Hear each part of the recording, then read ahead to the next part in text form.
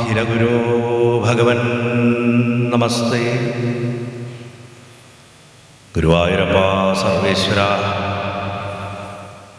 ഭഗവാനെ, മഹാദേവ ശാസ്താവേ, ഗണപതി ഭഗവാനെ, അമ്മേ പരാശക്തി സർവേശ്വരി, ഭഗവാന്റെ പാർഷദന്മാരെ നാരായണ, എല്ലാവരെയും പൊന്നുഗുരുവായൂരപ്പനായിട്ട് കണ്ട് മനസ്സുകൊണ്ട് സാഷ്ടാംഗം നമസ്കരിക്കുന്നു. എത്രയാ സന്തോഷം എന്ന് പറയാൻ അറിയില്ല. ഉത്തരഗുരുവായൂരപ്പൻ ക്ഷേത്രത്തിൽ ഇതിനു മുമ്പ് ഞാൻ 2 പ്രാവശ്യം വന്ന് തൊഴുതു പോയിട്ടുണ്ട്. വാസ്തവത്തിൽ ദി 18 സ്റ്റെപ്സ് ഡൽഹിയിൽ പ്രോഗ്രാമുകൾ സ്റ്റാർട്ട് ചെയ്തപ്പോൾ ഒരു 3 കൊല്ലം മുമ്പ് ഞങ്ങൾ ആദ്യം ഈ ഹാളാണ് ഒന്ന് നോക്കിയത്. അന്ന് പക്ഷേ ഇവിടെ ഒരു പ്രോഗ്രാമൊക്കെ ഉണ്ടായിരുന്നത് കൊണ്ട് ഞങ്ങൾക്ക് ഇവിടെ ഉപയോഗിക്കാൻ പറ്റിയില്ല. അങ്ങനെയാണ് ഞങ്ങൾ പുഷ്പവിഹാറിൽ പോയിട്ട് ചെയ്യാനിടയായത്. അന്ന് ഞാൻ വിചാരിച്ചിരുന്നു ഗുരുവായൂരപ്പൻ ഒരു ദിവസം കൊണ്ട് വിളിച്ചുകൊണ്ട് വരും. അത് യഥാർത്ഥത്തിൽ സംഭവിച്ചു എന്നുള്ളതാണ്. അങ്ങനെ ഞാൻ ഇവിടേക്ക് വരാൻ കാരണക്കാരനായിട്ടുള്ള ഒരാൾ ശ്രീ പ്രശാന്ത്ജിയാണ്. അദ്ദേഹം അതിനുവേണ്ടി ഒരുപാട് എഫർട്ട് ഇട്ടിട്ടുണ്ടെന്ന് എനിക്കറിയാം. ഞാൻ ആദ്യം തന്നെ അദ്ദേഹത്തിനെ ഒരുപാട് നടത്തിച്ചതിന് ക്ഷമ ചോദിക്കും. അത് നിങ്ങളെല്ലാവരുടെ മുന്നിലും ചോദിക്കുമ്പോൾ ഗുരുവായൂരപ്പൻ്റെ മുന്നിൽ കൂടെ ചോദിക്കുന്നതിന് തുല്യമാണ്. ഞാൻ നിരപരാധിയാണ് അതിലും. കാരണം എന്താണെന്ന് വെച്ചാൽ ഗുരുവായൂരപ്പൻ തന്നെയാണ് എന്നെ ഈ ബാക്കിയുള്ള തിരക്കുകളിൽ കൊണ്ട് തള്ളിയിടുന്നത്. അപ്പോൾ ഫെബ്രുവരി മാസങ്ങളിൽ സാധാരണ വേൾഡ് ബുക്ക് ഫെയറിന് വരുമ്പോൾ ഇവിടെ വരൽ പതിവാണ്. ഇവിടെ ഉണ്ടാവും, 10 ദിവസം ഉണ്ടാവും, അതിൽ ചിലപ്പോൾ 5 ദിവസമൊക്കെ ആയിരിക്കും. ആ സമയത്താണ് എന്തായാലും ഞാൻ വന്നോളാം എന്ന് പറഞ്ഞിട്ട് ഞാൻ വാക്കും കൊടുത്തു. അദ്ദേഹത്തിൻ്റെ സുഹൃത്ത് നമ്മുടെ നെഹ്റു ഗ്രൂപ്പിൻ്റെ PRO സുരേഷ് സാർ ഒരുപാട് കഷ്ടപ്പെട്ടിട്ടുണ്ട് ഇതിന് വേണ്ടിയിട്ട്. എൻ്റെ പ്രഭാഷണ സ്ഥലങ്ങളിൽ നേരിട്ട് വന്ന് എന്നെ പിടിച്ച് പറയുക, ഇവിടേക്ക് വരണം. അപ്പം ഞാൻ വിചാരിച്ചു സെപ്റ്റംബർ മാസം തൊട്ടിട്ട് വിളികൾ വന്നുകൊണ്ടിരിക്കുകയാണ്. അപ്പോൾ ഭഗവാൻ ഇങ്ങനെ ഇവിടേക്ക് എനിക്ക് തോന്നുന്നു എന്നെ ഇത്രയധികം വിളിച്ചിട്ട് കൊണ്ടുവന്ന ഒരു ക്ഷേത്രം വേറെ ഉണ്ടാവില്ല. അത്രയും ആഗ്രഹിച്ചിട്ടാണ് നിങ്ങൾ വന്നിരിക്കുന്നത് എന്നുള്ളത് കൊണ്ട് ഞാൻ നിങ്ങളെ മുന്നിൽ കൂടുതൽ വിനയാന്വിതനാവണു. കൂടുതൽ എന്താ പറയുക, എനിക്കൊന്നും പറയാനില്ല. നിങ്ങളെയൊക്കെ മനസ്സുകൊണ്ട് ഗുരുവായൂരപ്പനായിട്ട് കണ്ട് നമസ്കരിക്കുന്നു. ഇതിൽ കൂടുതലൊന്നും എനിക്ക് പറയാനില്ല. അതുകൊണ്ട് തന്നെ കുറേ കാലമായിട്ട് പറയണം എന്ന് വിചാരിച്ച ഒരു വിഷയം, ഒരു സ്ഥിരം പ്രഭാഷണങ്ങൾ കേൾക്കണവർക്കറിയാം, ഒരു സ്ഥലത്ത് പറഞ്ഞ ടോപ്പിക്ക് ആവർത്തിക്കാറില്ല. കാരണം അതാ അവിടുത്തെ ദേവനുള്ളതാണ്, ഉത്തരഗുരുവായൂരുള്ള ദേവനുള്ളതാണ്. ഒരുപക്ഷെ ഗുരുവായൂർ ക്ഷേത്രത്തിൻ്റെ ഉള്ളിൽ ഒരിക്കൽ പറയേണ്ടിയിരുന്ന മറ്റൊരു കാരണം കൊണ്ട് നീങ്ങിപ്പോയ ഒരു വിഷയമാണ് ഗുരുവായൂരപ്പൻ്റെ ബാലഭാവം. കേൾക്കുമ്പോൾ സംസ്കൃതമൊക്കെ ഭയങ്കര കട്ടിയായിട്ടൊക്കെ ബാലഭാവം എന്നൊക്കെ പറയുമ്പോൾ അല്ലേ, അതൊന്നുമല്ല. ഗുരുവായൂരപ്പൻ എന്തുകൊണ്ട് ഉണ്ണിക്കണ്ണനായി എന്നാണ് ചോദ്യം. അത്രേ ഉള്ളൂ. ഗുരുവായൂരപ്പൻ എന്തുകൊണ്ട് ഉണ്ണിക്കണ്ണനായി? വിരാട് സ്വരൂപിയായിട്ടുള്ള ഭഗവാൻ എങ്ങനെ നമ്മൾ വിളിച്ചാൽ വെളിപ്പുറത്തേക്ക് ഓടി വരുന്നൊരു കൊച്ചുകുട്ടിയായി മാറി എന്നുള്ള വളരെ ലളിതമായിട്ടുള്ളൊരു ചോദ്യമാണ്. മുമ്പും പല പ്രഭാഷണങ്ങളിൽ പറഞ്ഞിട്ടുള്ളത് പോലെ ഗുരുവായൂർ ക്ഷേത്രത്തിൽ ആരാധിക്കുന്നത് കൃഷ്ണനെ അല്ല. ഗുരുവായൂർ ക്ഷേത്രത്തിൽ ആരാധിക്കുന്നത് വിരാട് സ്വരൂപിയായിട്ടുള്ള അസൽ ഒന്നാന്തരം നാരായണനെയാണ്. ചക്രവർത്തിയായിട്ടുള്ള ആളാണ്. ഐശ്വര്യഭാവമാണ് ഭഗവാനുണ്ട്. ഈശ്വരഭാവമാണ് ഐശ്വര്യഭാവം. നമ്മൾ ഐശ്വര്യം എന്ന് പറയുമ്പോൾ കുറേ സമൃദ്ധി, കുറേ അതല്ല, ഈശ്വരീയത, അതിൻ്റെ ഭാവം പൂർണ്ണമായിട്ട് നിൽക്കുന്ന ചക്രവർത്തിയായിട്ടുള്ള ആളാണ് ഗുരുവായൂരപ്പൻ. ശരിക്കും ആ ഗുരുവായൂരപ്പൻ എന്നു തൊട്ടാണ് കൃഷ്ണനായത്, എന്നു തൊട്ടാണ് ഉണ്ണിയായത് എന്ന് ചോദിച്ചാൽ പൂന്താനത്തിൻ്റെ കാലം തൊട്ടാണ്. പൂന്താനാണ് ഗുരുവായൂരപ്പനെ ഉണ്ണിയാക്കി മാറ്റിക്കളഞ്ഞത് നമുക്കൊക്കെ. അദ്ദേഹത്തിൻ്റെ വ്യക്തിപരമായിട്ടുള്ളൊരു ദുരന്തത്തിൽ നിന്ന് പുറത്ത് അദ്ദേഹം കടക്കുന്നത് ഭഗവാനെ ഒരു കൊച്ചുകുട്ടിയാക്കി മാറ്റിയിട്ടാണ്. അതുകൊണ്ട് ഞാൻ പലപ്പോഴും പറയാറുണ്ട്, ഒരു ഭക്തൻ വിചാരിച്ചാൽ ഭഗവാന്റെ ആധാർ കാർഡ് മാറ്റാൻ പറ്റും. ഭഗവാന്റെ ഐഡൻറ്റിറ്റി മാറ്റി പൂന്താനം. ഭട്ടതിരി പോലും നാരായണീയം തുടങ്ങുമ്പോൾ പറയണത് പരബ്രഹ്മമായിട്ടും ബ്രഹ്മതത്വമായിട്ടും ഒക്കെ പറഞ്ഞു തുടങ്ങും. അവസാനിക്കുമ്പോഴേക്കും കൃഷ്ണ കാരുണ്യ സിന്ധോ എന്നാക്കി. അത് ഇൻഫ്ലുവൻസാണ്. പൂന്താനത്തിൻ്റെ സ്വാധീനം അത്രമാത്രമാണ് കേരളീയ ഭക്തി സാമ്രാജ്യത്തിൽ. അതുകൊണ്ട് പൂന്താനം തിരുമേനിയും ഉണ്ണിക്കണ്ണനായിട്ട് ഗുരുവായൂരപ്പനെ കുറിച്ച് പറയുമ്പോൾ പൂന്താനത്തിനെ മനസ്സുകൊണ്ട് സാഷ്ടാംഗം നമസ്കരിച്ചേ പറ്റൂ. കുറൂരമ്മ പോലും ഉണ്ണിയായിട്ട് തന്നെയാണ് കണ്ടിരുന്നത്. കുറൂരമ്മ ഗുരുവായൂർ വന്ന് തൊഴുതിട്ടൊന്നുമില്ല. അതൊക്കെ ചരിത്രത്തിൽ ഒരിക്കലും എന്താ പറയുക, ആ പാവം എൻ്റെ കുറൂരമ്മ എന്ന് പറഞ്ഞൊരു പ്രഭാഷണത്തിൽ ഞാൻ വിസ്തരിച്ച് പറഞ്ഞിട്ടുണ്ട്. ഒരു ഇല്ലത്തിൻ്റെ 4 ചുമരിൻ്റെ പുറത്ത് പോകാൻ ജീവിതകാലം മുഴുവൻ സാധിക്കാത്ത ഒരാളാണ് അവർ. അവർക്കൊരിക്കലും അവരെ മനസ്സിന് സുഖമില്ല എന്ന് പറഞ്ഞിട്ട് ഇട്ടിട്ട് പോയി ബന്ധുക്കൾ പോലും. അവസാന കാലം വരെ ഒറ്റയ്ക്കാണ്. ആ ഒറ്റയ്ക്കുള്ള ആൾക്ക് കൊണ്ട് ഭഗവാൻ മാത്രമേ ഇല്ല. കുറൂരമ്മയോ തുഞ്ചത്ത് എഴുത്തച്ഛനോ ഗുരുവായൂർ ക്ഷേത്രത്തിനുള്ളിൽ കാലുകുത്തിയിട്ടില്ല. എഴുത്തച്ഛന് സാമൂതിരിയുടെ നാട്ടിൽ കാലുകുത്തിയ വധശിക്ഷയാണ്. അതുകൊണ്ട് അദ്ദേഹത്തിനും വരാൻ സാധിച്ചിട്ടില്ല. നമ്മൾ ഈ കരുതുന്നതൊന്നുമല്ല യഥാർത്ഥ ചരിത്രം. അതുകൊണ്ട് ഗുരുവായൂർ ക്ഷേത്രത്തിലിരിക്കുന്ന ക്ഷേത്രമൂർത്തിയെ ആരാണ് ഉണ്ണിക്കണ്ണനാക്കിയതെന്ന് ചോദിച്ചാൽ പൂന്താനം, വേറെ ഒറ്റ വ്യക്തിയല്ല ഇതിൻ്റെ കാരണം. അദ്ദേഹത്തിനെ സ്മരിച്ചിട്ട് വേണം ഇതിലേക്ക് കയറാൻ. നോക്കൂ, ഇതിൽ ഇന്നും നാളെ നമുക്ക് സമയമുണ്ട്. കഥകൾ വരും, ഒരുപാട് കഥകളൊന്നും വരില്ല. പക്ഷേ ഭഗവാന്റെ ആ ബാലഭാവം, ആ ഉണ്ണി എന്നുള്ള ഭാവത്തിൻ്റെ ആന്തരികമായിട്ടുള്ളൊരു തത്വമുണ്ട്. ആ തത്വം മനസ്സിലാക്കി കഴിഞ്ഞാൽ നമുക്ക് ഇനിയും ഹൃദയം തുറന്നിട്ട് ആ ഭഗവാനെ നമുക്ക് സ്നേഹിക്കാൻ സാധിക്കും. ഏറ്റവും ഉയർന്ന ആത്മസ്വരൂപമായിട്ടുള്ള വിരാട് സ്വരൂപമായിട്ടുള്ള ഒരു ചൈതന്യം എങ്ങനെ ശിശുസഹജമായിട്ടുള്ള നിഷ്കളങ്കതയോടുകൂടിയിട്ട് സദ്യോപ്രസന്നനായിട്ട് നമ്മൾ വിളിക്കുമ്പോഴേക്കും ഓടി വരുന്ന തരത്തിൽ നമ്മളോട് പിണങ്ങണം, നമ്മളെ കെട്ടിപ്പിടിച്ച് ഉമ്മ വയ്ക്കണം, നമ്മളൊരു പിച്ചു കൊടുത്തു കഴിഞ്ഞാൽ വേദനിച്ച് കരയണം, നമ്മുടെ അടുത്ത് വാശി പിടിക്കുന്ന, ചില നേരങ്ങളിൽ നമ്മൾ പോലും അറിയാണ്ട് നമ്മുടെ ഉള്ളിൽ മാറ്റങ്ങൾ വരുത്തുന്ന നമ്മുടെ മക്കൾ തന്നെ നമ്മൾക്ക് ചിലപ്പോൾ കണ്ണു തുറപ്പിക്കാറുണ്ട്. അവർ കൊച്ചുകുട്ടികളാവും. നമ്മൾ അത്ഭുതപ്പെട്ടു, ഇതെങ്ങനെയാണ് അല്ലേ? അപ്പോൾ ഭഗവാനാണെങ്കിൽ നമുക്ക് എന്താ പറയേണ്ടത്? എനിക്ക് വാക്കുകളില്ല ഇല്ല സത്യം പറയാൻ. ഞാൻ പലപ്പോഴും പറയാറുണ്ട്, 0 മെയിൻ്റനൻസ് കുട്ടിയാണ്. സ്വന്തമായിട്ടൊരു മനുഷ്യക്കുട്ടി നമുക്കുണ്ടെന്നുണ്ടെങ്കിൽ അതിനെ എന്തൊക്കെ ചെയ്യണം? അതിന് അസുഖം വരും, അതിന് പാല് കൊടുക്കണം, അല്ലെങ്കിൽ അതിനെ കുളിപ്പിക്കണം, ഭക്ഷണം കൊടുക്കണം, മുടി ചെയ്യണം, അസുഖം വരാണ്ട് നോക്കണം, എന്തൊക്കെ കാര്യങ്ങൾ ചെയ്യണം. ഇത് മകനായിട്ടുണ്ടെങ്കിലും ഒരു മെയിൻ്റനൻസും ഇല്ല, സ്നേഹം മാത്രം കൊടുത്തുകൊണ്ടിരുന്നാൽ എന്നും വൃത്തിയായി കുളിച്ച് പീലിയൊക്കെ കെട്ടി കിങ്ങിണിയൊക്കെ കെട്ടി സുന്ദരനായിട്ട് എപ്പോഴും സദാ നമ്മുടെ കൈവശം ഉണ്ടാവും. 0 മെയിൻ്റനൻസാണ്. അതുകൊണ്ടാണ് പല സ്ഥലങ്ങളിലും മൂത്ത പുത്രൻ ഭഗവാനാവുന്നത്. പല സ്ഥലങ്ങളിലും ഭഗവാനെ രാജു എന്നൊക്കെ പേരിട്ട് വിളിച്ചിട്ട് വളർത്തുന്ന ഒരു അമ്മയച്ഛനെ എനിക്കറിയാം. അവർക്ക് മക്കളില്ല. ഇനി മക്കളുള്ള ചില വീടുകളിൽ മൂത്ത മകൻ ഭഗവാനായിരിക്കും. ആ ഭാവം വർഷങ്ങൾക്ക് മുമ്പ് കൃഷ്ണൻ്റെ വാത്സല്യ ഭക്തിയെക്കുറിച്ച് ജഗതി ശ്രീകൃഷ്ണസ്വാമി ക്ഷേത്രത്തിൽ ചെയ്തൊരു പ്രഭാഷണ വീഡിയോ കിടപ്പുണ്ട്. ഇത് കേട്ട് കഴിഞ്ഞ ശേഷം സൗകര്യമുള്ളപ്പോൾ അവിടെ അത് കേൾക്കുക. അതിൽ ഉണ്ണിയെക്കുറിച്ചാണ് അതിൽ പറഞ്ഞത്.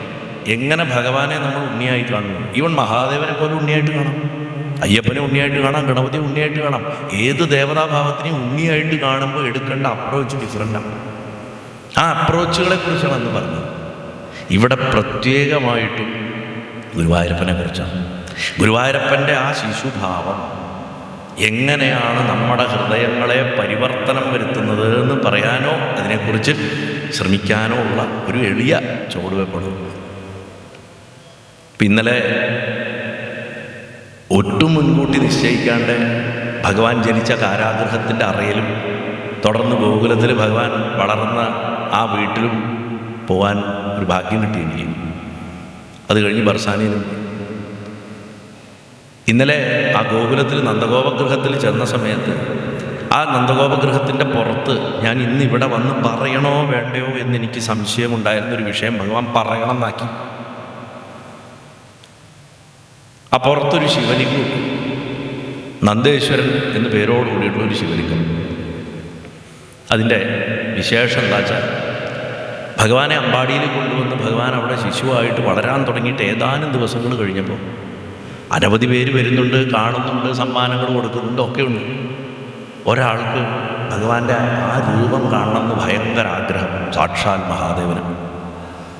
ഭഗവാൻ അതിനു വേണ്ടിയിട്ട് ഒരു വൃദ്ധനായിട്ടുള്ളൊരു യോഗിയുടെ വേഷത്തിൽ നന്ദഗോപഗൃഹത്തിൻ്റെ പുറത്ത് വന്നിട്ട് ഭിക്ഷയ്ക്കായിട്ട് ഭവതി ഭിക്ഷാം ദേഹി എന്ന് പറഞ്ഞു. യശോദ പുറത്ത് വന്ന് ഭിക്ഷ കൊടുക്കുന്ന സമയത്ത് പറഞ്ഞു, ഇവിടെ ജനിച്ച കുട്ടിയൊന്നും എനിക്ക് കാണണം. അപ്പോൾ അദ്ദേഹത്തിൻ്റെ രൂപവും ആ പരുക്കൻ ഭാവമൊക്കെ കണ്ടപ്പോൾ ഈ കുട്ടി കണ്ട് പേടിച്ചാലോ എന്നൊരു ഭയം. മാത്രമല്ല ഓൾറെഡി ഈ കുട്ടി വന്നതിന് ശേഷം കുഴപ്പങ്ങൾ തുടങ്ങിയിരിക്കുന്നു. പൂതന, ചകടാസുരൻ ഇതൊക്കെ സംഭവിച്ചുകൊണ്ടിരിക്കുകയാണ്. ഇനി ഇത് വേറെ ഏത് രാക്ഷസനാണ് അല്ലെങ്കിൽ അസുരനാണെന്ന് അറിയില്ലല്ലോ. അതുകൊണ്ട് സാക്ഷാൽ ഭഗവാൻ വന്ന് നിന്നപ്പോൾ പോലും തിരിച്ചറിഞ്ഞില്ല അമ്മയ്ക്ക്. അതുകൊണ്ട് അമ്മ പറഞ്ഞു കാണാൻ പറ്റില്ല എന്ന്. ഭഗവാന്റെ മനസ്സ് തകർന്നു പോയെന്ന്. കണ്ണുനീര് ധാരധാരയായിട്ട് ഒഴുകിയത്ര മഹാദേവന്. ഭഗവാൻ 2 സമയത്താണ് കൃഷ്ണൻ്റെ അടുത്ത് വരുന്നത്. ഒന്ന് ശിശുവായിരിക്കുമ്പോൾ, 2 രാസക്രീഡാ സമയത്ത്. ആ രൂപത്തിൽ വൃന്ദാവനത്തിൽ ഇപ്പോഴും ഇരിക്കുന്നുണ്ട്, ഗോപേശ്വരനായിട്ടിരിക്കുന്നു. അങ്ങനെ മഹാദേവൻ 3 ദിവസം ആ വീടിൻ്റെ പുറത്ത് ഒരു വൃക്ഷച്ചോട്ടിൽ തപസ്സിരിക്കണമാതിരി കാത്തിരുന്നു, ജപിച്ചുകൊണ്ട്. 3-ാമത്തെ ദിവസം അമ്മയുടെ കണ്ണ് തെറ്റിയപ്പോൾ, അത് പല കഥകളുണ്ട്, ഈ കുട്ടി എഴഞ്ഞെഴഞ്ഞെഴഞ്ഞെഴഞ്ഞ് വന്നു എന്നാണ് ഭഗവാന്റെ അടുത്തേക്ക്. വേറൊരു കഥയിൽ യശോദ തന്നെ എടുത്തുകൊണ്ട് വന്നു. കൊണ്ടുവന്ന ഉടനെ തന്നെ കാന്തം എങ്ങനെയാണോ ഇരുമ്പിലേക്ക് ചാടുന്നത് അതുമാതിരി, അല്ലെങ്കിൽ ഇരുമ്പ് കാന്തത്തിലേക്ക് ചാടുന്നത് അതുപോലെ ഒരൊറ്റ ചാട്ടം ചാടി മഹാദേവൻ്റെ കൈകളിലേക്ക്. ഭഗവാനെ ഇറുക്കി കെട്ടിപ്പിടിച്ചിട്ട് ആ നെഞ്ചിൽ കിടന്നു വന്നു. അവിശാലമായിട്ടുള്ള നെഞ്ചിൽ മഹാദേവൻ്റെ. അങ്ങനെ ആ ഉണ്ണിയെ പുണർന്നു നിൽക്കുന്ന മഹാദേവനെയും ആ പരബ്രഹ്മസ്വരൂപമായിട്ടുള്ള ഉണ്ണിയും എല്ലാവരും മനസ്സുകൊണ്ട് സാഷ്ടാംഗം നമസ്കരിക്കുന്നു. ഞാൻ എന്തിനായി കഥ പറഞ്ഞതെന്ന് വെച്ചാൽ, സാക്ഷാൽ മഹാദേവൻ പോലും യോഗികളിലെ പതിയാണ്. യോഗിനാം പതിയായിട്ടുള്ള ആ ഭഗവാൻ പോലും ഏറ്റവും ആഗ്രഹിച്ച് കണ്ടിട്ടുള്ളതാണ് നാരായണൻ്റെ ബാലഭാവം, ഗുരുവായൂരപ്പൻ്റെ ശിശുഭാവം എന്നത്. ഇന്ന് വേറൊരു വിശേഷം കൂടിയുണ്ട്, എത്ര പേർക്ക് അറിയുന്നറിയില്ല. ഇന്ന് യശോദാ ജയന്തിയാണ്. ഭഗവാനെ ഉണ്ണിയായി വളർത്താൻ ഭാഗ്യം കിട്ടിയ സാക്ഷാൽ പരാശക്തിയെ പ്രസവിച്ചവളാണ് യശോദ. എല്ലാവരും ഭഗവാന്റെ വളർത്തമ്മ മാത്രമായിട്ട് പറയുമ്പോൾ ഞാൻ എപ്പോഴും പറയാറുണ്ട്, മറക്കരുത്, അവൾ പരാശക്തിയെ പ്രസവിച്ചവളാണ്. പരാശക്തിയെ 10 മാസം ഗർഭത്തിൽ ചുമന്ന് പ്രസവിച്ച് നന്ദിനി വിഘ്നനാശിനി നമ്മൾ ലളിതാ സഹസ്രനാമത്തിൽ പറയണ ഏതൊരു ദേവിയാണോ, ആരാണോ കംസന്റെ കയ്യിൽ നിന്ന് വഴുതി ആകാശത്ത് എന്നിട്ട് എടാ നിന്റെ അന്തകൻ മറ്റൊരു സ്ഥലത്ത് ജനിച്ചിരിക്കണമെന്ന് പറഞ്ഞ് അപ്രത്യക്ഷമായി പോയത് ആ വിന്ധ്യവാസിനെ പ്രസവിച്ചവളാണ് യശോദ.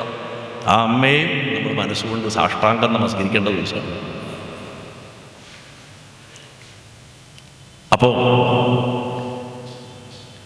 ഗുരുവായൂർ എന്ന് പറയുന്നത് വാസ്തവത്തിൽ ആ ക്ഷേത്രം വെറും ഒരു ക്ഷേത്രമല്ല, വാസ്തവത്തിൽ ഹൃദയങ്ങളുടെ പാഠശാലയാണ്.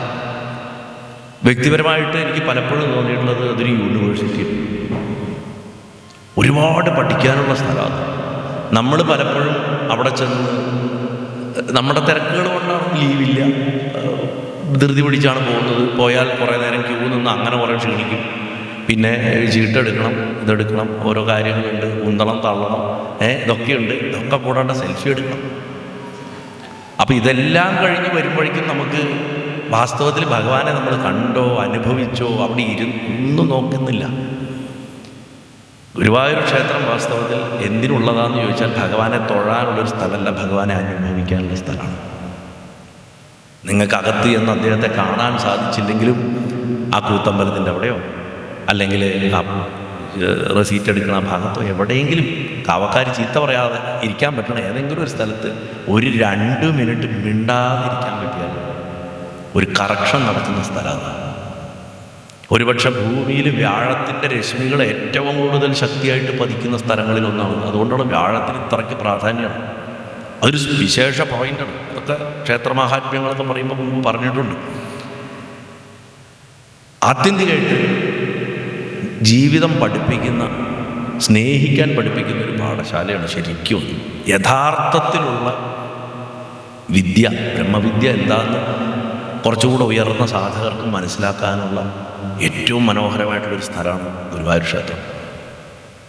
നമുക്കിന്നത് ജനങ്ങൾ തിങ്ങിക്കൂടുന്ന വലിയ ബഹളം പിടിച്ച ഒരു സ്ഥലമായിട്ട് ചിലർക്ക് തോന്നും. ചിലവർക്ക് ഹൃദയത്തിലുള്ള വിഷമങ്ങളൊക്കെ കഴുകിക്കളയാനുള്ളൊരു സ്ഥലമായിട്ട് തോന്നും. ചില വ്യക്തികൾക്ക് കാശുണ്ടാക്കാനുള്ളൊരു സാഹചര്യമോ എന്താ പറയുക ഇതായിട്ട് തോന്നും. ചിലർക്ക് എന്താ പറയുക ലൗകികമായിട്ടുള്ള താല്പര്യങ്ങൾ നിവർത്തിക്കാനുള്ള സ്ഥലമായിട്ട് തോന്നും. പക്ഷേ ഇതിൻ്റെ ഒന്നും ബന്ധമില്ലാണ്ട് ഇതിനൊക്കെ അപ്പുറത്തേക്കാണ് ഭഗവാൻ ഇരിക്കുന്നത് എന്നുള്ളതാണ് അവിടെ. പല പുണ്യസ്ഥലങ്ങളിലും ഈശ്വരൻ രാജാവായിട്ട് അതേപോലെ വിധികർത്താവായിട്ടും ജഡ്ജായിട്ടും അതേപോലെ പ്രപഞ്ചത്തിൻ്റെ അധികാരിയായിട്ടും ഒക്കെ ഇരിക്കുന്ന സമയത്ത് ഗുരുവായൂർ ആൾ ഇതൊക്കെ ആണെങ്കിലും എസ്പെഷ്യലി ആ രാത്രി ശീവേലിക്ക് നിന്നിട്ടുള്ളവർക്ക് അതറിയാം. ആ പുറത്തേക്ക് ആ ഗുരുവായൂരപ്പ എന്ന് പറഞ്ഞിട്ട് അവിടെ ആൾക്കാരങ്ങോട്ട് വിളിക്കുന്ന സമയത്ത് 12 വെള്ളിവിളക്കുകളുടെ അകമ്പടിയോടുകൂടി ഭഗവാൻ അങ്ങോട്ട് പുറത്തേക്ക് അങ്ങോട്ട് വരുന്ന സമയത്ത് കൊച്ചുകുട്ടിയൊന്നുമല്ല വരുന്നത്, ഒന്നാന്തരം ചക്രവർത്തി പ്രപഞ്ച രാജാവായിട്ടുള്ള നാരായണൻ തന്നെയാണ് പുറത്തേക്ക് വന്നിട്ട് ആനപ്പുറത്ത് കയറുന്നത്. അത് ഗുരുവായൂർ രാത്രി ശീവേലി തൊഴുമ്പോഴാണത് ശരിക്കും നമുക്കറിയാം. പകലുള്ള ശീവേലികളിലൊന്നും ആ പ്രഭാവം അറിയില്ല. രാത്രിയത്തെ ശീവേലിയുടെ ഭഗവാന്റെ എഴുന്നള്ളി നിൽപ്പ് ശരിക്കും ഒരു ചക്രവർത്തിയുടെ എഴുന്നള്ളത്താണ്. അപ്പോൾ അങ്ങനെയൊക്കെ ഉണ്ടെങ്കിലും അദ്ദേഹം ആ ആൾക്കൂട്ടത്തിൻ്റെ ഇടയിൽ ആ കൊടിമരത്തിൻ്റെ അവിടെ ഭഗവാനെ അകത്ത് പോയിട്ട് തൊഴാൻ സാധിക്കാതെ അമ്മമാരും അച്ഛന്മാരും കൂടപ്പുറപ്പുകളൊക്കെ വന്നിട്ട് ഇങ്ങനെ കണ്ണുനീര് തൂവിയിട്ട് അകത്തേക്ക് നോക്കിയിട്ട് തൊഴണത് കാണും. ഞാൻ പലപ്പോഴും പറഞ്ഞു, ഗുരുവായൂർ പോയിട്ട് നിങ്ങൾക്ക് ഭക്തിയൊന്നും തോന്നുന്നില്ല എന്നൊക്കെ ചില ആൾക്കാർ ഡയലോഗ്. അവിടെ ഇപ്പോൾ ഭഗവാനില്ല, ഭഗവാനൊക്കെ അവിടുന്ന് പോയി. അവിടെ ചെന്നാൽ ഇപ്പോൾ ഒരു ഭക്തിയും തോന്നുന്നില്ല. ഈ ഭക്തി തോന്നണമെങ്കിൽ ഒരു വിദ്യ ഞാൻ പറഞ്ഞുതരാം. ആ കുന്നിക്കൂര് വാരണേൻ്റെ അവിടെ പോയി നിൽക്കുക, അങ്ങോട്ട് നോക്കരുത്, ഭഗവാന്റെ അങ്ങോട്ട് നോക്കരുത്, കൊടിമരത്തിൻ്റെ അവിടേക്ക് റിവേഴ്സ് സൈഡിലേക്ക് നോക്കുക. ഒരു നോക്ക് കാണാൻ വേണ്ടിയിട്ട് എത്തി വലിഞ്ഞിട്ട് തൊഴണ ആൾക്കാരെ കാണാൻ പറ്റും. അതേപോലെ ദീപസ്തംഭത്തിൻ്റെ അവിടെ അവരുടെ കണ്ണിന്ന് വരുന്ന കണ്ണുനീരുണ്ട്. അത് കണ്ടാൽ അറിയും നമ്മുടെ അകത്തൊരു സ്ഫോടനമുണ്ടോ, നമ്മുടെ ഉള്ളിലൊന്നും ഒന്നുമില്ല എന്ന് മനസ്സിലാവും. അവരുടെ ഇടയിൽ ഇവരൊക്കെ കരയണം നോക്കിയിട്ടൊരു ചെറിയ കുട്ടി ഇവരെയൊക്കെ നോക്കി നിൽക്കുന്നുണ്ട്. അകത്തേക്ക് അവർ നോക്കുന്നുണ്ട്, ഭഗവാൻ അവരുടെ ഇടയിൽ നോക്കുന്നു. ആ കുട്ടിയാണ് ഗുരുവായൂരിലെ കുട്ടി. ആ ചുറ്റുവട്ടങ്ങളിൽ സഞ്ചരിക്കുമ്പോൾ ഈ കുട്ടിയെ ഇവിടെ ഇങ്ങനെ കാണാൻ സാധിക്കും.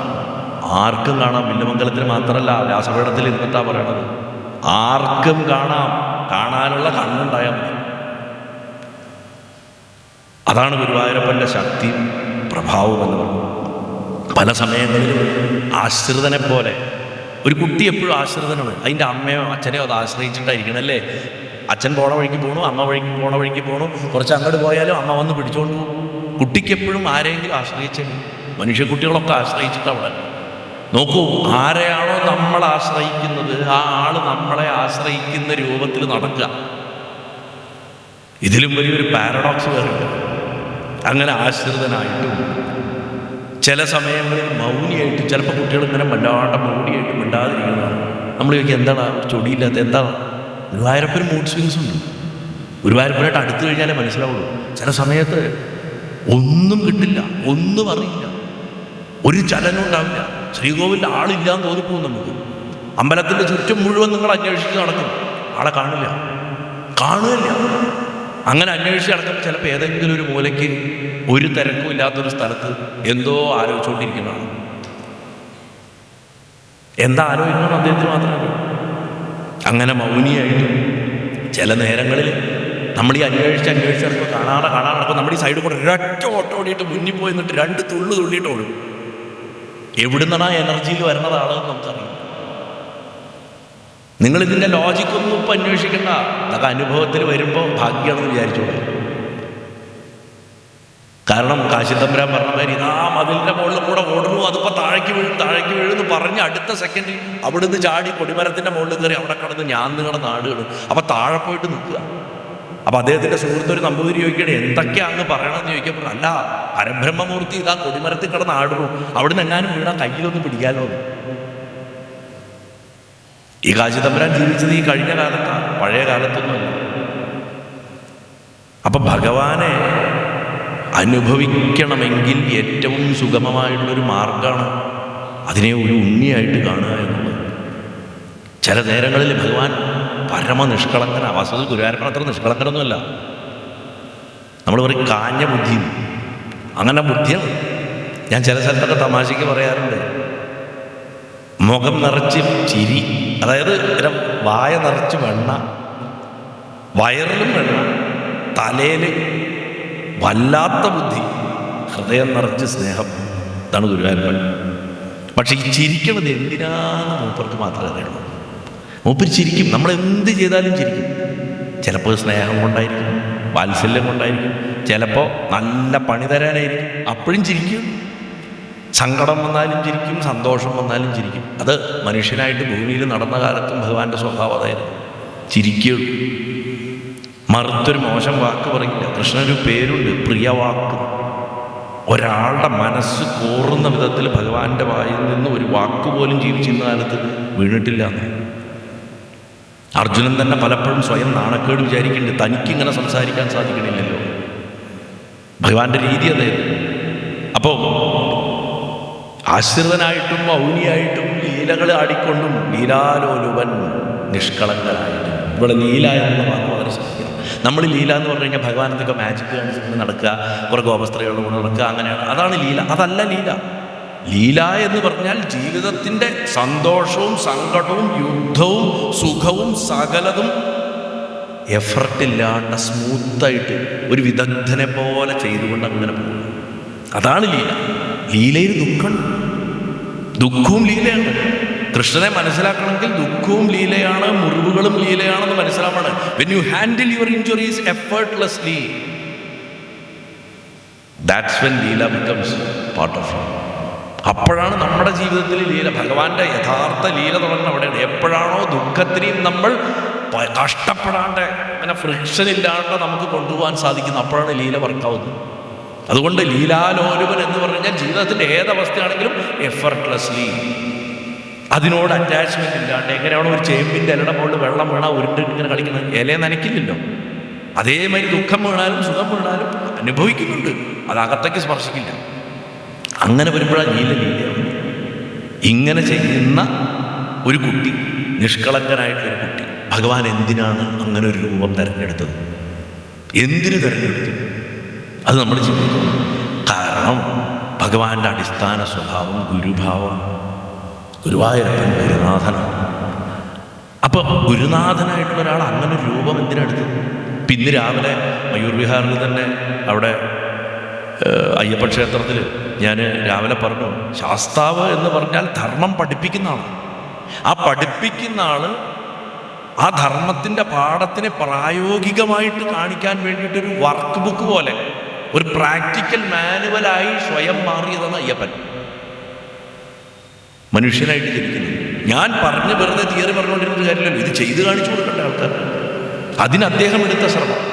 അതേപോലെ ഗുരുവായൂരപ്പൻ നമുക്ക് പറഞ്ഞു തരാൻ വേണ്ടി, നമ്മളെ പഠിപ്പിക്കാൻ വേണ്ടി, തൻ്റെ ആശയങ്ങളെ നമ്മളിലേക്ക് എത്തിക്കാൻ വേണ്ടി അർജുനൻ്റെ മുന്നിൽ വാർത്തസാരഥിയായിട്ടാണ് നിന്നത്.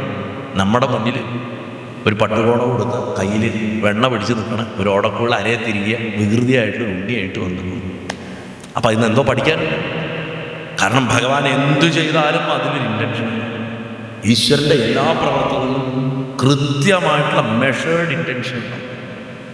ധാരാളം മാങ്ങകളുള്ളൊരു മാവിലേക്ക് ഞാൻ പലപ്പോഴും പറയാറുണ്ട്, നമ്മളൊരു 100 കല്ലെറിഞ്ഞാലും ചിലപ്പോൾ ഒറ്റെണ്ണം പോലും കൊള്ളില്ല. ഭഗവാൻ ഒരു കല്ലിങ്ങനെ എടുത്ത് ഓങ്ങുമ്പോഴേക്കും 1000 മാങ്ങ താഴും. അത് അപ്രസിഷൻ, അത് ദിവ്യശക്തി അല്ല. അപ്പോൾ ഇവിടെ ഈ നമ്മൾ ഇന്നിപ്പോൾ ഈ പറഞ്ഞുകൊണ്ടിരിക്കുന്ന ഈ പ്രഭാഷണത്തിൻ്റെ സെൻട്രൽ പോയിന്റ് എന്നുകൊണ്ട് കേന്ദ്രബിന്ദു വളരെ സിമ്പിളാണ്. എന്തുകൊണ്ടാണ് ഗുരുവായൂരപ്പൻ ഒരു കുട്ടിയായിട്ട് വരുന്നത്? അങ്ങനെ കുട്ടിയായിട്ട് വരുമ്പോൾ നമ്മുടെ ഹൃദയത്തിൽ എന്തു മാറ്റമാണ് ഭഗവാൻ ഉണ്ടാക്കുന്നത്? ഇതറിഞ്ഞാൽ ഉണ്ണിയെ നമുക്ക് നന്നായിട്ട് സ്നേഹിക്കാൻ പറ്റും. വെറുതെ ഫോട്ടോയിലിരിക്കുന്ന ഒരു വെണ്ണക്കുടത്തിൽ കൈയിട്ടിട്ട് നമ്മളെ നോക്കിക്കൊണ്ടിരിക്കുന്ന ഒരു കുട്ടിയല്ലാതെ ഈ കുട്ടി ആരാ എന്ന് നമുക്ക് തിരിച്ചറിയാൻ സാധിക്കും.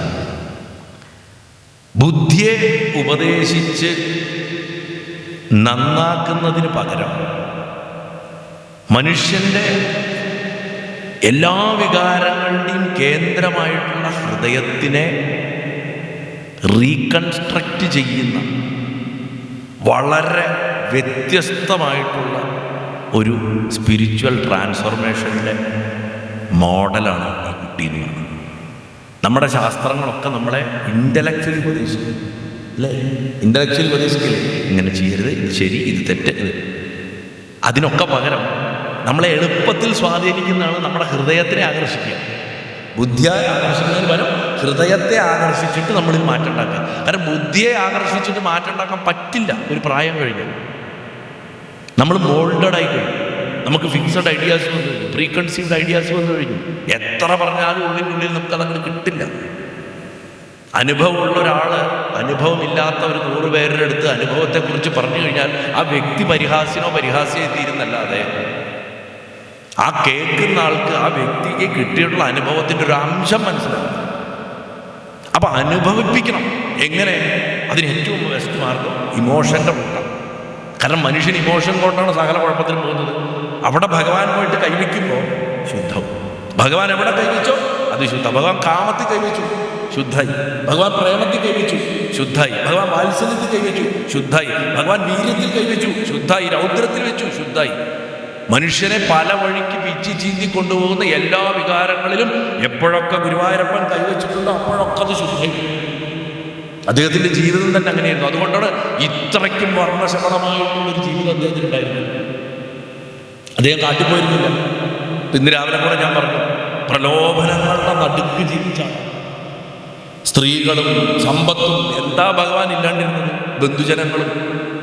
92 പോർട്ടുകളും ദ്വാരകയുടെ ഹാർബറിലുണ്ടായിരുന്നു.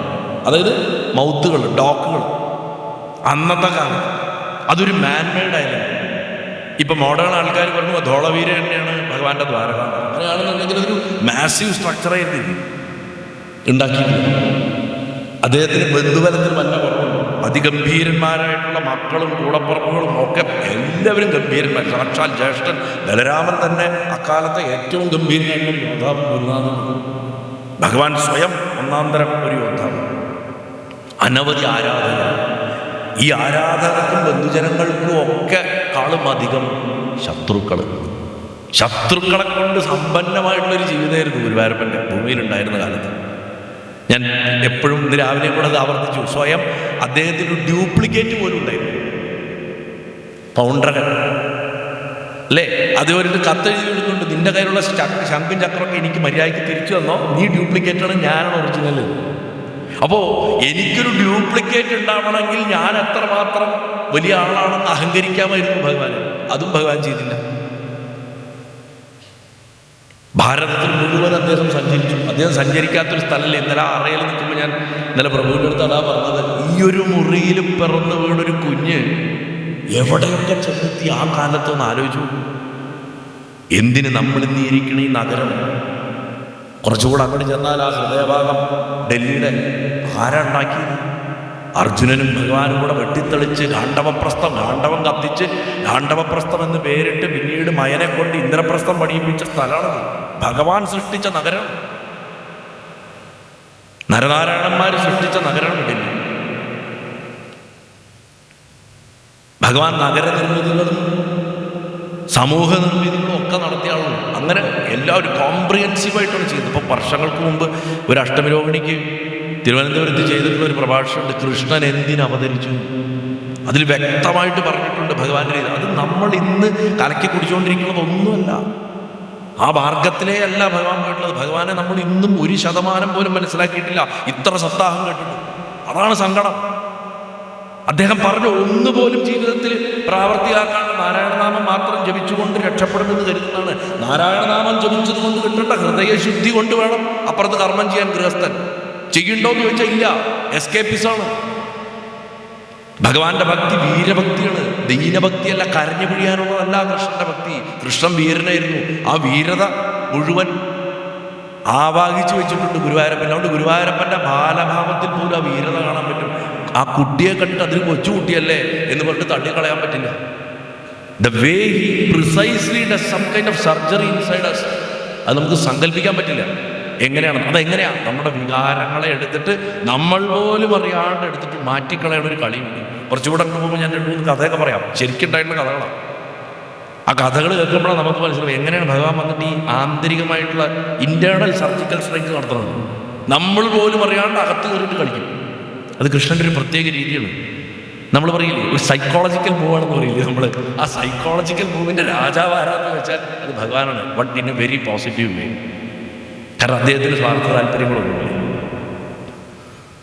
അതുകൊണ്ട് ബുദ്ധിയെ ഉപദേശിക്കുന്നതിന് പകരം, ഇൻ്റലക്റ്റിനെ അഡ്രസ്സ് ചെയ്യുന്നതിന് പകരം ഭഗവാൻ സ്ട്രെയിറ്റ് ഹാർട്ടിനെ അഡ്രസ്സ് ചെയ്തു. ഇൻ്റലക്റ്റിനെ അദ്ദേഹം പിൽക്കാലത്ത് അഡ്രസ്സ് ചെയ്തിട്ടുണ്ട്. ഇവിടെ ഹാർട്ടിനെ അഡ്രസ്സ് ചെയ്യുന്നു. കാരണം ഹാർട്ട് എല്ലാവർക്കും ഉണ്ട്. അതിനെ പിടിക്കാൻ എളുപ്പമാണ്. അതുകൊണ്ട് ഹൃദയത്തിനെ കൈയടക്കിക്കൊണ്ടാണ് അദ്ദേഹം ചെയ്തത്. ഇതിൽ പ്രധാനമായിട്ടുള്ള കാര്യം, ഞാൻ ഈ ബാലഭാവത്തിൻ്റെ അടിസ്ഥാന തത്വങ്ങളിലേക്ക് പോകാം. നമുക്ക് നാളെ വരെ സമയമുണ്ടല്ലോ. ഇങ്ങനെയൊക്കെ സമയമുണ്ട് ഭയങ്കര സന്തോഷമാണ്. കാരണം എന്താ വെച്ചാൽ നമുക്ക് നിറയെ പറയാം. അത്രയും നേരം നമ്മൾ ഗുരുവായൂരപ്പനെ ആലോചിച്ചുകൊണ്ടിരിക്കും. അപ്പോൾ ഒന്ന്, ഗുരുവായൂരപ്പൻ കൽപ്പനകളിൽ കൂടെയോ അല്ലെങ്കിൽ സിദ്ധാന്തങ്ങളിൽ കൂടെയോ പഠിപ്പിക്കുന്ന ഒരു ദേവനല്ല. ഒന്നും നിർബന്ധിക്കുന്നില്ല. ഗീത പോലും നോക്കും ശരിക്കും. ഗീതയിൽ ഞാൻ ഇന്ന് രാവിലെ പറഞ്ഞു, എത്രയോ സ്ഥലങ്ങളിൽ നമുക്ക് തോന്നും ഭഗവാന് വേണമെങ്കിൽ ഈ ശ്ലോകം വായിച്ച് അടുത്ത ശ്ലോകത്തിൽ മൂപ്പര് കയറി അടിച്ച് പറയും, മര്യാദയ്ക്ക് ചെയ്തോ അർജുന എന്ന് പറയില്ല. നമ്മളിന്ന് ആചാര്യന്മാരാണെങ്കിലും ഗുരുനാഥന്മാരാണെങ്കിലും ഒരു ഘട്ടം വരുമ്പോൾ അവരങ്ങോട്ട് നമ്മളുടെ അടുത്ത് അങ്ങോട്ട് ഒരു അടക്കി ഭരണത്തോട് കൂടിയിട്ടാണ് പറയാം, ഇത് ചെയ്തോളണം, നാലേ കാര്യമുള്ളൂ, ഇല്ലെങ്കിൽ നീ പെട്ടുപോകും. ഭഗവാന്റെ അങ്ങനെ ഒരു വാചകമേ വരില്ല. 700 ശ്ലോകങ്ങൾ കഴിയുമ്പോൾ അവസാനം പറയുന്ന വാക്കും രാവിലെ പറഞ്ഞു, യഥേച്ഛസി യഥാ ഗുരു. ഞാൻ എനിക്ക് പറയാനുള്ളപ്പോൾ പറഞ്ഞു, നീ അർജുന നിന്റെ ഇഷ്ടം മാതിരി ആലോചിച്ച് ചെയ്യും. ഇങ്ങനെ ഏത് ഗുരുനാഥൻ പറഞ്ഞു തരും. അതാണ് സ്വാതന്ത്ര്യം, ആരുടെയും സ്വാതന്ത്ര്യം ഹനിക്കാതെയുള്ള ബോധനം. ആ ബോധനമാണ് അദ്ദേഹം പൊതുവിൽ അതുകൊണ്ട് കൽപ്പനകളിൽ കൂടെയോ സിദ്ധാന്തങ്ങളിൽ കൂടെയോ ഒന്നുമല്ല പഠിപ്പിക്കുന്നത്. അദ്ദേഹം വലിയൊരു ഗുരുനാഥനായിട്ട് അഭിനയിക്കുന്നില്ല. അദ്ദേഹം ഒരു കൊച്ചു കുട്ടിയായിട്ട് നമ്മുടെ മുന്നിൽ വന്ന് നമ്മളെ എങ്ങനെ നോക്കിക്കൊണ്ട് നിൽക്കുക, വേറെ ഒന്നും ചെയ്യുന്നില്ല. ഒന്ന് മനസ്സ് സങ്കല്പിച്ചു, വലിയ എന്തൊക്കെയോ പഠിക്കണം എന്ന് പറഞ്ഞിട്ട് ആ ഗുരുവായൂരപ്പൻ്റെ മുന്നിൽ പോയിട്ട് നിൽക്കുമ്പോൾ ഒരു കൊച്ചു കുട്ടിയായിട്ട് വന്നിട്ട് നമ്മളെ എങ്ങനെ നോക്കിക്കൊണ്ട് നിന്നാൽ നമ്മുടെ ഹൃദയം ഏതവസ്ഥയിലാവും? ബുദ്ധി അവിടെ നിലത്ത് വീണു. ആ കാലിൽ വെച്ച് നമസ്കരിക്കും. പിന്നെ നമുക്ക് വേറെ മാർഗമൊന്നുമില്ല. ആളെ നമസ്കരിക്കുക, അല്ലെങ്കിൽ വാരി എടുക്കുക, അല്ലെങ്കിൽ ഓടി രക്ഷപ്പെടുക. എനിക്ക് നിന്നെ താങ്ങാൻ പറ്റുന്നില്ല എന്ന് പറഞ്ഞ് ഓടി രക്ഷപ്പെടാം, അതൊരു ഓപ്ഷനുണ്ട്. അദ്ദേഹം ചേസ് ചെയ്ത് പുറകെയൊന്നും വരില്ല. ചില ആൾക്കാരുണ്ട് കുറച്ചു കാലം ഗുരുവായൂരപ്പൻ്റെ പുറകെ നടക്കും, അത് കഴിഞ്ഞിട്ട് എനിക്ക് ഹാൻഡിൽ ചെയ്യാൻ പറ്റില്ല എന്ന് പറഞ്ഞ് ഒറ്റ പോകും. കാരണം അമ്മാതിരിയെ വിട്ട് കളിപ്പിക്കും. അത് അദ്ദേഹത്തിൻ്റെ വിൻസെൻ്റ് ഫാൻസിക്കല്ല. ഭഗവാന്റെ ഇഷ്ടത്തിന് ലീലയാ സ്വേച്ഛ പലതും ചെയ്യും നമ്മളെ വെച്ചിട്ട് എന്നൊക്കെ ഇവിടെ പ്രഭാഷണങ്ങളിലൊക്കെ ചിലർ അടിക്കും. Bhagavan he never plays with our lives. ഒരിക്കലും ഭഗവാനെ വെച്ചില്ല. നമ്മൾ ഭഗവാനെ വെച്ച് കളിച്ചാലും പൊന്നുഗുരുവായൂരപ്പൻ ഒരിക്കലും നമ്മുടെ ജീവിതം വെച്ച് പന്താടില്ല. അതിൻ്റെ ആനന്ദം കണ്ടെത്തുന്നവനല്ല ഭഗവാൻ. സാധിക്കുമെങ്കിൽ ഒരുത്തനെ അവൻ്റെ ഭീകരമായ കർമ്മഫലത്തിൽ നിന്ന് ഒന്ന് വലിച്ചെങ്കിലും മുകളിലേക്ക് നിർത്താൻ നോക്കുന്ന സ്നേഹമയനായിട്ടുള്ള മഹാപ്രഭുവാണ്. ഭഗവാന്റെ ഏറ്റവും വലിയ പ്രത്യേകതയാണ് വാസ്തവത്തിൽ നമ്മളെ ചൊല്ലി കരയണേനെക്കാട്ടിലും ഗുരുവായൂരപ്പൻ നമുക്ക് വേണ്ടി കരയുന്നുണ്ട്. ഇത് അനുഭവത്തിൽ നിന്നാണ് ഞാൻ ഭഗവാന്റെ കണ്ണീര് കാണുമ്പോൾ, അത് നമ്മളെ ചൊല്ലി ഭഗവാന്റെ കണ്ണീര് കാണുമ്പോൾ നമുക്ക് തോന്നും ഞാനൊന്നും എനിക്ക് വേണ്ടി കരയണത് പോരാ. അതാണ് ഗുരുവായൂരപ്പൻ്റെ സ്നേഹം. ഭഗവാൻ നമ്മളെ സ്നേഹിക്കുന്നതിൻ്റെ കോടിയൊരംശം പോലും തിരിച്ചു കൊടുക്കാൻ നമുക്ക് സാധിക്കുന്നില്ല എന്ന് പറയണത് അതിൻ്റെ ആ കാരണം ഒരു കൊച്ചുകുട്ടിക്ക് ഒരാളോട് ഒരു ഇഷ്ടമായ അതിൻ്റെ നിഷ്കളങ്കമായിട്ടുള്ളൊരു ഇഷ്ടമുണ്ട്. ആ ഒരു ഇഷ്ടത്തിൻ്റെ അങ്ങനെ ഒരു മഹാപ്രവാഹമാണ് ഭഗവാൻ തുറന്നു തരുന്നത്. ഒരു മുതിർന്നൊരു കുട്ടിയാണെങ്കിൽ പോലും കണ്ടീഷൻസ് സ്നേഹിക്കുന്നതിന്, സ്വന്തം മക്കളാണെങ്കിൽ പോലും നമുക്കറിയാം ടീനേജൊക്കെ എത്തുമ്പോൾ അവരുടെ സ്നേഹത്തിൻ്റെ രീതിക്ക് വ്യത്യാസം വരും. നമ്മളും കടന്നു പോയിട്ടുള്ളതാണ് അതൊക്കെ. യൗവനമെത്തുമ്പോൾ പിന്നെയും മാറും. കുറച്ചുകൂടെ കഴിയുമ്പോൾ അച്ഛൻ്റെ അമ്മയുടെ ഒപ്പം ഒന്ന് ഇരിക്കാൻ പോലും സമയമില്ലാണ്ടാവും. കൊച്ചു കുട്ടിയായിരിക്കുമ്പോൾ മാത്രമാണ് അമ്മയെ അച്ഛാൻ പറഞ്ഞിട്ട് ഓടി ഓടി ഓടി ഓടി അടുത്തേക്കില്ല. മുതിർന്നു കഴിയുമ്പോൾ മക്കളൊന്നും ഒരു മിനിറ്റ് അടുത്തിരിക്കണം എന്ന് ആഗ്രഹിച്ചാൽ പോലും ഇരിക്കില്ല. അപ്പൊ ഭഗവാൻ നമ്മുടെ കൂടെ ഇരിക്കാൻ വേണ്ടിയിട്ടാണ് ആ കുട്ടിയുടെ രൂപം എടുത്തിരിക്കുന്നത്. അതിനെ പുറം കൈ കൊണ്ട് തട്ടാൻ പാടുള്ളൂ. വില്ലുമംഗലത്തിന് അബദ്ധത്തിൽ പറ്റിയ പോലെ പുറം കൈ കൊണ്ട് അടി അടിച്ചു. എന്നെ അടിച്ചുല്ലേ അച്ഛാ, അതും പുറം കൈ കൊണ്ട് അടിച്ചുല്ലേ, ഇനി എന്നെ കാണാൻ പറ്റില്ല എന്ന് പറഞ്ഞ് അപ്രത്യക്ഷനായത് അതുകൊണ്ടാണ്. അദ്ദേഹത്തിന് നമ്മോടുകൂടി ഇരിക്കാനുള്ള ആഗ്രഹം കൊണ്ടാണ് ഉണ്ണിയായിട്ടിരിക്കുന്നത്. അല്ലാണ്ട് നമ്മളെ സന്തോഷിപ്പിക്കുക നമുക്ക് വേണ്ടിയിട്ടല്ല, അദ്ദേഹത്തിൻ്റെ ആവശ്യം. അതിനൊരു സൈക്കോളജി കിടക്കും. അതിന് കൃഷ്ണൻ്റെ ജീവിതം നമ്മൾ നോക്കണം. ഇത് ഞാൻ മുമ്പ് പറഞ്ഞിട്ടുണ്ട്, 1-2 സ്ഥലത്തൊക്കെ പറഞ്ഞിട്ട് യശോദാഹൃദയത്തിലൊക്കെ ഞാൻ വിസ്തരിച്ച് പറഞ്ഞിട്ടുള്ള കാര്യമാണ്. എന്നാലും ഇവിടെ അത് പറയേണ്ടതുണ്ട്, കോണ്ടെക്സ്റ്റ് ഉണ്ട്. വൈ ഹീസ് ഒരു വ്യക്തിയായിട്ട് ഭഗവാനെ കാണുമ്പോൾ ഭഗവാൻ എന്തുകൊണ്ട് ശിശുഭാവത്തിലിരിക്കാൻ ആഗ്രഹിക്കുന്നു? കാരണം ഒരമ്മയുടെ സ്നേഹം അദ്ദേഹത്തിന് ശരിക്കും തൃപ്തിയാവോളം കിട്ടിയിട്ടില്ല. യശോദ ഓമനിച്ച് വളർത്തി 11 വയസ്സാകുമ്പോഴേക്കും പോയി നമ്മുടെ അടുത്ത് നിന്ന്. പെറ്റ അമ്മയെ രക്ഷിച്ചു, കാരാഗ്രഹത്തിൽ നിന്ന് രക്ഷിച്ചിട്ട് കാത്തു നിൽക്കുക അത്രേ. ദേവകി വരും, എന്നെ കെട്ടിപ്പിടിക്കും, അമ്മ വന്ന് എനിക്ക് ഉമ്മ തരും എന്ന് ആഗ്രഹിച്ച് നിൽക്കുക. ദേവകി തിരിച്ചു പക്ഷെ എന്താ ചെയ്യുന്നത്? മുട്ടുകുത്തി അങ്ങോട്ട് നമസ്കരിക്കും. നാരായണ അമ്മ എന്നെ ഇപ്പം കെട്ടിപ്പിടിക്കും, ഉമ്മ വയ്ക്കും, അമ്മ എന്ന് കരുതി നിൽക്കുന്ന ഒരു കുട്ടിയെ ദൈവമായിട്ട് കണ്ടിട്ട് നമസ്കരിക്കുന്ന ഒരു അമ്മയുടെ മുന്നിൽ ആ കുട്ടി നിസ്സഹായനായി പോകും. അവിടെ മരിക്കുകയാണ് അമ്മ. ഭഗവാന്റെ ഏറ്റവും സങ്കടകരമായിട്ടുള്ള രംഗം അവിടെ ഒന്നുമല്ല, അത് ഭാഗവതത്തിൽ തന്നെ വരുന്നുണ്ട്. ഭഗവാന് 64 വയസ്സുള്ളപ്പോൾ ആ സമുദ്രതീരത്ത് സ്നാനം ചെയ്യുന്ന സമയത്ത് ദേവകി ചോദിക്കുന്നുണ്ട്, മഹാഭാരതത്തിലെ അതിൻ്റെ സൂചനകളുണ്ട്. എൻ്റെ മരിച്ചുപോയ മക്കളെ ഒന്ന് കാണിച്ചു തരുമോ മോനെ? ആ ചേട്ടന്മാരെ മുഴുവൻ കൊണ്ടൊന്ന് കാണിച്ചു. കണ്ട ഉടനെ മുല ചൊരുന്ന ആ പ്രായത്തിൽ ദേവകി അവരെയൊക്കെ മടിയിലിരുന്ന് മുല കൊടുത്തു. ഭഗവാൻ അപ്പോഴും കൊതിയോടെ നോക്കി നിൽക്കണം, എൻ്റെ അമ്മ എന്നെ മടിയിലിരുത്തിയില്ലല്ലോ. ഭഗവാനെ കൊണ്ട് ഭഗവാനായിട്ട് വെച്ചിട്ട് ഭഗവാന്റെ ദിവ്യശക്തി ഉപയോഗിച്ചുകൊണ്ട് ആ അമ്മ തന്നെ അതിനു മുൻപ് ജനിച്ച 6 മക്കളെ മടിയിലിരുത്തി ലാളിക്കുന്നത് വേദനയോടെ നോക്കി നിൽക്കുകയാണ് കൃഷ്ണൻ. ശരിക്കും പറഞ്ഞു ഒന്ന് ആലോചിച്ച് നോക്കൂ. ഭഗവാന്റെ ഒരു കുട്ടിയുടെ മനസ്സിൽ ഭഗവാന്റെ നമ്മളതിൻ്റെ അകത്ത് കയറിയിട്ട് ചിന്തിച്ചു നോക്കൂ ഭഗവാന്റെ വേദന. അതുകൊണ്ടാണ് ഗുരുവായൂരപ്പൻ ലോകം മുഴുവൻ അമ്മമാരെ തേടിക്കൊണ്ട് നടന്നത്. അതുകൊണ്ടാണ് ഭഗവാൻ സകല അമ്മമാരുടെയും ഉണ്ണിയായിട്ട് മാറിയത്. കാരണം അദ്ദേഹത്തിനെ സന്തോഷിപ്പിക്കാൻ വേറെ ഒരു മാർഗമില്ല. He craves for motherly love. ഒരു പുരുഷന് പോലും അമ്മയാവാം ഭഗവാന്റെ, അച്ഛനാവണെ കാട്ടും. വളരെ പെട്ടെന്ന് സാക്ഷാത്കാരം കിട്ടും. കാരണം ഭഗവാന്റെ അടിസ്ഥാന സ്വഭാവത്തിൽ ആ മാതൃവാത്സല്യത്തിനോടുള്ള ദാഹം വളരെ അധികമാണ്. അത് ആ വ്യക്തി എന്നുള്ളത് എനിക്ക് സിദ്ധാന്തത്തിലേക്ക് ഞാൻ വരുന്നില്ല, ആയിട്ടില്ല. ആദ്യം നമുക്ക് ആ വികാരത്തിൻ്റെ മൂർത്തിയാണല്ലോ, വികാരത്തിൽ തന്നെ പിടിച്ചു പോകാച്ചില്ല. ഇമോഷൻ പറഞ്ഞു ബോറടിക്കണ്ടോ? കിട്ടണില്ലേ? അകത്തേക്ക് കിട്ടിയാൽ മതി. അപ്പോൾ ആ മഹാപ്രഭു ഒരു ചെറിയ കുട്ടിയായിട്ട് നമ്മുടെ മുന്നിൽ നിന്നിട്ട് നമ്മളെ നോക്കണം. ആ കുട്ടി നമ്മുടെ മേലെ ഒരിക്കലും ആധിപത്യം സ്ഥാപിക്കുന്നില്ല. നീ 2ാം കടയാണ്, നീ എൻ്റെ അടിയാളനാണ്, കടക്കട എൻ്റെ കാലിൽ, എന്നെ നമസ്കരിക്കുക, ഇത് കുട്ടി പറയുന്നില്ല. അതേപോലെ ആ കുട്ടി ഒരധികാരത്തിന് വേണ്ടിയിട്ട് നമ്മുടെ അടുത്ത് നെഗോസിയേഷൻ നടത്തുന്നില്ല. എനിക്ക് ആ സ്ഥാനം വേണം, എനിക്ക് ഈ സ്ഥാനം വേണം, എന്നെ അങ്ങനെ എഴുന്നള്ളിക്കണം, എനിക്ക് ഈ നെഞ്ചും തരണം, ഇതൊന്നും പറയുന്നില്ല. എവിടെയും ഭഗവാൻ എനിക്ക് എന്ന് പറഞ്ഞിട്ടൊന്നും പറയുന്നില്ല. നമ്മുടെ സന്തോഷത്തിന് വേണ്ടി വെണ്ണ കഴിക്കണു, നമ്മുടെ സന്തോഷത്തിന് വേണ്ടി പട്ടെടുക്കണു, നമ്മുടെ സന്തോഷത്തിന് വേണ്ടി സ്വർണ്ണാഭരണം കഴിക്കണു, നമ്മൾ ആഗ്രഹിക്കുമ്പോൾ അതൊക്കെ ചെയ്യും. അതല്ലാതെ ഭഗവാൻ യാതൊരു തരത്തിലും എനിക്ക് എന്ന് പറഞ്ഞിട്ടൊരു നിർബന്ധബുദ്ധി പറയുന്നില്ല. അത് ജീവിച്ചിരിക്കുമ്പോഴും അദ്ദേഹത്തിൻ്റെ ടെസ്റ്റിമോണിയലുണ്ട്. ഇന്ന് രാവിലെ ഞാനത് ആവർത്തിച്ചു. ഇവിടെയാണ് പക്ഷെ അത് കൂടുതൽ പറയേണ്ടത്. പരീക്ഷത്തിൻ്റെ ജനന സമയത്ത് ചാപിള്ളയായിട്ടുള്ള പരീക്ഷത്തിൽ ജനിച്ച് അറിയാമല്ലോ, എല്ലാവർക്കും അറിയാം. അശ്വത്ഥമാവിൻ്റെ ബ്രഹ്മാസ്ത്രം ഉത്തരയുടെ ഗർഭത്തിലേക്ക് ലക്ഷ്യമാക്കി പോയപ്പോൾ അത് കരിഞ്ഞ് ഒരു പിണ്ഡന്മാരിയാണ് പുറത്തു വന്നത്. ദ്രൗപദി ആ കുട്ടിയെ ഒരു പട്ട് പൊതിഞ്ഞിട്ട് എടുത്തുകൊണ്ട് വന്നിട്ട് പാണ്ഡവസഭയുടെ നടുക്ക് കടത്തിയിട്ട് ഇതാണോ പാണ്ഡവവംശത്തിൻ്റെ ഭാവി എന്ന് ചോദിച്ചു. ഇതിനു വേണ്ടിയാണോ ഈ യുദ്ധം ചെയ്തതെന്ന് ചോദിച്ചു. ഇതിൻ്റെ ഐറണി എന്താ വെച്ചാൽ ഈ ദ്രൗപദിയാണ് ഈ യുദ്ധത്തിൻ്റെ പ്രധാന കാരണക്കാരി. ദ്രൗപദിയാണ് ഈ യുദ്ധത്തിന് പ്രധാന കാരണക്കാരി. ഭഗവാൻ 2 ആയുധങ്ങളെ ഉപയോഗിച്ചിട്ടാണ്, മനുഷ്യായുധങ്ങളെ ഉപയോഗിച്ചിട്ടാണ് യുദ്ധം ഉണ്ടാക്കി. ആ യുദ്ധം അനിവാര്യമായിരുന്നു. യുദ്ധം ഒഴിവാക്കാൻ മാക്സിമം ശ്രമിച്ചിരുന്നു രാജസൂയത്തിന് മുന്നേ. രാജസൂയത്തിൽ കൂടെ അത് നേടിയെടുക്കുകയും ചെയ്തതാണ്. യുധിഷ്ഠിരൻ്റെ കയ്യിലിരിക്കൊണ്ട് അത് നഷ്ടപ്പെടുത്തി. പിന്നെ യുദ്ധം ഇന്നെവിറ്റബിളായി. ദൂതിന് പോണതിന് മുമ്പ് ഭഗവാൻ പുറത്ത് നിന്നിട്ട്, ഹസ്തിനപുരത്തിൻ്റെ പുറത്ത് നിന്നിട്ട് പറയുന്നുണ്ട്, ഇനി യുദ്ധം എന്ന് ഉച്ചരിച്ചിട്ടാണ് ദൂതിന് തന്നെ പോകണം. ഔട്ട്കം ഡിസൈഡ് ചെയ്തിട്ടാണ് അദ്ദേഹം ദൂതിന് പോയത്. 2 പേരെയാണ് ആയുധമാക്കിയത്, അർജുനനെയും ദ്രൗപദിയും. ഇവരെ 2 പേരെയും വെച്ചിട്ടുള്ള ഭഗവാന്റെ ലീലകൾ മുഴുവൻ യുദ്ധലീല നടക്കുന്നത്. ആ ദ്രൗപദിയാണ് ഈ കുട്ടി അവിടെ കൊണ്ടുവന്ന് കിടക്കുന്നത്. അപ്പം പറയും, സപ്തർഷികൾ പറയുന്നുണ്ട്, ബ്രഹ്മചര്യം പൂർണ്ണമായിട്ട് അനുഷ്ഠിച്ചിട്ടുള്ള ജീവിതകാലം മുഴുവൻ നിരന്തരമായി തെറ്റില്ലാണ്ട് അനുഷ്ഠിച്ചിട്ടുള്ള ഒരാൾ സ്പർശിച്ചാൽ ഈ കുഞ്ഞ് ജീവിച്ചെഴുന്നേൽക്കുന്നത്.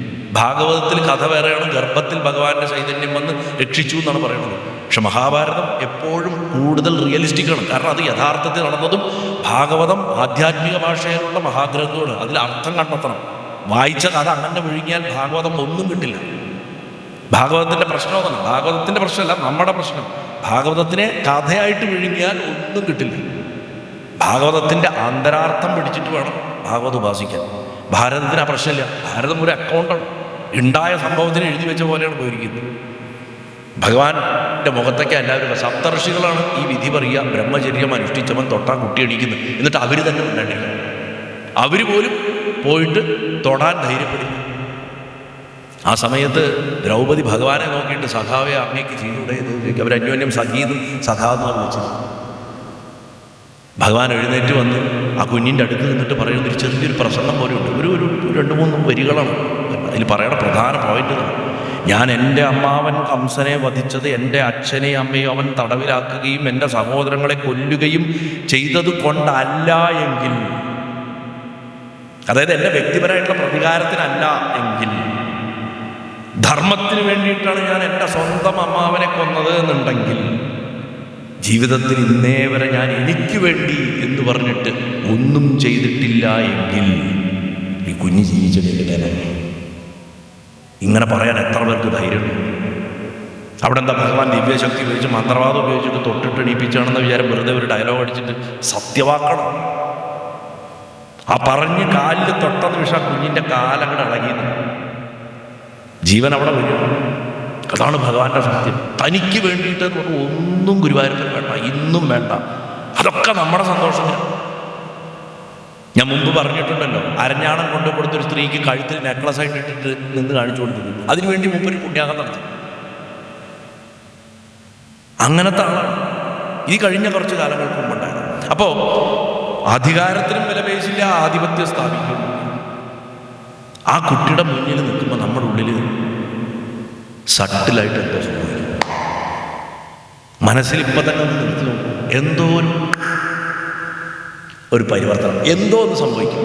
ഒരു നിഷ്കളങ്കരായിട്ട് കുട്ടി നമ്മളെങ്ങനെ നോക്കി നിൽക്കണം കണ്ടു കഴിഞ്ഞാൽ പെട്ടെന്ന് ആ പരിവർത്തനം. ഏത് ശിശുഭാവത്തിനും അതുണ്ട്. ദാരികനെ വെട്ടിയാക്കാൻ വേണ്ടിയിട്ട് രക്തം കുടിച്ചിട്ട് അലറിക്കൊണ്ട് നിൽക്കണം കാളിനടുത്ത്. ദാരികനെ പിടിച്ചവൻ മടിയിലങ്ങോട്ട് കടത്തി അവൻ്റെ തല അറുക്കാൻ പോകുന്ന നേരത്ത് ദാരികൻ്റെ ഒരു കരച്ചിൽ വിളിയുണ്ട്. ദാരികാവ പാട്ടിൽ, കളമ്പാട്ടിൽ, ഉച്ചനേരത്ത് ഉച്ചപ്പാട്ടിൻ്റെ സമയത്ത് അത് വരിക. അത് ഞാൻ പണ്ട് കാളി സപ്തശതിയിൽ വിസ്തരിച്ച് പാടിയിട്ടുണ്ട്. യൂട്യൂബ് കിടപ്പുണ്ട്, കേട്ടറിയാം. അതിൽ പറയുന്നുണ്ട്, സൂര്യനാണേ ചന്ദ്രനാണേ കൊല്ലല്ലേ കാളി, ഞാൻ നീ പെറ്റ മകനല്ലേ, എന്നെ കൊല്ലല്ലേ കാളി. അവൻ്റെ ഇമോഷണൽ ബ്ലാക്ക് മെയിലാണ്. ദാരികൻ്റെ ഇമോഷണൽ ബ്ലാക്ക് മെയിലാണ്. കാരണം ദാരികനറിയാം എന്തൊക്കെ നാക്ക് പുറത്തിട്ടാലും തമിഷ്ടം കടിച്ചാലും അവൾ അമ്മയാണ്. നീ പെറ്റതല്ലേ എന്നെ, നീ തന്നെയല്ലേ എൻ്റെയും സൃഷ്ടാവ്. അങ്ങനെയുള്ള എന്നെ നീ കൊല്ലാൻ പാടുമോ, ഞാൻ എന്ത് തെറ്റ് ചെയ്താലും ചോദിച്ചിട്ട് ഇവൻ പാട്ട് പാടുക. ഒരു നിമിഷം കാളിയുടെ മുല ചൊരുന്നു. മാതൃവാത്സല്യം കൊണ്ട് ദാരികനെ ഒരു കൊച്ചു കുഞ്ഞായിട്ടാണെന്ന് അമ്മയ്ക്ക് തോന്നിയത്. ആ ഭാവമൊക്കെ മാറിയിട്ട് കുട്ടിയായിട്ട് എടുക്കാൻ പോയ സമയത്ത് ദേവന്മാർ ചതിക്കല്ലേ എന്ന് പറഞ്ഞിട്ട് അവിടെ ഉറക്കൊരു സ്തുതിയുണ്ട്. ആ സമയത്താണ് ഈ സംസാരിച്ചുകൊണ്ടും വിലപിച്ചുകൊണ്ടിരിക്കുന്ന ദാരികനെ കൂടുതൽ സംസാരിക്കാൻ അനുവദിക്കാണ്ട് അവൻ്റെ കുടുമേല് വിരലുകൊണ്ട് ചുറ്റിപ്പിടിച്ചിട്ട് കഴുത്തങ്ങോട്ട് വെട്ടിയെന്ന് കിടന്നു. ദേവി ഇതേ ഭാവം മഹിഷാസുരമർദ്ദനത്തിലുണ്ട്.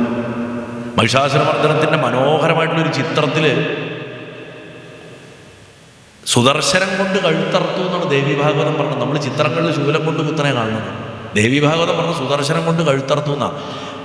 2 കൈകൾ കൊണ്ട് അവനെ വധിക്കുമ്പോൾ തന്നെ അവൻ്റെ പുറത്തേക്ക് വരുന്ന ആത്മാവിനെ അമ്മ സ്വന്തം കുഞ്ഞിനെ എടുക്കണ മാതിരി വേറെ 2 കൈ കൊണ്ട് എടുക്കുന്നൊരു ചിത്രം ഞാൻ കണ്ടിട്ടുണ്ട്. ഒന്ന് ആലോചിച്ചു. ആ മാതൃഭാവത്തിൻ്റെ ശക്തിയാണ്. ഭൂമിയിൽ ജീവിക്കുന്ന എല്ലാ പുരുഷനിലും മൃദുലഭാവം വരണമെങ്കിൽ അവനിൽ സ്ത്രീ ഉണ്ടാവണം. സ്ത്രീയുടെ ഭാവമില്ലാത്ത പുരുഷന് മൃദുലഭാവം ഉണ്ടാവില്ല. അതുകൊണ്ട് ലോകത്തിൽ പൂർണ്ണ പുരുഷൻ എന്നൊന്നില്ല. പൂർണ്ണ പുരുഷന്മാർ അത്യപൂർവമാണ്. ശിവൻ പൂർണ്ണപുരുഷൻ, മുരുകൻ പൂർണ്ണപുരുഷൻ, ശാസ്താവ് പൂർണ്ണപുരുഷൻ. വേറെ പൂർണ്ണപുരുഷന്മാരില്ല. കാലഭൈരവൻ പൂർണ്ണപുരുഷൻ എന്ന് പറയാം, വീരഭദ്രനും പറയാം. ബാക്കിയൊന്നും പൂർണ്ണപുരുഷന്മാരില്ല. പൂർണ്ണപുരുഷന് മൃദുലവികാരം ഉണ്ടാവില്ല. അതുകൊണ്ട് ഒരു ഉണ്ണി നമ്മുടെ മുന്നിൽ വന്നു നിന്നാൽ ആണായിക്കോട്ടെ പെണ്ണായിക്കോട്ടെ ഉള്ളിൽ ഉണരുന്നത് മാതൃഭാവമാണ്.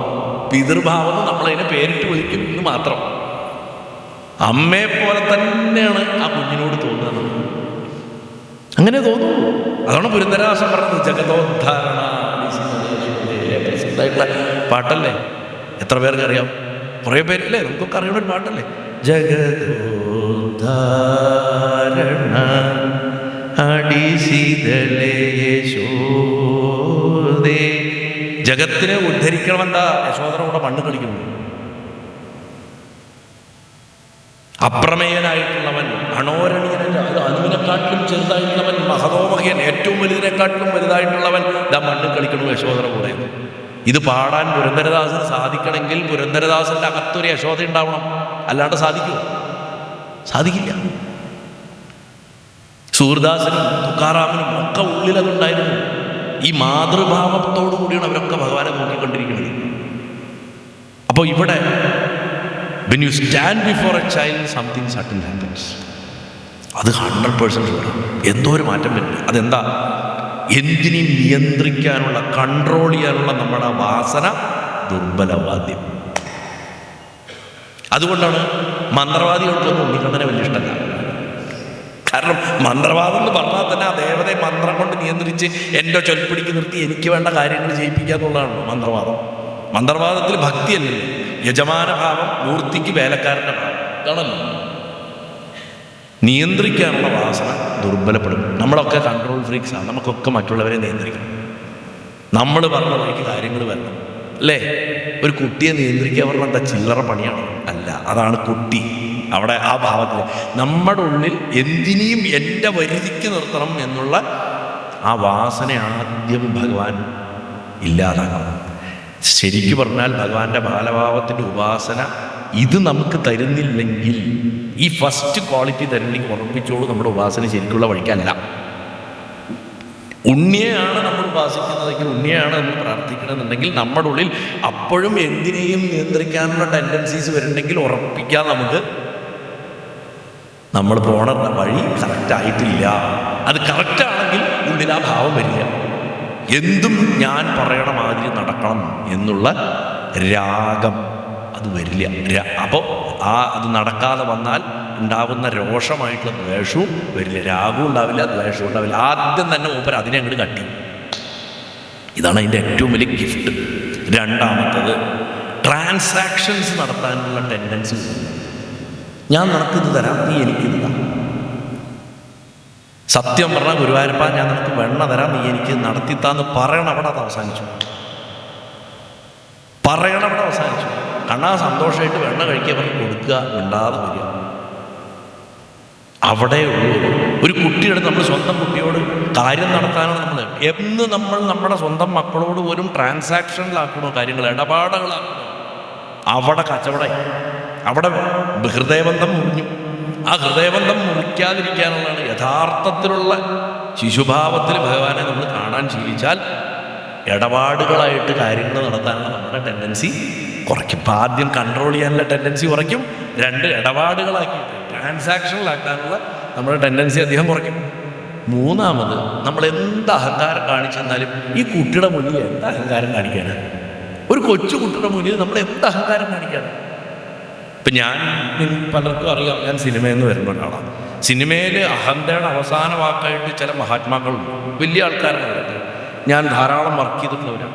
അവർ ഒരു കൊച്ചു കുട്ടിയുടെ മുന്നിൽ ഒന്നുമല്ലാതെ നിഷ്പ്രഭരായി പോകുന്നത് കാണാനുള്ള അവസരങ്ങൾ എനിക്കുണ്ടായിരുന്നു. ചെറിയ കുട്ടികളുടെ മുന്നിൽ നിഷ്കളങ്കരായിട്ട് അവരിന്നതാണ്, സമൂഹം മുഴുവൻ ആദരിക്കുന്ന, ലോകത്ത് മുഴുവൻ എത്രയോ കോടി ആരാധകരുള്ള ആൾക്കാരാണെന്ന് തിരിച്ചറിയാത്ത കുഞ്ഞുങ്ങളുടെ മുന്നിൽ അവരൊന്നുമല്ലാതായിട്ട് പൊടിഞ്ഞ് ധൂളികളായിട്ട് പോകുന്നത് കാണുന്ന എൻ്റെ സെറ്റിൽ തന്നെ ഉണ്ടായിരുന്നു. ഞാൻ പരസ്യങ്ങൾ ചെയ്യുന്ന കാലത്ത്, ആ വ്യക്തിയെ വെച്ച് പരസ്യം ചെയ്യുന്ന കാലത്ത് കൊച്ചു കുട്ടികളുടെ മുന്നിൽ അഹന്തയ്ക്ക് പിടിച്ചു നിൽക്കാൻ പറ്റില്ല. അപ്പോൾ ഭഗവാൻ നമ്മുടെ മുന്നിൽ ഒരു കുഞ്ഞായിട്ട് വന്ന് നിൽക്കുമ്പോൾ, ഞാൻ വീണ്ടും ആവർത്തിക്കുന്നു, നമുക്ക് എല്ലാറ്റിനും നിയന്ത്രിക്കാനുള്ള നമ്മുടെ വാസന ദുർബലാവും. ഇടപാട് നടത്തി, ഇത് ഞാൻ നിനക്ക് തരാം, നീ എനിക്ക് നടത്തിത്താനുള്ള ട്രാൻസാക്ഷൻ പരിപാടികൾ കുറയും. മൂന്നാമത്, ഞാനൊരു സംഭവമാണ് എന്നുള്ളത് കാണിക്കാനും അല്ല. ഞാനൊരു സംഭവമാണെന്ന് ആരെ കാണിക്കാനാണ്? ഇതിനെയോ? ഇത്രയുണ്ട്, അതവിടെ നിൽക്കുന്നു. ഇങ്ങനെ നോക്കിക്കൊണ്ട് ഇതിൻ്റെ മുന്നിൽ എന്താ അഹങ്കാരം കാണിക്കാനാണ്? ഗുരുവായൂർ ചില ആൾക്കാർ വളഞ്ഞിട്ട് ഇങ്ങനെയാണ്, ഇങ്ങനെ തൊഴുക. ഞാൻ ഈ അടുത്ത കാലത്ത് അതിനൊരു ഭീകരമായിട്ടൊരു സംഭവം പറഞ്ഞപ്പോൾ എൻ്റെ എഡിറ്റേഴ്സിലായിരുന്നു ചോദിച്ചു, ശരത്തേട്ടാ വരി വെട്ടിക്കളയട്ടെ. ഞാൻ പറഞ്ഞത് വേറൊന്നുമല്ല, അങ്ങനെ നിൽക്കണമെന്ന് തല പിടിച്ചിട്ട് സോമാനത്തിൽ ഒറ്റ ഇട്ടിരിക്കാൻ തോന്നും. അതാ ഞാൻ പറഞ്ഞത്. ഇതിപ്പോൾ ലൈവ് ഉള്ളതുകൊണ്ട് ഡയറക്റ്റായി പോയി, എഡിറ്റർ കൈവയ്ക്കില്ല. കാരണം ആരുടെ മുന്നിലാണ് ഈ ഓവർ വളഞ്ഞ വളഞ്ഞു നിൽക്കുന്നതെന്നുള്ളത് ചിന്തിക്കുന്നില്ല. അവിടെ ഒരാൾ ഇരിക്കണ്ടെന്ന് ബോധ്യമുണ്ടെങ്കിൽ നമ്മൾ നിൽക്കുമോ? എന്തിന് ഇപ്പോ ഈ നിമിഷം ഇവിടെ ഗുരുവായൂരപ്പം വന്ന് നിന്ന് കഴിഞ്ഞാൽ കുറെ പേര് നമസ്കരിക്കും, കുറെ പേര് ബോധം കെട്ട് വീഴും, കുറെ പേര് അറിഞ്ഞു താങ്ങാൻ സാധിക്കും. ഇന്ന് രാവിലെ പോലും അതാണ് ഞാൻ പറഞ്ഞത്. സ്വാമിയുടെ കാര്യം പറഞ്ഞപ്പോൾ പറഞ്ഞു, സ്വാമി നമ്മളോട് ചോദിക്കുന്നതും ഗുരുവായൂരപ്പൻ ചോദിക്കുന്നതും മുരുകൻ ചോദിക്കുന്നതും മഹാദേവൻ ചോദിക്കുന്നതും അമ്മ ചോദിക്കുന്ന ഒരൊറ്റൊന്നാണ്, ഞാൻ വരാൻ തയ്യാറാണ്, താങ്ങാൻ നീ തയ്യാറാണ്. അതാണ് core question. I am ready to come, are you ready to accept? Accept ചെയ്യാൻ സാധിക്കും. ഇതറിയാന്നുള്ളതാണ് ഏറ്റവും പ്രധാനം. ഒരു കൊച്ചു കുഞ്ഞാണ് നമ്മളെ ഒന്നും അല്ലാണ്ടാക്കിയത്. നമ്മൾ എന്തൊക്കെയാണെന്ന് കരുതി വെച്ചിട്ടുണ്ടോ അത് മുഴുവൻ പ്രസക്തമേ അല്ലാത്ത, ഞാൻ പ്രൈം മിനിസ്റ്ററാണ്, ഞാൻ പ്രസിഡൻ്റാണ്, ഞാൻ ഇന്നതിൻ്റെ CEO ആണെന്ന് പറഞ്ഞിട്ട് ഈ 2.5 വയസ്സുള്ള 2 ബാല്യം മുളച്ച് നിൽക്കണം ഒരുന്നിൻ്റെ മുന്നിൽ പോയിട്ട് പറഞ്ഞിട്ട് വല്ല കാര്യമില്ല, ഒരു കാര്യമില്ല. അതിനതൊരു അങ്കിള് അല്ലെങ്കിൽ ഒരു അമ്മാവൻ അല്ലെങ്കിൽ മുത്തശ്ശൻ ഇതൊക്കെ തന്നെയല്ലേ ഉള്ളൂ. ഒരു കുട്ടിക്കെന്താ റിലേഷൻഷിപ്പുകൾ പോലും മറ്റുള്ളവർ പറഞ്ഞു കൊടുത്തിട്ട് അവിടെ പൊസിഷൻസ് ഒന്നും വർക്കാവുന്നില്ല. അതുകൊണ്ടാണ് അത്ര ഗുരുവായൂരപ്പൻ അവിടെ നിൽക്കുന്നത്. പലർക്കും അറിയാത്തൊരു രഹസ്യമുണ്ട്, ഗുരുവായൂർ ക്ഷേത്ര ദർശനം കൊണ്ട് എന്താ കിട്ടുകയെന്ന്. അഹന്തയില്ലാണ്. ഗുരുവായൂർ പോയിട്ട് തൊഴുതിട്ട് നിങ്ങൾക്ക് പുറത്ത് വന്നിട്ടോ തിരിച്ചു വന്നിട്ടോ ഒരു ദുരനുഭവം ഉണ്ടായിട്ട് നിങ്ങളുടെ അഹന്തയ്ക്ക് ഒരു കൊട്ട് കിട്ടിയിട്ടുണ്ടെങ്കിൽ ഉറപ്പിച്ചോളൂ ഗുരുവായൂരപ്പൻ നമ്മളെ അനുഗ്രഹിച്ചിരിക്കുന്നു. അത് അദ്ദേഹത്തിൻ്റെ സ്നേഹം. ഒരു ബബിള് ഒരു സൂചി എടുത്ത് ഒറ്റ കൊത്താണ് അതങ്ങോട്ട് പൊട്ടിച്ചേരും. അത് അദ്ദേഹത്തിൻ്റെ രീതിയാണ്. അതുകൊണ്ട് ഈശ്വരീയമായിട്ടുള്ള ബാല്യം, ഗുരുവായൂരപ്പൻ്റെ ബാല്യം എന്ന് പറയുന്നത് അധികാരത്തിനെ എതിർത്തിട്ടല്ല ഇല്ലാണ്ടാക്കണം. ഒരാൾ അധികാരസ്ഥാനത്തിരുന്നിട്ട് അങ്ങനെ അഹങ്കാരം കാണിച്ചിട്ട് അതിനെ തിരിച്ചൊരു കൗണ്ടർ ഫോഴ്സ് കൊടുത്തിട്ട് എതിർക്കുക എന്നുള്ളൊരു പരിപാടി ഭഗവാനില്ല. എതിർക്കുന്നതിന് പകരം ഭഗവാൻ ആ അധികാരത്തിനെ പ്രസക്തമല്ലാണ്ടാക്കി. വ്യത്യാസമുണ്ട്. എതിർത്തിട്ടല്ല ഭഗവാൻ തോൽപ്പിക്കണം. ഭഗവാന്റെ മുന്നിൽ അത് ഇറലവൻ്റാണ്. എന്ത് കാണിക്കാനാണ് ഈ അഹങ്കാരം, എന്ത് കാണിക്കാനാണ് ഈ അധികാരം? ഇതാണ് ആ കുഞ്ഞിൻ്റെ മുന്നിൽ സംഭവിക്കുന്നത്. അതിൻ്റെ അർത്ഥം എന്താ വെച്ചാൽ പ്രപഞ്ചത്തിനെ നിയന്ത്രിക്കുക എന്നുള്ളതല്ല ഭഗവാൻ അവിടെ ചെയ്തുകൊണ്ടിരിക്കണേ. പക്ഷേ യാതൊരുവിധ റെസിസ്റ്റൻസും ഇല്ലാണ്ട് നമ്മുടെ അഹന്തയെ അലിയിപ്പിച്ച് കളയണം. നമ്മുടെയൊക്കെ പ്രോബ്ലമാണ്. നമുക്കൊക്കെ അഹന്ത കളയണമെന്നുണ്ട്, പക്ഷെ റെസിസ്റ്റൻസ് ഉണ്ട്. ശരത്തെ പറയാനൊക്കെ എളുപ്പമാണ്, ഇത് ജീവിതത്തിൽ പ്രാവർത്തിയാക്കാൻ ഭയങ്കര ബുദ്ധിമുട്ടാണ്. കുറച്ചൊക്കെ അഹന്തയില്ലെങ്കിൽ എങ്ങനെ ജീവിക്കുക? എന്തെങ്കിലുമൊക്കെ നമ്മൾ കാണിക്കണ്ടേ? എനിക്ക് നാട്ടുകാർ നമ്മളെ തിന്നു കളയില്ലേ എന്നൊക്കെ നമ്മൾ ചോദിക്കും. ഭഗവാന്റെ മുന്നിലെത്തുമ്പോൾ ഈ ചോദ്യങ്ങളൊന്നും ആവശ്യമില്ല. അറിയാതെ അത് മുഴുവൻ അലിഞ്ഞ് ഇല്ലാണ്ടായി പോകുന്നത് നമുക്ക് കാണാൻ സാധിക്കുന്നുള്ളതാണ് അതിൻ്റെ ബ്യൂട്ടി. അപ്പോൾ ചുരുക്കി പറഞ്ഞു കഴിഞ്ഞാൽ ഒരു കൊച്ചു കുഞ്ഞിൻ്റെ മുന്നിൽ അഹന്തയ്ക്ക് സ്ഥാനമില്ല, അധികാരത്തിന് സ്ഥാനമില്ല, കൺട്രോളിങ്ങിന് സ്ഥാനമില്ല, ട്രാൻസാക്ഷൻസിന് സ്ഥാനമില്ല. ഇത്രയും തന്നെ പോരെ ശുദ്ധ? ഒന്ന് ആലോചിച്ച് നോക്കൂ. ഇതല്ലേ കർമ്മശുദ്ധി, ഇതന്നെയല്ലേ മനഃശുദ്ധി? അപ്പോൾ മൂപ്പര് ഒന്നും കാണാണ്ടേ അല്ല ആ രൂപം എടുത്തിരിക്കണമെന്ന് നമുക്ക് ആദ്യം മനസ്സിലാക്കാം. ഇനി പ്രാർത്ഥന ശുദ്ധീകരിക്കപ്പെടും. ബാലഭാവത്തിൽ ഭഗവാനോട് പ്രാർത്ഥിക്കുമ്പോൾ പ്രാർത്ഥനയ്ക്ക് ഭയങ്കര നിഷ്കളങ്കത വരും. നേരത്തെ പറഞ്ഞ ട്രാൻസാക്ഷണൽ കച്ചവടത്തിൽ നിന്ന്, ഒരു ഇടപാടിൽ നിന്ന്, ഞാൻ നിനക്കിത് തരാം നീ എനിക്കിത് താ എന്ന് പറയുന്നതിൽ നിന്ന് ഭഗവാന്റെ സാന്നിധ്യം അറിയുന്നതിലേക്ക് മാറും. എത്ര പേര് തന്നെ അമ്പലത്തിൽ വന്നു കഴിഞ്ഞാൽ ഭഗവാന്റെ സാന്നിധ്യം അറിയുന്നത്? നിങ്ങളിൽ എത്രയോ പേര് ഉത്തരഗുരുവായൂരപ്പൻ ക്ഷേത്രത്തിൽ വന്ന് ഭഗവാന്റെ കാണാൻ എത്രയോ കാലമായിട്ട് വരുന്നവരുണ്ടാവും. മനസ്സിൽ ചോദിച്ചാൽ മതി, ഇവിടെ ഇപ്പോൾ പറയുകയൊന്നും വേണ്ട, ഉള്ളിൽ അവനവനോട് ചോദിക്കും, ഭഗവാന്റെ സാന്നിധ്യം ഞാൻ എപ്പോഴൊക്കെ കണ്ടിട്ടുണ്ട്. പല ക്ഷേത്രങ്ങളിലും ചെല്ലുമ്പോൾ നമുക്ക് കാണാം വഴിപാട് കൗണ്ടറിൻ്റെ അവിടെ വലിയ ക്യൂ ആയിരിക്കും. ശ്രീകോവിലിൻ്റെ അവിടെ ആരുണ്ടാവില്ല. കാരണം എന്താ? വന്നിട്ട് ചീട്ട് ശാന്തരെ കൊടുത്തിട്ട് ഒറ്റ പോക്കാൻ ടൈം. ഗണപതി ഹോമം പിറ്റേ ദിവസം രാവിലേക്ക് ചീട്ടാക്കും. ഗണപതി ഹോമം നടക്കുമ്പോൾ വന്ന് തൊഴില്ല. ഒരു 10 മണിയാകുമ്പോൾ പ്രസാദം ഉണ്ടോ ചോദിച്ചിട്ട് വരും. ഇങ്ങനെ ഗണപതി ഹോമം നടത്തിയിട്ടും മൃത്യുഞ്ജയം നടത്തിയിട്ടും കാര്യമില്ല. ക്ഷേത്രത്തിൽ വരുമ്പോൾ അവിടെ സജീവമായിട്ടിരിക്കും. മക്കൾ അച്ഛനമ്മമാരോടൊപ്പം സമയം ചെലവഴിപ്പിക്കുമ്പോഴാണ് അച്ഛനമ്മമാർക്ക് സന്തോഷം ഉണ്ടാവുക. അല്ലാണ്ട് അവർക്ക് വേണ്ടിയിട്ട് ഞങ്ങളൊക്കെ ചെയ്ത് കൊടുത്തിട്ട് ഫുഡ് കൊണ്ട് കൊടുക്കാൻ സൊമാറ്റോ ഉണ്ട്, മരുന്ന് കൊടുക്കാൻ 1mg ഉണ്ടെന്നൊക്കെ പറഞ്ഞിട്ട് ചെയ്യുന്ന ആ സിസ്റ്റം അല്ല. 5 പണിക്കാർ, 3 ഡ്രൈവർമാർ, അതൊന്നുമല്ല, മക്കൾ ഇരിക്കുന്നു. അതാണ് ഭഗവാനും വേണ്ടത്. അപ്പോൾ അദ്ദേഹത്തിന് അറിയാം, താൻ മുതിർന്ന ഭാവത്തിൽ ഇരുന്ന് കഴിഞ്ഞാൽ അവർക്ക് എന്നോട് താല്പര്യം കുറയും. അവർക്ക് അവരുടെ മക്കളോടാണ് കൂടുതൽ ഇഷ്ടം. അതുകൊണ്ട് പിതൃഭാവത്തിലും മാതൃഭാവത്തിലും ഇരിക്കുന്ന കണ്ടിട്ട് ഭഗവാൻ മഹാബുദ്ധിമാനായതുകൊണ്ട് കുട്ടിയുടെ ഭാവത്തിലിരുന്നിട്ട് ശിശു സഹജമായിട്ടുള്ള ആ വാത്സല്യത്തിനെ സ്വീകരിക്കാനായിട്ട് കാത്തിരിക്കുന്നു. അങ്ങനെ ഇരിക്കുമ്പോൾ ആ ഭാവത്തിലിരിക്കുമ്പോൾ സാന്നിധ്യം പെട്ടെന്ന് ഭഗവാന്റെ സാന്നിധ്യം അറിയാനുള്ള ഏറ്റവും മനോഹരമായിട്ടുള്ള ഒരു മാർഗമാണ്. കാരണം മിക്ക പ്രാർത്ഥനകളും ഒരു ഇടപാടായിട്ടാണ്. ഭഗവാനെ എനിക്ക് മോക്ഷം വേണം, എനിക്ക് നിൻ്റെ ദർശനം മാത്രം മതി എന്ന് പറയുന്നത് വലിയ കാര്യമാണെന്നാണ് നമ്മൾ വെച്ചിരിക്കുന്നത്. അതും കാര്യസാധ്യത, അതും ഒരു ആഗ്രഹം പറച്ചില്ല. നമ്മുടെ വിചാരം ഭഗവാനോട് അത് പറഞ്ഞാൽ ഭഗവാൻ വളരെ സന്തോഷിക്കും. He will be very impressed. No, he is not going to be impressed. ഉദ്ധവൻ്റെ പ്രശ്നം ഇതാണ്. ഉദ്ധവന് ഭഗവാന്റെ രൂപത്തിനെ വിട്ടുപോകാൻ വയ്യ. അങ്ങ് പോവോ, സത്യം പറയൂ, എന്തോ പ്ലാൻ വെച്ചിട്ട് ഇരിക്കല്ലേ, പോകാൻ പോവല്ലേ, 2 ദിവസം കഴിഞ്ഞാൽ നമുക്ക് ചോദിച്ചിട്ട് കിടന്നിട്ട് ആകെ പടക്കുകയാണ്. ആലോചിച്ച് നോക്കൂ, ഉദ്ധവൻ എന്ന് പറഞ്ഞു കഴിഞ്ഞാൽ ഒരു തലത്തിലെത്തിയ ആളാ. അങ്ങോർക്ക് പോലും അറ്റാച്ച്മെന്റ് വിടാൻ പറ്റില്ല. ഭഗവാൻ നിർദ്ദയം ഇങ്ങനെ മുറിച്ചു മാറ്റുന്നത് പോലെ ഉദ്ധവനെ പറഞ്ഞ് ആ ഏകാദശം മുഴുവൻ പറഞ്ഞു കൊടുത്തിട്ട് ബദരിക്ക് പറഞ്ഞേക്കുക. അപ്പോഴും ഉദ്ധവനിൽ അറ്റാച്ച്മെന്റിൻ്റെ ഒരു കണിക കടന്നു. അതുകൊണ്ടാണ് മെതിയുടെ എടുത്തുകൊണ്ട് പോയി. ഒരു ചെറിയ ഒരു ഹുക്ക്, എന്തെങ്കിലും ഒരു പ്രതീകം വേണം, എനിക്ക് പറ്റില്ല എന്നാ പറഞ്ഞു. നീ ചെന്നോ ബദരിക്ക്, ഞാൻ അവിടെ എത്തിക്കോളാം. പറ്റില്ല, എന്തെങ്കിലും ഒരു പ്രതീകം, എന്തെങ്കിലും കെഞ്ചി. അവസാനം മെതിയുടെ എടുത്തു കൊടുത്തു. അതും ശിരസിൽ വെച്ചിട്ട് ഒറ്റ പോകാം. കാരണം അപ്പോഴും ഉദ്ധവനാണെങ്കിൽ പോലും അറ്റാച്ച്മെന്റ് ബാക്കി കിടക്കുന്നു. പിന്നെ നമ്മുടെ കാര്യം പറയാനുണ്ടോ? ആ അറ്റാച്ച്മെന്റ് ആരോടാ? ഭഗവാന്റെ രൂപത്തിനോടാ. ആ രൂപം ഒന്നുണ്ടോ? ഇല്ല. ദേവകി പ്രസവിച്ച് വളർത്തിയ, യശോദ വളർത്തിയ ആ രൂപം ഒന്നുണ്ടോ? ഇത്രയും പത്നിമാര് കാമിച്ച ആ രൂപം ഒന്നുണ്ടോ? ഇത്രയും ശത്രുക്കൾ മരണമേറ്റുവാങ്ങിയിട്ടുള്ള ആ കൈകളൊന്നുണ്ടോ? ഇല്ല. നമുക്കിന്ന് ഗുരുവായൂരപ്പനെ വേണ്ടി കെട്ടിപ്പിടിക്കാൻ പറ്റുമോ? ഉമ്മ വയ്ക്കാൻ പറ്റുമോ? നമസ്കരിക്കാൻ പറ്റുമോ? സാധിക്കില്ല. ആ രൂപം മാഞ്ഞു പോയി കഴിഞ്ഞു പ്രപഞ്ചത്തിൽ. അവശേഷിക്കുന്നത് അദ്ദേഹത്തിൻ്റെ നാമവും ചൈതന്യവും. സത്തും ചിത്തും ആനന്ദം അവശേഷിക്കും, നാമവും അവശേഷിക്കും. രൂപം പോയി കഴിഞ്ഞു. സച്ചിദാനന്ദ രൂപം എന്നാ പറയും. അതിൽ രൂപം പോയി കഴിഞ്ഞു. അത് 5000 കൊല്ലം മുമ്പേ ഭൂമണ്ഡലത്തിൽ നിന്ന് പോയി കഴിഞ്ഞു. അപ്പോൾ ഇവിടെ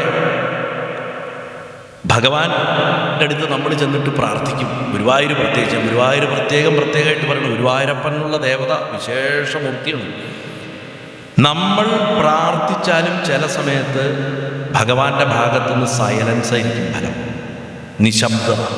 നമ്മൾ പറയും കുറേ പ്രാർത്ഥിച്ചു നോക്കി, എത്രയോ തവണ ഗുരുവായൂർ പോയി നോക്കി, തുലാഭാരം കഴിച്ചു, പാൽപ്പായസം കഴിച്ചു, അത് കഴിച്ചു, ഇത് കഴിച്ചു. ജ്യോത്സ്യം പറയും അത് ചെയ്താൽ മതി, ഇത് ചെയ്താൽ മതി. നമ്മൾ പോലും അനങ്ങില്ല. ചില നേരങ്ങളിൽ അനുഗ്രഹം നമ്മൾ ആഗ്രഹിക്കുന്നത് തരാതിരിക്കുന്നതായിരിക്കും അനുഗ്രഹം. ഇത് മനസ്സിലാക്കണം.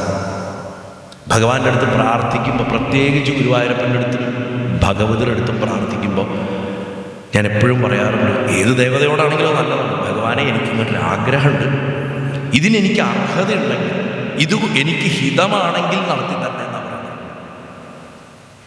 പ്രമേഹ രോഗിക്ക് മധുരം ഇഷ്ടമാണ്, ഹിതമല്ല.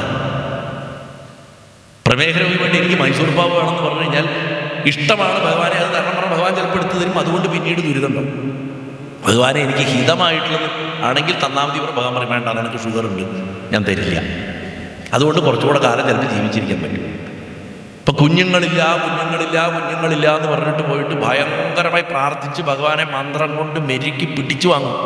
എന്നിട്ട് ആ കുട്ടി കഞ്ചാവടിച്ച് നടക്കുമ്പോൾ ഭഗവാന്റെ അടുത്ത് പോയിട്ട് തലതിരിഞ്ഞ് ആ പുത്രദുഃഖം അനുഭവിച്ച് തകർന്ന്, അല്ലെങ്കിൽ അസുഖം വന്ന്, അല്ലെങ്കിൽ ആ കുഞ്ഞ് വേഗത്തിൽ മരിച്ചുപോയി വീണ്ടും ദുഃഖം അനുഭവിക്കണം, മഹാദുഃഖങ്ങളിലേക്ക് പോകുന്നത് കാണാൻ പറ്റും. മന്ത്രം കൊണ്ട് പിടിച്ചു വാങ്ങുന്നതൊന്നും നിലനിൽക്കില്ല. നേരെ മറിച്ച് ഭഗവാന്റെ അടുത്ത് നമ്മൾ പറഞ്ഞ, ഭഗവാനെ എനിക്ക് യോഗമുണ്ടെങ്കിൽ, എനിക്ക് അർഹതയുണ്ടെങ്കിൽ, ഈ അർഹത എന്ന് പറഞ്ഞാൽ നമ്മുടെ പൂർവ്വകർമ്മം ഭഗവാൻ അറിയാം.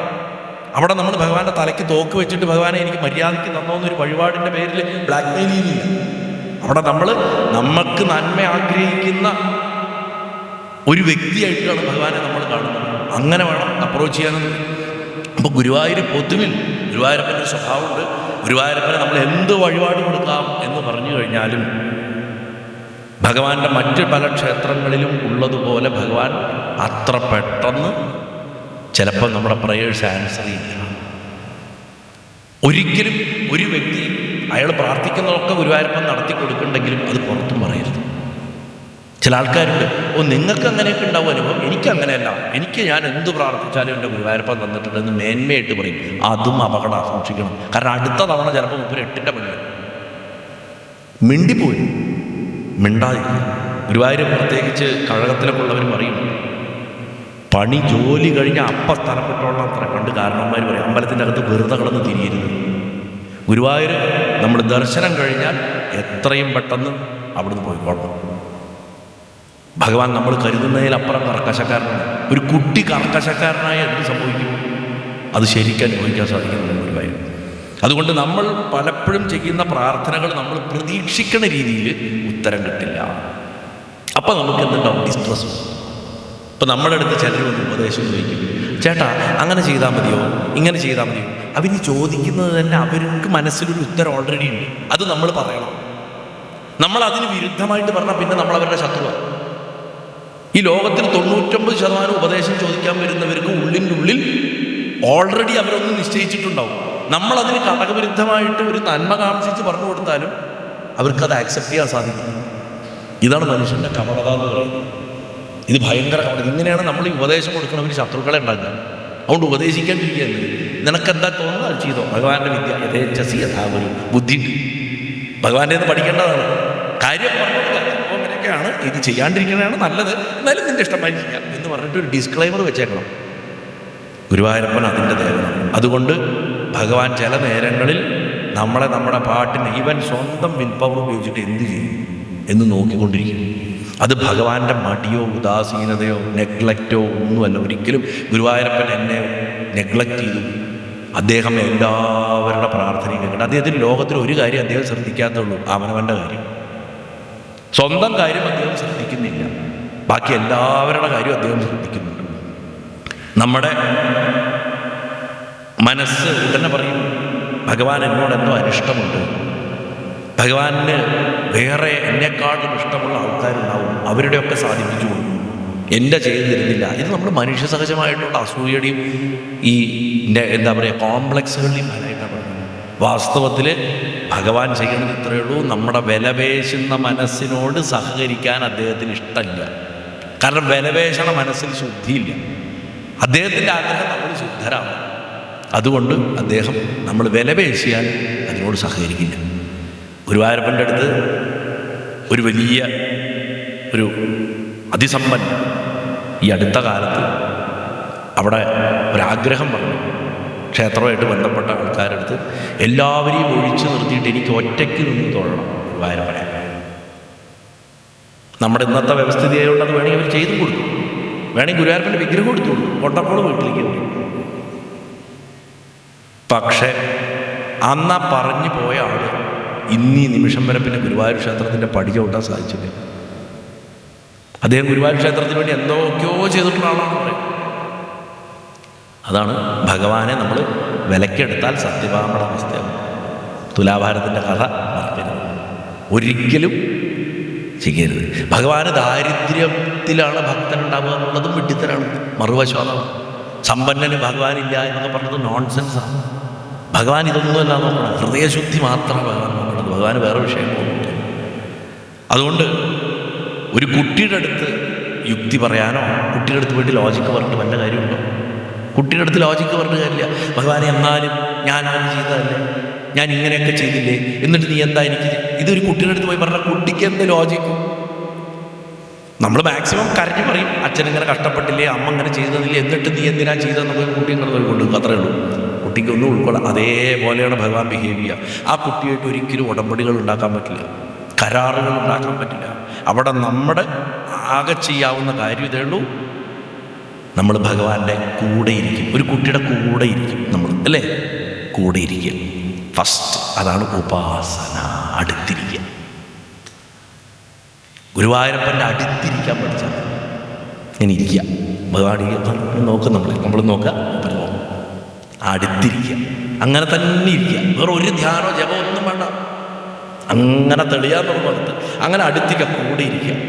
പിന്നെ ഞാനിപ്പോൾ കാണിച്ചത് നമ്മൾ നോക്കുക, അങ്ങോട്ട് നോക്കുക, ഇങ്ങോട്ട് നോക്കുക, ആ നോട്ടം നോക്കുക, നോട്ടം ആ നോക്കിയിരിക്കുക. അത് കഴിഞ്ഞാൽ കാത്തിരിക്കുക. എത്ര നേരം ഇരിക്കാൻ പറ്റുമോ അത്രയും നേരം ഒപ്പം ഇരിക്കുക. ഇനി എങ്ങാനും മൂപ്പർ എണീച്ച് പോയാൽ വരണത് വരാൻ, കുട്ടി വരണം, സ്കൂളിൽ നിന്ന് വരണവരെ അമ്മ കാത്തിരിക്കില്ല, വൈകുന്നേരം 4 മണിയായി കഴിഞ്ഞാൽ അതുമാതിരി കാത്തിരിക്കുക, ഭഗവാൻ വരും എന്ന് പറഞ്ഞ് കാത്തിരിക്കുക. ഇത് നിരന്തരം അഭ്യസിച്ചുകൊണ്ടിരുന്നാൽ 4ാമത്തെ കാര്യം സംഭവിക്കും, സാന്നിധ്യമായിട്ട് മാറും. അപ്പം നമ്മളൊക്കെ കുറൂരമയോ വില്യമംഗലമായി മാറും. സിമ്പിൾ ലോജിക്കാണ്, പ്രാക്ടീസ് ചെയ്യാനാണ് കഷ്ടം. കുറൂരമ്മയ്ക്ക് വേറെ ഡിസ്ട്രാക്ഷൻസ് ഒന്നും ഉണ്ടായിരുന്നില്ല. മനുഷ്യരായിട്ട് ഒരാൾ പോലും ആ പാവത്തിൻ്റെ അടുത്ത് സംസാരിക്കാനില്ല. 13 വയസ്സ് കൊണ്ടിട്ട് ഭഗവാനോട് സംസാരിച്ചിട്ട് ഭഗവാൻ ഒരു ദിവസം കയറി വന്നു ഒരു കുട്ടിയുടെ മുന്നിൽ. പിന്നെ കൂടെ ആർക്കും കാണാൻ പറ്റില്ല, എല്ലാ പണിയും ചെയ്യും. അമ്മയ്ക്ക് വേണ്ട കറിക്ക് വരെ അരക്കി വെച്ചു. ഒറ്റയ്ക്കാണ് ജീവിതം, വേറൊരാളില്ല ഡിസ്ട്രാക്ട് ചെയ്യാൻ. ഇന്ദ്രിയങ്ങളൊന്നും ചെതറുന്നില്ല, സൂക്ഷ്മമായിട്ട് ഒറ്റ പോയിന്റിലേക്കാണ് പിടിച്ചിരിക്കുന്നു. അതുകൊണ്ട് എന്തായി?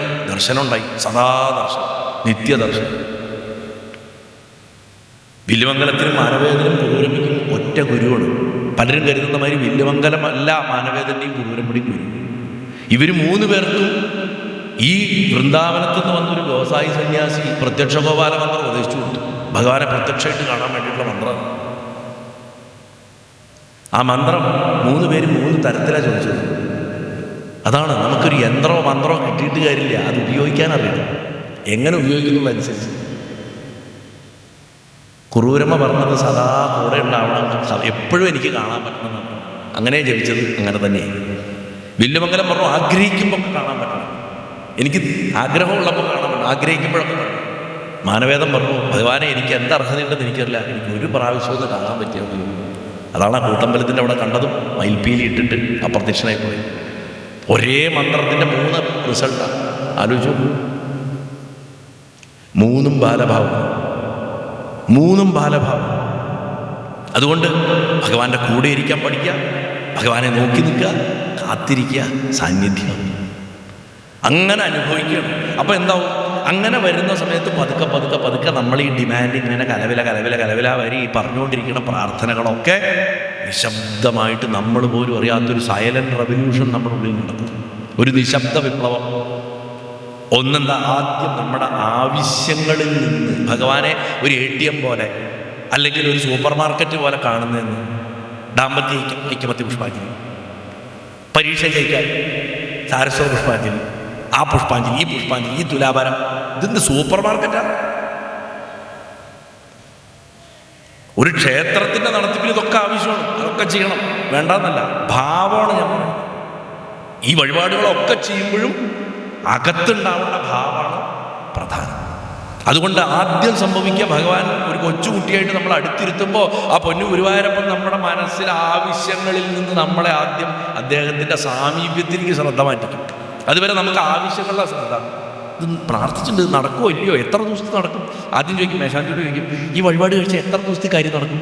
മേശാന്തി പറയും എനിക്കറിയില്ല. നടക്കാതിരിക്കാം. തമിഴിൽ പറയും വരുമോ അന വരാതെ. അവൻ വരുമോ ചോദിച്ചാൽ വരുമോ അന വരാതെ. അതുമാതിരിയാണ് ഗുരുവായൂരപ്പൻ്റെ അടുത്ത് ചില സമയത്ത്. അപ്പോൾ ആവശ്യങ്ങളിൽ നിന്ന് നമ്മൾ ആദ്യം ഭഗവാന്റെ സാമീപ്യത്തിലേക്ക് പ്രസൻസിൽ എത്തും. അതേമാതിരി നമ്മുടെ സ്ഥിരം നിവേദനങ്ങൾ, അപേക്ഷകൾ, റിക്വസ്റ്റുകൾ, അതിൽ നിന്ന് ആത്മബന്ധത്തിലേക്ക് വരും. ഒരു സോൾ കണക്ഷൻ എന്ന് പറയും, അതിലേക്ക് വരും. പ്രതീക്ഷകളിൽ നിന്ന് നടക്കുമായിരിക്കും, ചെയ്തു തരുമായിരിക്കും എന്നൊക്കെ പറഞ്ഞു. തരും, തന്നിരിക്കും, അല്ലാണ്ട് എവിടെ പോകാൻ. ഇനി തന്നില്ലെങ്കിലും അതെൻ്റെ നന്മയ്ക്കായിരിക്കും, അത് വിശ്വാസം. ഈ 3 പരിവർത്തനം. കാരണം നമ്മൾ സദാ ആവശ്യങ്ങളും അപേക്ഷകളും പ്രതീക്ഷകളിലുമാണ് ഭഗവാന്റെ അടുത്ത് തരുന്നത്. ഇത് 3ഉം പൊളിഞ്ഞിട്ട് സാമീപ്യാവും ആത്മബന്ധാവും അനുഭവം നിറഞ്ഞ വിശ്വാസം അവിടെ ഉണ്ട്. എന്ത് നടന്നാലും അതെൻ്റെ നന്മയ്ക്കാണ് ഭഗവാൻ ചെയ്യണമെന്നുള്ള ബോധ്യം വരും. ആ വഴിയിൽ അങ്ങനെ കുറേ കാലം സഞ്ചരിച്ച് പോകുമ്പോൾ ആ ഉണ്ണിയും നമ്മളും ഒരു വ്യത്യാസമില്ല, ഒരൊറ്റ ആളാണെന്ന് മനസ്സിലാവും. അതോടുകൂടി ശരീരബോധം ഇതിനെ ജീവൻ മുക്തി എന്ന് പറയും. അതുകൊണ്ട് ഗുരുവായൂരിലെ ഏറ്റവും വലിയ അത്ഭുതം എന്ന് പറയുന്നത് അവിടെ ചെന്ന് പ്രാർത്ഥിച്ചിട്ട് നടക്കുന്ന ആഗ്രഹ സാഫല്യത്തിൻ്റെ കഥകളൊന്നുമല്ല. അവിടെയാണ് നമുക്ക് തെറ്റുന്നത്. അത് ഭഗവാന്റെ മായാവിദ്യയാണ്. ഈ ആഗ്രഹം നടത്തി തന്നിട്ട് അതിൽ കൊടുക്കുക. ഈ ആഗ്രഹം നടത്തി തന്നിട്ട് കൊടുക്കുന്നത് മായയാണ് ശരിക്കും. അതുകൊണ്ട് ആഗ്രഹ സാഫല്യമൊന്നുമല്ല അവിടുത്തെ ഏറ്റവും വലിയ അത്ഭുതം എന്ന് പറഞ്ഞത്. മറിച്ച് ഈ പല പല പല പ്രതീക്ഷകളുമായിട്ട് നമ്മളൊരു ഭാണ്ഡക്കെട്ടുമായിട്ട് പോകണം. നമ്മൾ അവിടെ എത്തി അദ്ദേഹത്തിൻ്റെ മുന്നിൽ ചെന്ന് നിൽക്കുമ്പോൾ ഈ തോളത്തുണ്ടായിരുന്ന ഭാരം പെട്ടെന്ന് കാണാണ്ടായി പോയി. പ്രതീക്ഷകളുമായിട്ട് പോകണം നമ്മൾക്ക്.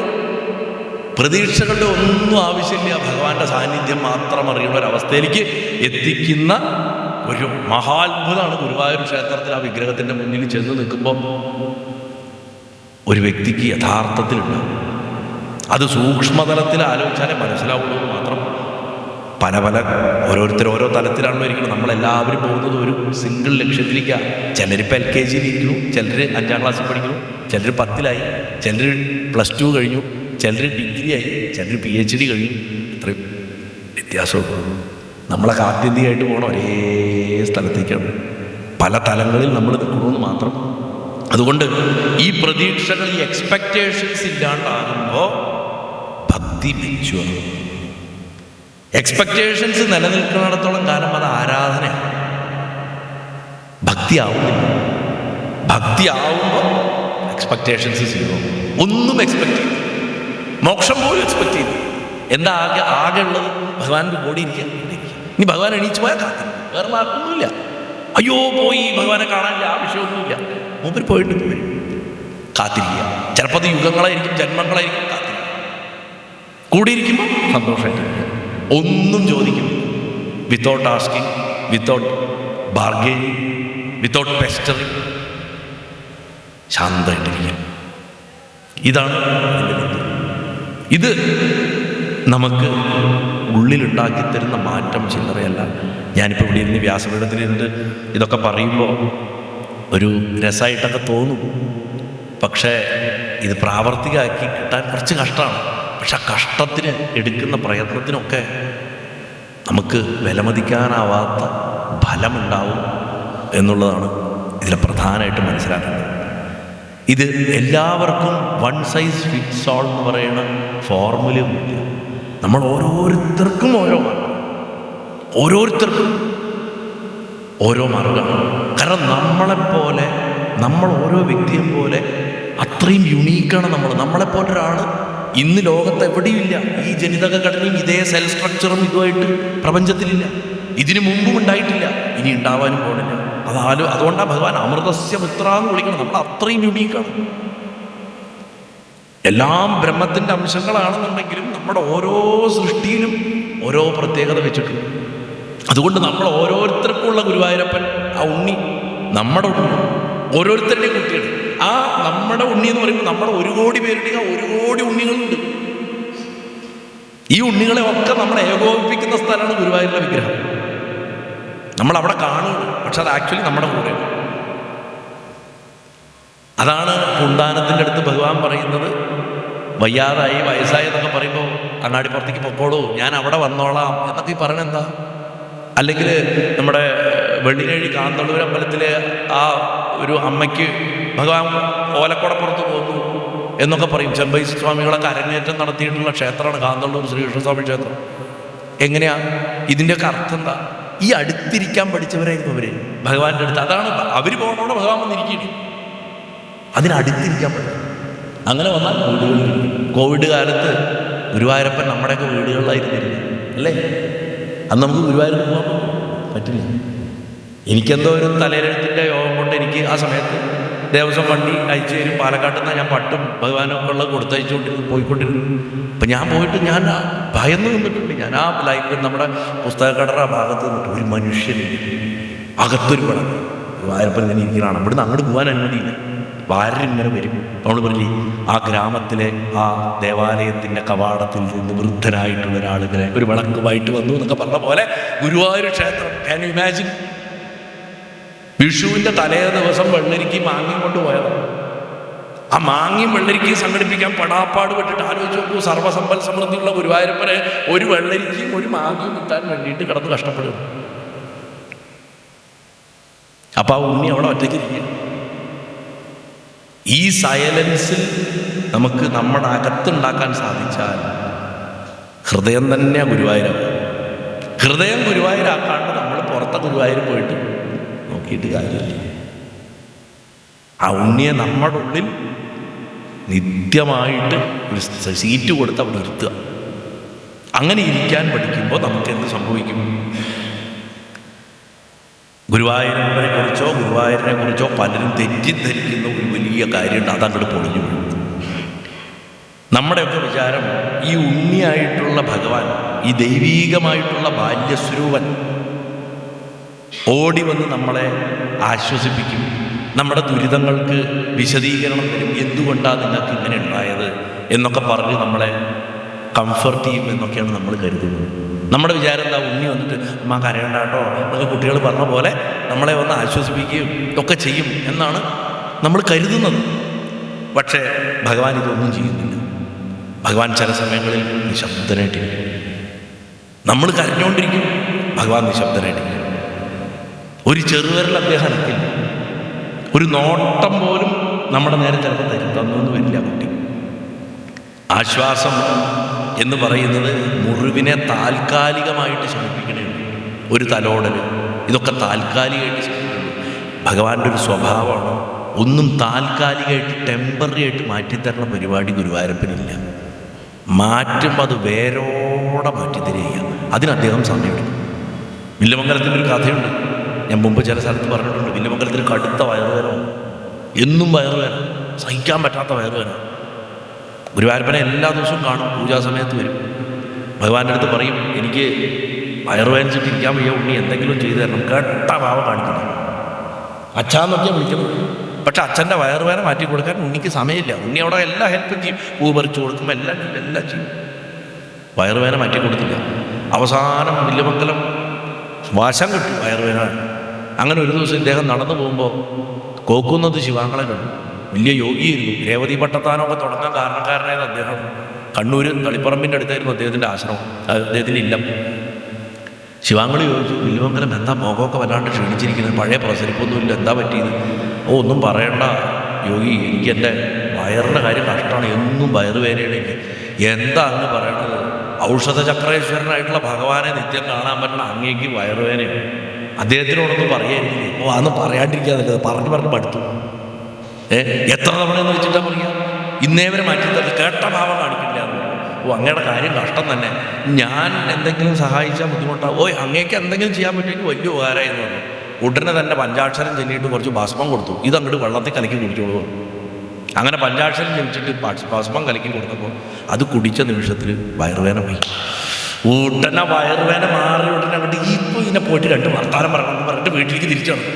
വീട്ടിൽ പോയിട്ട് എവിടെ ഇവർക്ക് വിളിച്ചു, എന്താ അച്ഛാ എന്ന് ചോദിച്ചിട്ട് ഓടി വന്നു. അത്ര അപ്പം പറഞ്ഞു, നാണുണ്ടോ ഒരു ശിവൻ്റെ ആൾ വേണ്ടി വന്നു എൻ്റെ വയറുവേദന മാറ്റത്തിന്. താൻ മകനാണെന്ന് പറഞ്ഞ് നടന്നിട്ട് എന്താ കാര്യം, എന്താ ഇപ്പം ഉണ്ടായത്, എന്താ ഇപ്പം ഇത്ര ചാടർ, എന്താ സംഭവം എന്ന് ചോദിച്ചു. എൻ്റെ വയറുവേദന മാറി. അതന്നെ വയറുവേദന മാറി എങ്ങനെ? അപ്പോൾ പറഞ്ഞു, ഇതെങ്ങനെ മരുന്ന്? നന്നായി. എന്താ അങ്ങനത്തെ സന്തോഷമില്ലാത്ത? അസൂയായിരിക്കില്ലേ?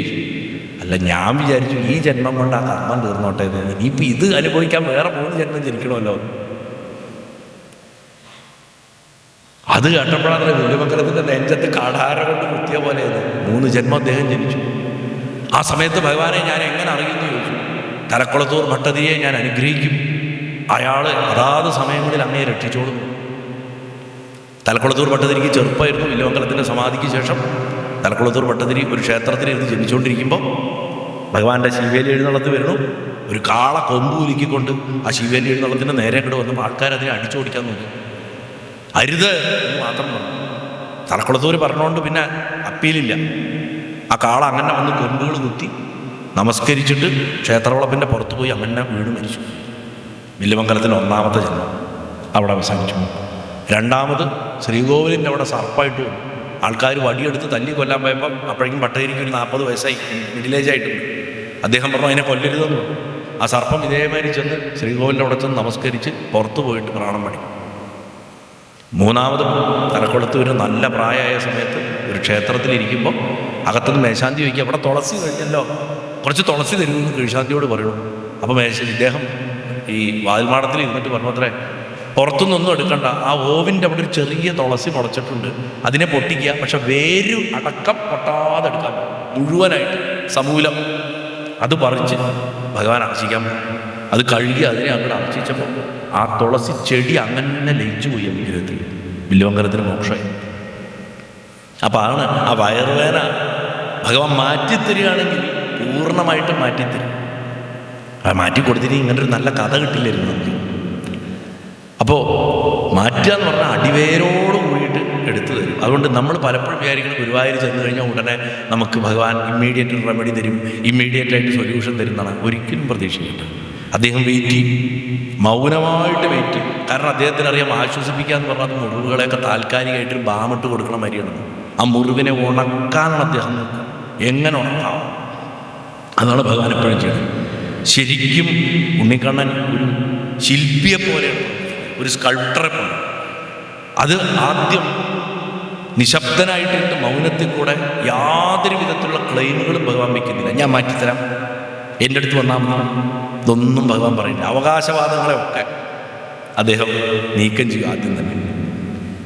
താമസിപ്പിച്ച് കുറേ കഴിയുമ്പോൾ ആദ്യം കുറച്ചൊക്കെ ദേഷ്യപ്പെടുകയൊക്കെ ഉണ്ടെങ്കിലും നമ്മൾ കുറച്ചുകൂടെ കഴിയുമ്പോൾ നമുക്ക് വേറെ ആരും ആശ്രയമില്ലാത്തതുകൊണ്ട് വീണ്ടും അവിടെ തന്നെ ചെല്ലും. ഈ നീരസം എന്നുള്ളൊരു സംഭവത്തിനെ മാറ്റി, മനസ്സ് നീരസത്തിനെ എടുത്തു മാറ്റും. അത് കഴിഞ്ഞിട്ട് പ്രത്യക്ഷമായിട്ട് നമ്മുടെ മനഃപൂർവ്വം അത് ഞാൻ നിന്നെ അവഗണിക്കുകയാണെന്ന് കാണിച്ചു തരാൻ വേണ്ടി അവഗണിക്കും. അതായത് മൂപ്പര് നമ്മളെ തോന്നിപ്പിക്കും. അത് ഗോപികമാരോട് ചെയ്യുന്നുണ്ട് പല സ്ഥലത്തും. ഭാഗവതം ശ്രദ്ധിച്ചാൽ കാണാം. എന്നെ അവൻ അവഗണിക്കുകയാണ് മനഃപൂർവ്വം എന്ന് കാണിക്കാൻ വേണ്ടി അവഗണിക്കുക. ഞാൻ നിന്നെ അവഗണിക്കുന്നു, നീ അത് അറിയണം എന്ന് പറഞ്ഞ് അവഗണിക്കുക. ഇത് ഭഗവാൻ എന്തിനാ? നമ്മുടെ മിഥ്യാപ്രതീക്ഷകളെയൊക്കെ, മിസ്പ്ലേസ്ഡ് ആയിട്ടുള്ള എക്സ്പെക്ടേഷൻസിനെയൊക്കെ അദ്ദേഹം ബ്രേക്ക് ചെയ്ത് കളയും. ശുദ്ധീകരണത്തിൻ്റെ ദേവനാണ് ഭഗവാൻ. മൂർച്ചയേറിയതാണ് അദ്ദേഹത്തിൻ്റെ വഴികൾ. നമ്മൾ കരുതുന്ന അത്ര സൗമ്യമൂർത്തിയല്ല ഗുരുവായൂരപ്പൻ. നമ്മൾ പലപ്പോഴും വിചാരിക്കും ഗുരുവായൂരപ്പൻ എന്ന് പറഞ്ഞാൽ ഗുരുവായൂരപ്പനല്ലേ, നമ്മുടെ ഗുരുവായൂരപ്പനല്ലേ. പക്ഷെ ആ ആള് എത്രമാത്രം മൂർച്ചയേറിയ ആളാണെന്നുള്ളത് അനുഭവത്തിൽ വരുമ്പോഴാണ്. കുറച്ച് കാലം മുമ്പ് മമ്മിയൂർ ക്ഷേത്രത്തിൻ്റെ അവിടെ പരിചയത്തിലുള്ള ഒരു അമ്പലത്തിൽ ഒരു ജീവനക്കാരനായിട്ടൊരു പയ്യൻ ഗോപുരത്തിൻ്റെ അവിടെ കൊടുത്തു. ഞാനും ആ ക്ഷേത്രത്തിൽ ജോലി ചെയ്യുന്ന ഒരു വ്യക്തിയും കൂടെ മമ്മിയൂർ ഭാഗത്തുനിന്ന് നടന്നു വരുമ്പോൾ ഇദ്ദേഹത്തിനെ കണ്ടതാണ്. അപ്പോൾ അദ്ദേഹം പുറത്ത് നിന്നിട്ട് തൊഴുണ്ടായിരുന്നു. അപ്പോൾ തൊഴുമ്പോൾ ചോദിച്ചു, ഈ എൻ്റെ കൂടെയുള്ള വ്യക്തി അയാളെ അറിയണേണ്, എന്തോടോ ഉള്ളിൽ കയറിയിട്ട് തൊഴാണ്, ഇവിടെ നിന്നിട്ട് ഈ എത്തി വലിഞ്ഞ് നോക്കണമെന്ന് ചോദിച്ചു. ഞാൻ നോൺ വെജ് കഴിച്ചു, അതുകൊണ്ടാണ് മമ്മിയൂരകത്ത് കയറി തൊഴില്ല. ഞങ്ങൾ കുറച്ചായിട്ട് രാത്രി ശീവേലിക്ക് ആനയൊക്കെ കൊണ്ടുവരുത്തി ഞങ്ങൾ അതിൻ്റെ നമ്മുടെ റെസീറ്റ് കൊടുക്കണ ആ കൗണ്ടറുകൾ അവിടെ നിന്ന് സംസാരിക്കുന്നുണ്ട്. ഇവരുണ്ട് അമ്പലത്തിൻ്റെ അകത്ത് കൂടെ നടന്നു. അപ്പോൾ ഇദ്ദേഹം കൈകൊട്ടി വിളിച്ചു, ഇവിടെ പറഞ്ഞ് വിളിച്ചു, നീയല്ലേ പറഞ്ഞു നോൺ വെജ് കഴിച്ചിട്ടുണ്ട്, അതുകൊണ്ടാണ് അവിടെ കയറാൻ. ഇവിടെ നിന്ന് ഇത് ഗുരുവായൂരപ്പനാണ്. അപ്പോൾ എടുത്ത വഴിക്ക് ഞാൻ പറഞ്ഞു, ആ കൊള്ളാം, അതിനെ പേടിക്കണ്ട, ഇതിനെയാണ് പേടിക്കേണ്ടത്. ഈ മഹാദേവൻ എന്ന് പറഞ്ഞ ശുദ്ധമാണ്, നേരവ പണി. ഇത് എവിടുന്ന് അടിക്കാന്ന് പറയാൻ പറ്റില്ല. ഈ ആളെയാണ് ഈ എളുപ്പപ്പണിയിൽ കാണുന്നത്. അപ്പം ഇതാണ് മനുഷ്യൻ്റെ ആറ്റിറ്റ്യൂഡ്. നമ്മൾ ഈ കേട്ടിട്ടുള്ള കുറേ കഥകളൊക്കെ വെച്ചിട്ടാണ് നമ്മളിത് കാണുന്നത്. നമ്മുടെ വിചാരം ഇങ്ങനെ ബബിൾ മാസ് വരി ഇങ്ങനെ കവിളിലൊക്കെ പിച്ചു കഴിഞ്ഞാൽ ഭയങ്കര സോഫ്റ്റൊക്കെ ഉള്ള ഇങ്ങനെ എടുത്തിട്ട് പീച്ച് കുഴയ്ക്കാൻ പറ്റണ ഒരു കുട്ടിയാണെന്നാണ് നമ്മുടെ ഈ ആൾ ആരാണ്, ഇതിൻ്റെ ആന്തരിക സ്വഭാവം എന്താണെന്ന് അറിഞ്ഞു കഴിഞ്ഞാൽ ഗുരുവായൂരപ്പൻ്റെ ഒരു കളിയും നടക്കില്ല. റൂത്ത്ലെസ് എന്ന് പറഞ്ഞാൽ റൂത്ത്ലെസ് ആണ്. അതുകൊണ്ടാണ് കൃഷ്ണനെ കൊണ്ടുള്ള ശത്രു സംഹാരക്രിയകളുണ്ട്. ഒരു മന്ത്രവാദിക്ക് ചെയ്യാൻ ധൈര്യമില്ല. കാരണം ശത്രു സംഹാരകനായി കഴിഞ്ഞാൽ ഇത്രയും വലിയൊരു കണ്ടകനെ കാണില്ല. നരസിംഹവും കാളിയും കൂടെ ഒന്നിച്ചു ചേർന്നാൽ എങ്ങനെ ഇരിക്കും? അതാണ് സ്വഭാവം കൃഷ്ണൻ്റെ. അതുകൊണ്ട് വളരെ സൂക്ഷിച്ചിട്ട് വേണം അദ്ദേഹത്തിൻ്റെ അടുത്ത് നമ്മൾ ചെല്ലാൻ. അദ്ദേഹത്തിൻ്റെ അടുത്ത് നമ്മുടെ മിഥ്യാപ്രതീക്ഷകൾ തകരാൻ തയ്യാറായിട്ട്, ഭഗവാനെ എൻ്റെ മനസ്സിലുള്ള ഈ ഞാൻ കെട്ടിയിട്ടുള്ള മനക്കോട്ടകളൊക്കെ ഇടിച്ച് പൊളിച്ച് തവിടാക്കി തന്നാലും എന്ന് പറഞ്ഞിട്ട് പോകാൻ തയ്യാറായാൽ ചേർത്ത് പിടിക്കും. ഇല്ലെങ്കിൽ ഇട്ട് ചക്കിലാട്ടണ മാതിരി ആട്ടി എണ്ണ എടുക്കും. അത് അദ്ദേഹത്തിൻ്റെ രീതി. ആ മൂർത്തിയുടെ സ്വഭാവം അങ്ങനെയാണ്. ഹൃദയം തകരാണ്ട തന്നെ എല്ലാ അസ്വസ്ഥതകളെ അനുഭവിക്കാനും അതേപോലെ തന്നെ ഒരു കയപ്പും വരാതെ സഹിക്കാനും ഭഗവാൻ നമ്മളെ പഠിപ്പിക്കും. അതാണ് കൃഷ്ണൻ എന്ന് പറഞ്ഞു കഴിഞ്ഞാൽ, ഈ പ്രത്യേകിച്ച് ഗുരുവായൂരപ്പൻ ശരിയായ ഗുരുനാഥനാവണം. അവിടെയാണ് നമ്മളെ മോൾഡ് ചെയ്തെടുക്കും. ഏത് യുദ്ധവും ജയിക്കാൻ പാകത്തിന് നമ്മളെ ഉരുക്കി പെർഫെക്റ്റാക്കി എടുത്തു തരും. നമ്മുടെ ബെറ്റർ വെർഷൻ ഉണ്ടാക്കി തരും. ഇപ്പം നമ്മളുള്ളതെന്ന് ഒരു പടി നമ്മൾ ഒരു മികച്ച വെർഷനായിരിക്കും നമ്മൾ ഗുരുവായൂരപ്പനെ യഥാർത്ഥത്തിൽ ഉപാസിച്ചു കഴിഞ്ഞാൽ. പല ഭക്തന്മാരും തിരിച്ചറിയുന്നത് തന്നെ അത് പിന്നീടാണ്. ഗുരുവായൂരപ്പൻ അവരുടെ ഒരു പ്രശ്നവും പരിഹരിച്ചു കൊടുത്തിട്ടില്ല. പക്ഷേ ആ പ്രശ്നങ്ങളെ നേരിടാനുള്ള അവരുടെ കഴിവിനെ ഭഗവാൻ വളർത്തിയിട്ടുണ്ട്. ജീവിതത്തിൻ്റെ കാഴ്ചപ്പാട് തന്നെ മാറ്റിമറിച്ചിട്ടുണ്ട് എന്ന് മനസ്സിലാവും. ആ ആന്തരിക ശക്തിയാണ് ഭഗവാൻ. അർജുനന് വേണമെങ്കിൽ ഭഗവാൻ ഒരു സുദർശന ചക്രം അയച്ചിട്ട് അപ്പുറത്ത് നിങ്ങളെ സകല അക്ഷരവും ഒരു സെക്കൻഡ് കൊണ്ട് നശിപ്പിക്കാമായിരുന്നു. ചെയ്തില്ലല്ലോ. സുദർശനം ആകെ എടുക്കുന്നത് ഒരൊറ്റ സ്ഥലത്താണ്, ആ സൂര്യമണ്ഡലം മറയ്ക്കാനാണ്, ജയദ്രഥനെ കൊല്ലാനുള്ള അരങ്ങൊരുക്കാൻ മാത്രം. ഭീഷ്മരുടെ നേരം പോലും ചക്രമൊന്നും എടുത്തിട്ടില്ല. അതൊക്കെ നമ്മൾ പിന്നീട് കലണ്ടർ വരച്ച ആൾക്കാരും കഥ പറഞ്ഞ ആൾക്കാരും മാറ്റി വന്നു. ഒരു തേർച്ചക്രം എടുത്തിട്ട് അടിച്ചു കൊല്ലാനാണ് പോയത് ഭീഷ്മരൻ. സുദർശനം അപ്പോഴും എടുത്തു. ഭഗവാൻ വല്ല ആവശ്യമുണ്ടോ 18 ദിവസത്തിന് യുദ്ധം നടത്തുന്നത്? ഇരുന്നിരിപ്പിൽ സകലതും ഭസ്മാക്കാൻ സാധിക്കുന്നതാണ്. ഭാര്യയോടൊപ്പം ചതുരംഗം കളിച്ചുകൊണ്ടിരിക്കുമ്പോഴാണ് കാശിരാജാവിൻ്റെ പുത്രൻ അയച്ച സൈന്യം അഥവാ കൃത്യ ദ്വാരക ചുട്ടരിക്കാൻ വരുന്നു. ഒരു ദുർഭൂതം പോലെ അവൾ അഗ്നിരൂപിണിയായി വന്ന് ദ്വാരയ്ക്ക് തീ വയ്ക്കാൻ വരുമ്പോൾ ഭഗവാൻ എന്താ ചെയ്യണത്? ഭഗവാൻ ഇങ്ങനെ കൃത്യം വന്നോ, ഞാൻ പോയിട്ട് യുദ്ധം ചെയ്തിട്ട് ഒന്നുമില്ല. അദ്ദേഹം ഇവിടെ ചെസ് കളിച്ചുകൊണ്ടിരിക്കുക. അതിൽ ശ്രദ്ധയോടെ ഇരിക്കും. ഈ സൈഡിൽ ടേബിളിൽ സുദർശനം വെച്ചിട്ടുണ്ട്. ഇങ്ങനെ കളിച്ചുകൊണ്ട് ഇങ്ങനെ തൊട്ടിട്ട് വീണ്ടും നീക്കി. സുദർശൻ ഒരൊറ്റ പോയി കൃത്യം കത്തിച്ച് കാശിരാജ്യം ചുട്ട് ചാമ്പലാക്കിയിട്ട് തിരിച്ചു വന്നപ്പോൾ ഇങ്ങനെ കളിച്ചുകൊണ്ടിരിക്കും. ഇങ്ങനെ വന്ന് ചാക്ക് വന്ന് കയ്യിൽ വന്ന് പിടിക്കുകയാണ്. ഇത് വരികയാണ്. ആ പിടിച്ച പിടിയിൽ കൈ മുറിയും. അതിൻ്റെ കാരണം ഇങ്ങോട്ടും ഇങ്ങോട്ടും കറങ്ങിക്കൊണ്ടിരിക്കണ 1000 പല്ലുകളാണ് സുദർശനത്തിന്. അതിൻ്റെ വരണ ഭഗവാൻ പിടിച്ച ഭഗവാന്റെ കൈ അങ്ങോട്ട് മുറിഞ്ഞു ചെറുതായിട്ട്. രക്തം വന്നു. ഭാര്യമാരൊക്കെ ഓടി ചീലേക്ക് എടുക്കാൻ. ദ്രൗപദി അവിടെ ഉണ്ടായിരുന്നു. അവൾ തൻ്റെ സ്വന്തം പട്ടുവസ്ത്രം വലിച്ചു കീറി കെട്ടിക്കൊടുത്തു. കൃഷ്ണയെ നടക്ക്, ഞാൻ എന്തെങ്കിലും ഇത് തിരിച്ചു തരുന്നു പറഞ്ഞു. വസ്ത്രം കൊടുത്തില്ലേ? ഒരു കണക്കും ബാക്കിയിട്ടില്ല ഗുരുവായൂർ. ആ സംഭവം അങ്ങനെയാണ്. അതായത് ചതുരംഗം കളിച്ചുകൊണ്ടിരിക്കുമ്പോൾ സുദർശനത്തിനെ അയച്ചിട്ട് ഒരു രാജ്യം മുഴുവൻ ഭസ്മാക്കിയിട്ട് വന്ന ആളാണ്. അവിടുന്ന് എണീച്ചു പോലും പോവാണ്ട് ഈ 18 ദിവസം ഈ ചെളിയും പൊടിയും മുഴുവൻ കൊണ്ട് ആ അർജുനന്റെ തേരിനെ ഓരോ ഭാഗത്ത് അർജുനൻ അങ്ങോട്ട് തെളിക്കേ പറയുമ്പോൾ അതുകൊണ്ട് ചാടി മറിഞ്ഞും കുലുങ്ങിയും എന്തൊരു ആ യുദ്ധഭാഗത്തൊക്കെ ഭഗവാന്റെ രാത്രിത്തെ ചര്യയൊക്കെ വായിച്ചു കഴിഞ്ഞാൽ റെസ്റ്റ് എടുത്തിട്ടേ ഇല്ല. 2 പേരാണ് മഹാഭാരതത്തിൽ ഉറങ്ങാത്തത്, ഭീഷ്മരും ഭഗവാനും. ഭീഷ്മർ 10 ദിവസം വീഴുന്നത് വരെ പിന്നെയും ഉറങ്ങുന്നില്ല. ഇവർ 2 പേരും ഉറങ്ങാത്ത ആൾക്കാർ. ഇവർക്ക് ഉറക്കമില്ല. ഉറങ്ങാൻ സമയമില്ല. നിരന്തര പ്രവൃത്തിയാണ്. അങ്ങനെ ചെയ്യുമ്പോൾ ഭഗവാൻ ചെയ്യുന്നതാണ്. നമ്മുടെ പ്രശ്നങ്ങളെ ഒന്നും ഭഗവാൻ മാറ്റിയിട്ടില്ല. പക്ഷേ ആ പ്രശ്നങ്ങളെ നേരിടാൻ, അതിൽ കൂടെ കടന്നു പോകാൻ ഉള്ള നമ്മുടെ ഡെപ്ത്, ആ ആഴത്തിനെ മാറ്റിമറിക്കണം. അതിൻ്റെ ആ സ്ട്രെങ്ത്തിനെ മാറ്റിമറിക്കണം. ഇത് ക്രൂരതയാണെന്ന് ഒരിക്കലും കരുതരുത്. ഇത് കരുണയാണ് ഭഗവാൻ. കാരണം നമ്മൾ അനുഭവിക്കേണ്ട കർമ്മമാണ് നമ്മൾ അനുഭവിക്കുന്നത്. അത് നമ്മളെ ബലത്തോടു കൂടിയിട്ട് അനുഭവിക്കാൻ പഠിപ്പിക്കുന്ന ഗുരുനാഥനാണത്. അല്ലാണ്ട് അതിന് ഒളിച്ചോടാനല്ല. നമ്മുടെ ഉത്തരവാദിത്വങ്ങളിൽ ഒളിച്ചോടാൻ ഗുരുവായൂരപ്പൻ പഠിപ്പിക്കുന്നില്ല. അതുകൊണ്ടാണ് ഭഗവാൻ ഗൃഹസ്ഥന് ഇത്ര ഇഷ്ടം. ഗാർഹസ്ഥ്യത്തിന് ഇത്ര ഉയർത്തിപ്പിടിക്കുന്നതുകൊണ്ടാണ് ഇവിടെ ഇരുന്ന് നേടുകയെന്നാണ് പറഞ്ഞത്. അതുകൊണ്ടാണ് ഭഗവാൻ നമ്മുടെ പ്രിയപ്പെട്ട ദേവനായിട്ട് മാറുന്നത്. ഗുരുവായൂരപ്പൻ്റെ പ്രത്യേകതയാണ് ഗൃഹസ്ഥൻ്റെ ദേവനാണെന്നത്. അതുകൊണ്ടാണ് ഭഗവാൻ ജീവിതത്തിൽ ഒളിച്ചോടിക്കുന്നു. നമ്മളെ ഒളിച്ചോടാൻ സമ്മതിക്കില്ല. ഭഗവാൻ ക്വിക്ക് ഫിക്സുകൾ ചെയ്തു തരില്ല. പെട്ടെന്ന് കാര്യങ്ങൾ ശരിയാക്കുന്നതിൻ്റെ ഒന്നുമില്ല. കണ്ണി തട്ടേണ്ടതിനെ മാക്സിമം പുരുകത്തി തട്ടിച്ചിട്ടെങ്കിലും കൂടി. കാരണം അത് അനുഭവിച്ചു എന്നവിടെ റെക്കോർഡ് ഉണ്ടാക്കണം പ്രകൃതിയിൽ. കാരണം നാളെ ഇത് അനുഭവിക്കാൻ വേണ്ടി ജനിക്കരുത് എന്നുള്ള കരുണയാണ്. ഭഗവാൻ ലാർജർ പെർസ്പെക്റ്റീവ് കാണുന്നു. നമ്മൾ സങ്കുചിതമായിട്ട് ഇപ്പോഴത്തെ കാര്യം മാത്രമേ ഉള്ളൂ. അതാണ് വ്യത്യാസം. നമ്മളൊരു ബാക്ടീരിയ ആയിരുന്ന കാലം തൊട്ടിട്ട് നമ്മൾ എന്താണെന്നുള്ളത് അദ്ദേഹത്തിന് അറിയാം. പല പ്രഭാഷണങ്ങളും പറഞ്ഞ 84 ലക്ഷം ഗർഭപാത്രം കിടന്നിട്ടാണ് ആദ്യം മനുഷ്യനായിട്ട് ജനിക്കുന്നത്. അത് കഴിഞ്ഞ് വീണ്ടും ഇതിലേതെങ്കിലും ഒന്നായിട്ട് ജനിക്കാം. അല്ലെങ്കിൽ ഇതിൻ്റെ മുകളിൽ ദേവനാവാം, അല്ലെങ്കിൽ ഋഷിയാവാം. ഇതൊക്കെ സംഭവിക്കാം കയ്യിലിരിപ്പ് അനുസരിച്ച്. എന്ത് സംഭവിക്കുന്ന എത്ര പുണ്യവാനാണെങ്കിലും പറയാൻ പറ്റില്ല. അപ്പം ഭഗവാൻ പറയുന്നത് ഉള്ള സമയത്ത് അനുഭവിക്കാനുള്ളതിനെ നിശബ്ദമായി സഹനത്തോടുകൂടി അനുഭവിച്ച് തീർക്കുക. അതാണ് ഈ ചക്രത്തിൽ നിന്ന് രക്ഷപ്പെടാനുള്ള മാർഗം. ഗീതയുടെ സന്ദേശം തന്നെ അതാണ്. അതുകൊണ്ടാണ് അറ്റാച്ച്മെൻ്റ് ഇല്ലാണ്ടിരിക്കാൻ ചെയ്യണ കാര്യങ്ങൾ ഞാൻ ചെയ്തു, ഞാനാണത് പണിതത്, ഞാനാണ് ഇവിടെ ഇത് ചെയ്തത് എന്നുള്ള ബോധമില്ലാതിരിക്കാൻ ഈ കർമ്മണ്യവാധികാരസ്ഥ എന്ന് പറഞ്ഞു കൊടുത്തു. അദ്ദേഹം സ്വന്തം ജീവിതത്തിൽ എന്ത് കാണിച്ചു അതവിടെ കാണിച്ചു. അങ്ങനെയുള്ള ഒരാളാണ് ശിശുവായിട്ട് നമ്മുടെ മുന്നിൽ വന്നിരുന്നത്. ആലോചിച്ച് നോക്കണം. ഈ വലുതാവുമുള്ളത് മുഴുവൻ ഈ ശിശുവിനുണ്ട്.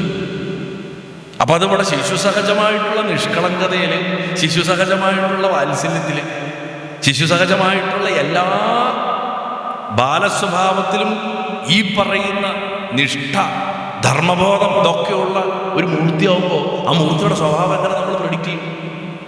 എങ്ങനെ നമുക്ക് മനസ്സിലാക്കാൻ സാധിക്കും? അതാണ് ഗുരുവായൂരപ്പൻ്റെ ഏറ്റവും വലിയ രഹസ്യം എന്ന് പറയുന്നത്. ഭഗവാനെ നമ്മൾ മനസ്സിലാക്കാൻ മനുഷ്യ സാധ്യമല്ല. ഭഗവാന്റെ ബുദ്ധിയിൽ എന്താ വർക്ക് ചെയ്യണം, ചിന്തിക്കണമെന്ന് നമുക്ക് മനസ്സിലാക്കാം. പക്ഷെ ഒരു കാര്യം ഉറപ്പിക്കാം, വട്ടവർ ഡസ് ഫോർ അവർ വെൽഫെയർ. നമ്മുടെ നന്മയ്ക്ക് വേണ്ടിയിട്ട് മാത്രമാണ് അദ്ദേഹം ചെയ്യുന്നത്. ആ നന്മ നമ്മളിപ്പോൾ കാണുന്ന നന്മയോ ബെനിഫിറ്റോ അല്ല. അദ്ദേഹം എപ്പോഴും ലാർജർ ബെനിഫിറ്റുകളാണ്. ഒരു പുതിയ ലോകക്രമം ഉണ്ടാക്കാൻ വേണ്ടിയിട്ട് അദ്ദേഹം ആദ്യം രാജസൂയ നടത്തിച്ചത്. ഒരു പുതിയ ലോകക്രമം ഉണ്ടാക്കിയത് ഒരുത്തൻ്റെ കയ്യിലിരിക്കൊണ്ട് യുധിഷ്ഠിരൻ്റെ ഒരൊറ്റ അബദ്ധം കൊണ്ട് തകർന്ന് അടിയണത് കണ്ട് സങ്കടപ്പെട്ടിട്ടാണ് അദ്ദേഹം യുദ്ധത്തിലേക്ക് പോകണം. കാരണം അല്ലാതെ മാർഗമില്ല. ധർമ്മത്തിൻ്റെ മണ്ഡലം മുഴുവൻ നശിച്ചിരുന്നു എന്ന് ഭാരതത്തിൽ. അതുകൊണ്ട് ഭഗവാൻ അത് അടിവേരിളക്കി തന്നെ അതിനെ നേരാക്കണമായിരുന്നു. ഞാൻ പലപ്പോഴും തമാശയ്ക്ക് പറയാറുണ്ട്, ശ്രീരാമസ്വാമി ധർമ്മത്തിൻ്റെ ഉദ്യാനത്തിലുള്ള കളകളൊക്കെ വെട്ടിക്കളഞ്ഞ് കുറച്ച് പുതിയ ചെടികളൊക്കെ വെച്ച് ഉള്ളത് നന്നായിട്ട് മെയിൻറ്റെയിൻ ചെയ്തിട്ട് കടന്നുപോയി. കൃഷ്ണൻ്റെ കാലമായപ്പോഴേക്ക് അവിടെ കാട് പിടിച്ചിട്ട് അതൊരു ഉദ്യാനം ഉണ്ടായിരുന്നു എന്ന് പോലും അറിയാത്ത അവസ്ഥയായി ധർമ്മത്തിൻ്റെ ഉദ്യാനത്തിന്. അതുകൊണ്ട് ഭഗവാൻ ഒരു JCB കൊണ്ടുവന്ന് മൊത്തം കുത്തിയിളക്കി അതൊക്കെ കളഞ്ഞിട്ട് പുതിയ മണ്ണ് നിറച്ച് പുതിയ ചെടികൾ നട്ട് പുതിയൊരു ലോകക്രമം ഉണ്ടാക്കി. ബുദ്ധൻ്റെ കാലം വരെ നിലനിൽക്കുകയും ചെയ്തു, ബുദ്ധൻ്റെ കാലത്തോട് കൂടിയിട്ട് നശിക്കുകയും ചെയ്തു. എന്ന് അർത്ഥമില്ലാത്ത, യാഥാർത്ഥ്യമറിയാത്ത അഹിംസ എന്ന് ഭാരതം പറയാൻ തുടങ്ങിയോ അന്ന് അലക്സാണ്ടർ തുടങ്ങി സകലരും ഇങ്ങോട്ട് കടക്കാൻ തുടങ്ങി. പിന്നെ ഇന്ന് വരെ നമ്മൾ അടിമാറും. ഇന്ന് കൃഷ്ണനെ വിറ്റ് നടക്കുന്നവരാരും കൃഷ്ണൻ്റെ ആൾക്കാരല്ല, അവർ കൃഷ്ണൻ്റെ ശത്രുക്കളാണ്. കൃഷ്ണൻ പറഞ്ഞതൊന്നുമല്ല ഇന്ന് കൃഷ്ണൻ്റെ പേരിൽ നടക്കുന്നത്. വ്യാസപീഠത്തിൽ ഇരുന്നിട്ടാണ് പറഞ്ഞത്, വിഷമത്തോടെ പറഞ്ഞത്. അതുകൊണ്ട് ഭഗവാന്റെ ക്രൂരതയാണ് നമ്മുടെ പ്രശ്നങ്ങൾ മാറ്റിത്തരാത്തതെന്ന് ഒരിക്കലും ചിന്തിക്കരുത്. പക്ഷേ വിപ്ലവകരമായിട്ടുള്ള കരുണയാണ്. അത് നമുക്ക് മനസ്സിലാവുന്നത് കാലം ചെല്ലുമ്പോഴാണ് അതിൻ്റെ മാധുര്യം നമുക്ക് മനസ്സിലാവുന്നത്. ഗുരുവായൂരിലിരിക്കുന്ന ആ ഉണ്ണിക്കണ്ണന് കരുതൽ ആവശ്യമാണ്. അദ്ദേഹത്തിനെ നമ്മൾ കെയർ ചെയ്യണം. എങ്ങനെ കെയർ ചെയ്യണം? അദ്ദേഹത്തിന് ഭക്ഷണം കൊടുക്കണം, അദ്ദേഹത്തിനെ സംരക്ഷിക്കണം, അദ്ദേഹത്തിനെ പരിചരിക്കണം. ഇതൊന്നും വെറുതെ സിംബോളിക്കല്ല. അദ്ദേഹം മനഃപൂർവ്വം നമ്മളൊക്കെ ആശ്രയിക്കുന്ന ശക്തിയാണ് അദ്ദേഹം. പക്ഷെ അദ്ദേഹം നമ്മളെ ആശ്രയിക്കുന്ന നാടകാടുകയാണ്. അതിനാണ് നമ്മളെ കൊണ്ട് വെള്ളം കൊടുപ്പിക്കുന്നതും വസ്ത്രം കൊടുപ്പിക്കുന്നതും ഒക്കത്തെടുപ്പിക്കുന്നതും ഒക്കെ. ഞാൻ അമ്മയെ ആശ്രയിച്ച് നിൽക്കുന്നത്. നേരെ റോള് റിവേഴ്സ് ചെയ്യും. നമ്മൾ ഈശ്വരനെ ആശ്രയിച്ച് നിൽക്കണമെന്നാണ് നമ്മുടെ വിചാരം. പക്ഷെ ഈശ്വരൻ നമ്മളെ ആശ്രയിച്ച് നിൽക്കുന്ന തലത്തിലേക്ക് കൊണ്ടുവരുമ്പോൾ എന്ത് സംഭവിക്കും? എന്നെ ഡിപ്പെൻഡ് ചെയ്തിട്ട് ഭഗവാൻ നിൽക്കണോ എന്ന് വരുമ്പോൾ ഭഗവാനോടുള്ള നമ്മുടെ ചേർച്ച കൂടും. നമുക്കൊരു നോക്കിയിട്ട് ഒരു കൊച്ചു കുട്ടിയാകുമ്പോൾ ഒരു ബൊമ്മ കിട്ടിക്കഴിഞ്ഞാൽ നമ്മളതിൻ്റെ അമ്മയായിട്ട് അച്ഛനായിട്ടൊക്കെ ചിലപ്പോൾ കളിക്കും. അല്ലെങ്കിൽ ഒരു അനിയൻ ജനിച്ചു കഴിഞ്ഞാൽ അനിയത്തി ജനിച്ചു കഴിഞ്ഞാൽ അതിൻ്റെ അമ്മയാണ് താൻ്റെ ഒരു റെസ്പോൺസിബിലിറ്റി കിട്ടുമ്പോൾ മനുഷ്യൻ്റെ ഉള്ളിൽ വേറൊരു ഭാവമാണ്. കുറച്ചുകൂടെ കാര്യത്തിനെ ഗൗരവമായിട്ട് കാണുന്ന തരത്തിലേക്കൊരു ഭാവം വരും. ആ ഭാവമാണ് ഭഗവാൻ ആവശ്യം. അതിനു വേണ്ടി ഭഗവാൻ ബാലനാവുന്നത്. അങ്ങനെ വരുമ്പോൾ മോക്ഷത്തിലേക്കുള്ള വഴി വളരെ പെട്ടെന്ന്. അതുകൊണ്ട് ലോകത്തിനെ ഉപേക്ഷിച്ചിട്ട് കാട്ടിൽ പോയിട്ടല്ല മോക്ഷം കിട്ടേണ്ടത് എന്ന് ഗുരുവായൂരപ്പൻ ബാലനായിട്ട് എനിക്ക് കാണിച്ചു തരുന്നു. ഭഗവാൻ ആകെ പറയണ എന്നെ ഒക്കത്തെടുക്കുക, എന്നെ ഒക്കത്തെടുക്കുക, അത് മാത്രം ചെയ്താൽ മതി എന്നാണ് പറഞ്ഞത്. എങ്ങനെ ഒക്കത്തെടുക്കുക? എന്നിട്ട് അടുക്കളയിൽ ജോലി ചെയ്യും, ഓഫീസിൽ പോയി ജോലി ചെയ്യും, എന്നെ മടിയിലിരുത്തിയിട്ട് ആശുപത്രിയുടെ വരാന്തകളിൽ എന്നെ കൂട്ടിനിരുത്ത്, അതേമാതിരി വാർദ്ധക്യത്തിൻ്റെ തളർച്ചകളിൽ എന്നെ ഒന്നുപടിയാക്കുക, ഉത്തരവാദിത്തങ്ങളുടെ ഭാരങ്ങളിൽ ആ ചുമട് കുറച്ച് എൻ്റെ തോളിലേക്ക് വെച്ചതാ. കുട്ടികൾ കണ്ടില്ലേ സഹായിക്കാൻ പറഞ്ഞാൽ അവരവർക്ക് ആവുന്ന എടുത്തുകൊണ്ട് പോയില്ലേ? അതുവരെ പ്രപഞ്ചം മുഴുവൻ താങ്ങാൻ പറ്റുന്ന ആ ബ്രഹ്മാണ്ഡ സ്വരൂപൻ ഒരു ശിശുവിൻ്റെ ഭാവത്തിൽ നിന്നിട്ട് നമ്മുടെ ഭാരങ്ങൾ താങ്ങണത് നമുക്ക് കാണാൻ സാധിക്കും. നമ്മുടെ ആയിട്ട് മാറുക, അതിനു വേണ്ടിയിട്ടാണ് ശിശുവായിട്ട് മാറുന്നത്. അതുകൊണ്ട് ലൗകികമായിട്ടുള്ള കടമകളൊക്കെ നിർവഹിച്ചു കൊണ്ട് തന്നെ ഭഗവാനെ ലാളിക്കുക എന്ന് പറഞ്ഞാൽ അത് ഭഗവാനെ സേവിക്കുന്ന ആ സേവനം തന്നെയാണ് സാധന. നമ്മുടെ നിത്യജീവിതം തന്നെ സാധനയായിട്ട് മാറും. രാവിലെ എണീക്കുന്നു, ചായ ഉണ്ടാക്കുന്നു, ഭക്ഷണം ഉണ്ടാക്കുന്നു, ഓഫീസിൽ പോകുന്നു, വരുന്നു. ഇത് തന്നെ സാധനയായി കഴിഞ്ഞാൽ എത്ര മനോഹര. ഇത് മുഴുവൻ ഭഗവാന് വേണ്ടിയിട്ടാണ് ചെയ്യണം. പോണ സ്ഥലത്തൊക്കെ ഭഗവാനെ കൊണ്ടു കിടക്കുക. ഒരു സോഫ്റ്റ്വെയർ പ്രോഗ്രാം ചെയ്യുമ്പോഴും ഭഗവാൻ മടിയിലുണ്ട്, കാർ ഓടിക്കുമ്പോഴും അപ്പുറത്ത് അടുത്തിരിക്കുന്നുണ്ട്. അതിന് നിങ്ങൾ ബൊമ്മയൊന്നും കൊണ്ടുവയ്ക്കണ്ട, സാന്നിധ്യമായിട്ട് സങ്കല്പിച്ചാൽ മതി. ആ സാന്നിധ്യം അറിയാൻ തുടങ്ങും.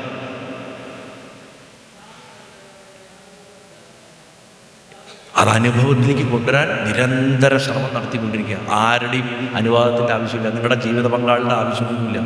അമ്പലത്തിൽ പോകാൻ സമ്മതിക്കില്ല ചില ജീവിത പങ്കാളികൾ, തീർത്ഥാടനത്തിൽ പോകാൻ സമ്മതിക്കില്ല, ജപിക്കാൻ സമ്മതിക്കില്ല, വിളക്ക് കൊടുത്താൽ സമ്മതിക്കില്ല. അതൊന്നും ആന്തരികമായിട്ട് ഉപാസന നടത്താൻ തടസ്സമല്ലല്ലോ. നിങ്ങളുടെ അകത്ത് ശ്രീകോവിൽ കെട്ടി അല്ലെങ്കിൽ നിങ്ങളുടെ ഹൃദയത്തിലൊരു തൊട്ടിൽ കെട്ടിയിട്ട് അവിടെ ഉണ്ണിയെ കിടത്താൻ ആരുടെ അനുവാദം ചോദിക്കുന്നത്? ആരുടെ അനുവാദം ചോദിക്കുന്നത്? ആരുടെ അനുവാദത്തിൻ്റെ ആവശ്യമില്ല. അതുകൊണ്ട് ആ ഭാവത്തിൽ നമ്മുടെ മനസ്സിനെ ഉറപ്പിച്ച് നിർത്താനുള്ള ഭാവത്തിൽ കൊണ്ടുപോവുക. വാത്സല്യഭക്തി പ്രാക്ടീസ് ചെയ്യുമ്പോൾ ശ്രദ്ധിക്കേണ്ട ഒരു പ്രധാന കാര്യമുണ്ട്. ഇത് ഞാൻ പണ്ടും പറഞ്ഞിട്ടുണ്ട്, ഗുരുവായൂരപ്പൻ്റെ അടുത്ത് പ്രത്യേകിച്ച്. ഉണ്ണിയായിട്ട് കാണുമ്പോൾ കുഞ്ഞിനോട് ആജ്ഞാപിക്കുന്ന പോലെ തന്നെ പറയണം. ഒരിക്കലും കുറേ ലാളിക്കുകയും അതിനുശേഷം പോയിട്ട് ഒന്ന് നടത്തി തരുമോ എന്ന് ചോദിച്ചു കഴിഞ്ഞാൽ കുട്ടിയുടെ വാശിയുടെ സ്വഭാവം കാണിക്കും, ഡിമാൻഡ് ഇടും, ചെയ്യരുത്. കുട്ടിയെ കുട്ടിയായിട്ട് തന്നെ കാണും. പക്ഷെ എന്നും രാത്രി കിടന്നുറങ്ങാൻ പോകുന്നതിന് മുമ്പ് ഒരു ക്ഷമാപണം നടത്തണം. അത് കമ്പൽസറി ഡിസ്ക്ലെയിമറാണ്. വിരാട് സ്വരൂപനായിട്ടുള്ള ഭഗവാനെ ഞാൻ നിന്നെ ശിശുവായിട്ട് കാണുന്നത് കൊണ്ട് എന്തെങ്കിലും അപരാധം സംഭവിക്കണമെങ്കിൽ പുറത്തോളേന്ന് ദിവസവും കിടന്നുറങ്ങാൻ പോകുന്നതിന് മുമ്പ് ഒരു പ്രാവശ്യം പറഞ്ഞേക്കണം. കാരണം അത് പരബ്രഹ്മമാണ്. അതിനെ പകൽ മുഴുവൻ നിങ്ങൾക്ക് ചീത്ത പറയാം, പിച്ചാൻ, നുള്ളാം, പരാതി പറയാം, എന്ത് വേണമെങ്കിലും ചെയ്യാം, അടിക്ക് വരെ ചെയ്യാം. പക്ഷെ രാത്രി ആ കിടന്നുറങ്ങാൻ പോകുന്നതിന് മുമ്പ് ഭഗവാനെ ഞാൻ നിന്നെ ശിശുവായിട്ട് കാണുന്നത് കൊണ്ട് എൻ്റെ ഭാഗത്തുനിന്ന് എന്തെങ്കിലും ഒരു അപരാധം സംഭവിക്കുന്നുണ്ടെങ്കിൽ അത് പുറത്തോളേന്ന് പറയാനുള്ള ഒരു ഡെയിലി പ്രാക്ടീസ് ചെയ്തായിരുന്നു. ഇത് നിരന്തരം ചെയ്തു. എന്ത് കോട്ട് സൂട്ടുവിട്ട് നടന്നാലും, എന്ത് ഡ്രൈവ് ചെയ്താൽ, എന്ത് ലൈഫ് സ്റ്റൈൽ ഉണ്ടെന്നുണ്ടെങ്കിലും ഈ ഉണ്ണി നമ്മുടെ കൂടെ ഉണ്ട് എന്നുള്ള ബോധ്യം അനുഭവമായിട്ട് നമുക്ക് വരും. അവിടെ നമുക്ക് ജീവിതത്തിലെ സ്റ്റാറ്റസ് കോ ഒന്നൊരു വിഷയമല്ല. എല്ലാവരുടെയും നമുക്കൊക്കെ എല്ലാവർക്കും ഇപ്പോൾ കോൺസ്റ്റിറ്റ്യൂഷൻ പറയും ഫണ്ടമെൻ്റൽ റൈറ്റ്സ്. പ്രകൃതി ഒരൊറ്റ ഫണ്ടമെൻ്റൽ റൈറ്റാണ് നമുക്ക് തന്നിട്ടുള്ളത്. ഈശ്വര സാക്ഷാത്കാരത്തിനുള്ള റൈറ്റ് നമുക്ക് എല്ലാവർക്കും തുല്യമാണ്. ഒരാൾ വേറൊരാളെക്കാട്ടിലും മുകളിലോ താഴെയോ ഒന്നുമല്ല. ലോകത്തിൽ എല്ലാവരും ദിവ്യസ്വരൂപികളും. ഇത് നമുക്ക് പറഞ്ഞു തന്ന ഗുരുനാഥനും ഭഗവാൻ തന്നെയാണ്. അവനവനെ കൊണ്ട് അവനവനെ ഉയർത്ത് ഉദ്ധരേതാത്മനാത്മാനം എന്ന് പഠിപ്പിച്ചു തരും. ചെയ്യുന്നതൊക്കെ നീ നിമിത്തം മാത്രമാണ്, നിമിത്തം മാത്രം ഭവസവ്യസാചിൻ എന്ന് പറഞ്ഞു കൊടുത്തതും ഭഗവാൻ തന്നെയാണ്. എത്ര വലിയ കഴിവുള്ളവനാണെങ്കിലും അവൻ നിമിത്തം മാത്രമാണ്. അതുകൊണ്ടാണ് നിമിത്തമാത്രം ഭവ അർജുന, നിമിത്തമാത്രം ഭവ പാർത്ഥ എന്നൊന്നും പറയാതെ നിമിത്തമാത്രം ഭവ സവ്യസാചി എന്ന് പറഞ്ഞാൽ, സവ്യസാചി അർജുനൻ്റെ വേറൊരു പേരാ. സവ്യസാചി എന്ന് പറഞ്ഞാൽ എന്താ അർത്ഥം? രണ്ട് കൈ കൊണ്ടും ഒരേ സമയം വസ്ത്രങ്ങൾ അയക്കാൻ പറ്റും, അത്രയും കഴിവാണ്. അങ്ങനെയുള്ളവൻ പോലും വെറും നിമിത്തമാണെന്ന്. നീ ചെയ്യുന്നത് ഞാനാണ് ചെയ്യുന്നത്. അതുകൊണ്ടാണ് വാക്കവിടെ വ്യാസമഹർഷി ഉപയോഗിച്ചിരുന്നത്. ഇത് പഠിപ്പിച്ച് തരുകയാണ് ഭഗവാൻ ചെയ്യുന്നത്. അപ്പോൾ ലൗകികമായിട്ടുള്ള കടമകൾ നിർവഹിച്ചുകൊണ്ട് ഭഗവാനെ സേവിക്കുന്നത് തന്നെ സാധനയായിട്ട് മാറുകയാണ്. ഈ ഉണ്ണി ഒക്കത്തെടുത്തുകൊണ്ട് നടന്നുകൊണ്ട്, ഒരു കുഞ്ഞിനെ എങ്ങനെയാണോ അമ്മ ഒക്കത്തെടുത്ത് നടന്നുകൊണ്ട് വീട്ടുപണികൾ ചെയ്യുന്നത്, അതുമാതിരി ജീവിതത്തിൻ്റെ എല്ലാ ക്രമങ്ങളും ചെയ്തു പോയിക്കൊണ്ടിരുന്നാൽ അതവിടെ സാധനയായിട്ട് മാറും. എത്ര സിമ്പിളായിട്ടുള്ളൊരു സാധനയെ ഭഗവാൻ തരണം അല്ലേ? നിങ്ങളുടെ അടുത്ത് ഇരുന്നിട്ട് സമയം കണ്ടെത്തി സഹസ്രനാമം ചെല്ലാനോ ഇത്ര മാല ജപിക്കാനോ ഒന്നും പറയുന്നില്ല. സദാ ഉണ്ണി ഒക്കത്തെടുത്തുകൊണ്ട് നടന്ന ഒരാൾക്ക് ജീവിതത്തിൽ ഒന്ന് ശ്വാസം വിടാൻ പോലും നേരമില്ലെങ്കിലും ഈ ഉണ്ണി കൂടെ ഉണ്ടാവും. കുറൂരമ്മ അങ്ങനെയാണ് നടത്തിയിരുന്നത്. ഒറ്റയ്ക്കൊരു വീട്ടിലെ ഒരു വലിയ ഇല്ലത്തിൻ്റെ ഇല്ലപ്പറമ്പിലെ തേങ്ങയിടല് തുടങ്ങി സകല പണി ആൾക്കാരെ വിളിച്ചിട്ടാണെങ്കിലും എല്ലാം ചെയ്യുന്നത് ഒരു സ്ത്രീ. അതും വാർദ്ധക്യത്തിലേക്ക് വരുമ്പോൾ അവർക്ക് സഹായികൾ ആവശ്യമാണ്. നാച്ചുറലി ഭഗവാന്റെ നിത്യമായിട്ടുള്ള സാന്നിധ്യം അവരുടെ കൂടെ ഉണ്ടാവാൻ തുടങ്ങി. അത് മൂർത്തമായി ഒരു ശിശുവിൻ്റെ രൂപത്തിൽ തന്നെ മൂർത്തമായി. രസം തച്ചാൽ ഈ കുഞ്ഞ് വളരും. ജനം നമ്മൾ വിചാരിക്കും ഈ കുട്ടിക്ക് 2 വയസ്സേ ഉള്ളൂ. അല്ല, ചില സമയത്ത് ഒരു ടീനേജിലെത്തിയിട്ട് അച്ഛനെയും അമ്മയൊക്കെ സഹായിക്കണ പ്രായത്തിയിട്ട് ഒരു മകൻ്റെ കടയിൽ പോയിട്ട് സാധനം മേടിച്ചിട്ട് എന്നൊക്കെ പറഞ്ഞ് ആ ഒരു റെസ്പോൺസിബിളായിട്ട് നിൽക്കുന്ന ഭാവത്തിലേക്ക് ഭഗവാൻ ചില സമയത്ത് പൊടുന്നൊരു ട്രാൻസിഷൻ നടത്തുന്നത് കാണാൻ പറ്റും. ആ മീശ പൊടിച്ച് വരുന്ന പ്രായത്തിലൊരു മകൻ എന്തൊരു സന്തോഷമായിരിക്കും അങ്ങനെ കാണുമ്പോൾ. അതേ ആളാണ് ഈ 2 വയസ്സ് പ്രായമുള്ള അല്ലെങ്കിൽ 1.5 വയസ്സ് അച്ഛ എന്നൊക്കെ പറഞ്ഞ് ചില ശബ്ദങ്ങൾ മാത്രം ഉണ്ടാക്കണ ആ അവസ്ഥയിലേക്ക് മാറണം. ഇതിൻ്റെ ഒരു റബ്ബർ ബാൻഡ് വരും. ഇതിങ്ങനെ ട്രാൻസിഷൻ കണ്ടുകൊണ്ടിരിക്കും. ജീവിതത്തിൽ ഓരോ അവസ്ഥയിലും ഭഗവാനെ അറിയാൻ തുടങ്ങും. അതുകൊണ്ട് അസാധാരണമായിട്ടുള്ള ആത്മീയമായിട്ടുള്ള വലിയ വലിയ അഡ്വഞ്ചറസ് പരിപാടികൾ, കുറേ ഭയങ്കര തീർത്ഥാടനങ്ങൾ, ഇതൊന്നുമല്ല ഗുരുവായൂരപ്പൻ പ്രോത്സാഹിപ്പിക്കുന്നത്. മറിച്ച് സാധാരണ ജീവിതത്തിൽ അന്നന്നത്തുള്ള ഡെയിലി ലൈഫിലെ ഇളക്കം തട്ടാത്ത സ്നേഹം മാത്രമാണ് പൊന്നു ഗുരുവായൂരപ്പൻ നമ്മുടെ ആഗ്രഹിക്കുന്നത്. വേറെ ഒന്നും വേണ്ട. കിട്ടുന്നുണ്ടോ ഞാൻ പറയണത്? ഇത് കിട്ടുന്നുണ്ടെന്നുണ്ടെങ്കിൽ ഈ പ്രഭാഷണം സാർത്ഥകമാണ്. ഇത് കിട്ടണം. എന്ത് ബാക്കിയുള്ള അഭ്യാസങ്ങൾ കൊണ്ടും യാതൊരു കാര്യമില്ല. ഡെയിലി ലൈഫിൽ ഇളക്കം തട്ടാത്ത സ്നേഹം ഭഗവാൻ അങ്ങോട്ട് കൊടുക്കാൻ നമുക്ക് സാധിച്ചാൽ അതാണ് ഭഗവാന്റെ ഏറ്റവും വലിയ സന്തോഷം. അതുകൊണ്ട് ഈശ്വരീയമായിട്ടുള്ള ബാല്യത്തിൻ്റെ ആ കുട്ടിയായിട്ടിരിക്കുന്ന അവസ്ഥയുടെ അവസാനത്തെയും ഏറ്റവും സൂക്ഷ്മവുമായിട്ടുള്ളൊരു പാഠം എന്ന് പറയുന്നത് ആനന്ദം, സന്തോഷം, സന്തോഷം, സന്തോഷം. പൊട്ടിച്ചിരികളാണ്. ജനിച്ചുടനെ കാരാഗൃഹത്തിൽ പൊട്ടിച്ചിരിച്ചിട്ടാണ് അത്ര. കുഞ്ഞുങ്ങളൊക്കെ കരയ പറയും, ഭഗവാൻ ചിരിക്കുക അത്രയും ചെയ്തു, കുടുകുടുന്ന് ചിരിച്ചു. ദേവകി പോലും അത്ഭുതപ്പെട്ടു, ഇങ്ങനൊരു കുട്ടിയോ, ചിരിച്ചുകൊണ്ട് ജനിച്ചവരാണ്. ലോകത്തിൻ്റെ സകല ദുഷ്ടുകളിൽ അങ്ങനെ വന്നിട്ടുള്ളതാണ് ഗുരുവായൂർ. ഇത് ആവേശമായിട്ടോ അല്ലെങ്കിൽ എന്താ പറയുക ഭഗവാന്റെ ഉള്ളിലുള്ള എന്തോ ഒരു പ്രത്യേക അവസ്ഥ കൊണ്ടോ ഒന്നുമല്ല. ഭഗവാൻ എല്ലാം അനായാസം. മനസ്സിൽ കെട്ടുപാടില്ലാത്ത ഒരാൾക്ക് എന്തും അനായാസമാണ്. Is of doing. ഞാൻ നേരത്തെ പറഞ്ഞു, ജീവിതം ഈസിയാവും. എങ്ങനെ ചെയ്യണതൊക്കെ ആഗ്രഹിക്കണവർക്ക് അതല്ല, എന്ത് ചെയ്യുന്നതും ഒരു കെട്ടുപാടില്ലാണ്ട്, ഫ്രിക്ഷൻ ഇല്ലാണ്ട്, ഒരവില്ലാണ്ട് സ്മൂത്തായിട്ട് നമുക്ക് ചെയ്യാൻ പറ്റുക. അതാണ് ലീല. അതുകൊണ്ട് ആ ഈസ്നെസ്, അനായാസത, ആ അനായാസതയുടെ അവസ്ഥയാണ് ആനന്ദം. അങ്ങനെയുള്ള ഒരാൾ ചിരിക്കും, എപ്പോഴും ചിരിക്കും. ഒരു മരണത്തിലും ചിരിക്കും, സന്തോഷത്തിലും ചിരിക്കും, രോഷത്തിലും ചിരിക്കും, എപ്പോഴും ആനന്ദാവസ്ഥയായിരിക്കും.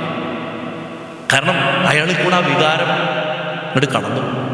കടലിൽ എത്രയോ തിരകൾ വരുന്നു, ഉയർന്ന തിരകൾ വരുന്നു, താഴ്ന്ന തിരകൾ വരുന്നു, നീണ്ട തിരകൾ വരുന്നു, വീതി കൂടിയ തിരകൾ വരുന്നു, അല്ലേ? പക്ഷെ കടലിന് വല്ല മാറ്റമില്ല. ഇതേമാതിരി വികാരങ്ങൾ പലതും വന്നു പോയിക്കൊണ്ടിരിക്കും, കടലിനൊരു മാറ്റമില്ല. അതുപോലെ ഭഗവാൻ മാത്രമല്ല, ഭഗവാന്റെ ഒപ്പം നടക്കണം നമ്മളെയും അങ്ങനെ തന്നെ ആക്കി തരും. ഇതാണ് ഭഗവാൻ തരുന്ന ഏറ്റവും വലിയ അനുഗ്രഹം. അതുകൊണ്ട് പക്വതയുടെ അളവുപോലായിട്ട് മാറും സന്തോഷം. മെച്യൂരിറ്റിയുടെ ബെഞ്ച് മാർക്കാവും നമ്മുടെ സന്തോഷം. നമ്മുടെ ഉള്ളിൽ എത്ര സന്തോഷമുണ്ടോ അത് നമ്മുടെ പക്വതയിൽ. ഏത് ഭീകര സാഹചര്യത്തിലും ആ സന്തോഷം നിലനിൽക്കും, ആ പക്വതയുണ്ട്, അതിനെ ഹാൻഡിൽ ചെയ്യണം. ഇത് കൃഷ്ണൻ്റെ ഉപാസനയിൽ, പ്രത്യേകിച്ച് ബാലഭാവത്തിൽ നമുക്ക് കിട്ടുന്ന ഏറ്റവും വലിയ ഭാഗ്യമാണ്. ബലപേശലുകൾ നിർത്തി വിശദീകരണങ്ങളൊന്നും ചോദിക്കാണ്ട് ജീവിതത്തിൽ നിന്ന് ഒളിച്ചോടാത്ത ഒരു ഹൃദയം ആർക്കുണ്ടോ ആ വ്യക്തി പിന്നെ ജീവിതത്തിനെ ഭാരമായിട്ട് കാണില്ല. വിലപേശൽ നിൽക്കുക. അതേമാതിരി തന്നെ എന്തിനേതിനും എന്തുകൊണ്ടാണ് എനിക്ക് മാത്രം ഇങ്ങനെ സംഭവിച്ചത്, എന്തുകൊണ്ടാണ് ഇങ്ങനെ ഉണ്ടാവണം, മറ്റേ ആൾക്ക് എന്താ ഈ സൗഭാഗ്യം ഉണ്ടായത്, എനിക്ക് എന്തുകൊണ്ട് ഈ ദുരിതമുണ്ടായി, ഇങ്ങനെ എന്നും വിശദീകരണം ചോദിച്ചുകൊണ്ടിരിക്കുകയാണ്. ഇതെല്ലാം നിർത്തി അവനവൻ്റെ ജീവിതത്തിൽ ചെയ്യേണ്ട കർത്തവ്യങ്ങൾ ഭംഗിയായിട്ട് ചെയ്യുമ്പോൾ ആ ഹൃദയം സ്വാഭാവികമായിട്ടും ഭാരമില്ലാത്തതായിട്ട് മാറുന്നു. മെല്ലെ മെല്ലെ മെല്ലെ ഉണ്ണിയാകണ സന്തോഷം. നമ്മൾ അഷ്ടമിരോടിക്ക് കാല് മാവണിഞ്ഞിട്ട് ഇങ്ങനെ വെക്കില്ലേ, ഇങ്ങനെ പടി ഇങ്ങനെ ചവിട്ടി വരുന്നതായിട്ട് നമ്മുടെ വീട്ടിനുള്ളിലേക്ക് കയറി വരുന്നതായിട്ട് ചെയ്യാറില്ലേ, ഇങ്ങനെ അണിഞ്ഞു വെക്കും മാവുണ്ട്. അതുപോലെ ഭഗവാൻ അടിവെച്ച് നമ്മുടെ ഹൃദയത്തിൻ്റെ അകത്തേക്ക് കടന്നു വരുന്നത് നമുക്ക് അനുഭവം. ആ അനുഭവം എങ്ങനെ വരിക? നിർബന്ധിക്കാണ്ട് ചിരിക്കുക, ഒരു പുഞ്ചിരിയായിട്ട്, ആരും നിർബന്ധിക്കാണ്ട് തന്നെ ഹൃദയത്തിൻ്റെ ഉള്ളിൽ നിന്ന് നമുക്ക് എന്തിനോടെങ്കിലും നോക്കി ചിരിക്കാൻ സാധിക്കുമ്പോൾ ഗുരുവായൂരപ്പൻ മനസ്സിൽ ഉണർന്നു എന്ന് മനസ്സിലാക്കുക. നിഷ്കളങ്കമായിട്ട് ചിരിക്കാൻ സാധിക്കുക, കുറ്റബോധമില്ലാത്ത ചിരിയായിട്ട്. അതേമാതിരി തന്നെ എന്ത് അനിശ്ചിതത്വം വന്നാലും ജീവിതത്തിനോടുള്ള നമ്മുടെ സോഫ്റ്റ്നെസ് പോകാണ്ട് അതിൻ്റെ ബ്യൂട്ടി മനസ്സിലാക്കിക്കൊണ്ട് തന്നെ ഇരിക്കാൻ സാധിക്കുക. അപ്പോൾ ഉറപ്പിക്കാൻ ഉണ്ണി നമ്മുടെ മനസ്സിൽ ഉണർന്നു കഴിഞ്ഞു. അല്ലാണ്ട് ഗുരുവായൂരപ്പം നമ്മൾ കരുതുന്ന പോലെ കുറേ വെള്ളം നിന്നുകൊണ്ട് നീലക്കളറിൽ ഒരു വീലി വെച്ചിട്ട് ഒരു രൂപത്തിൽ വന്നിരിക്കുന്നല്ല.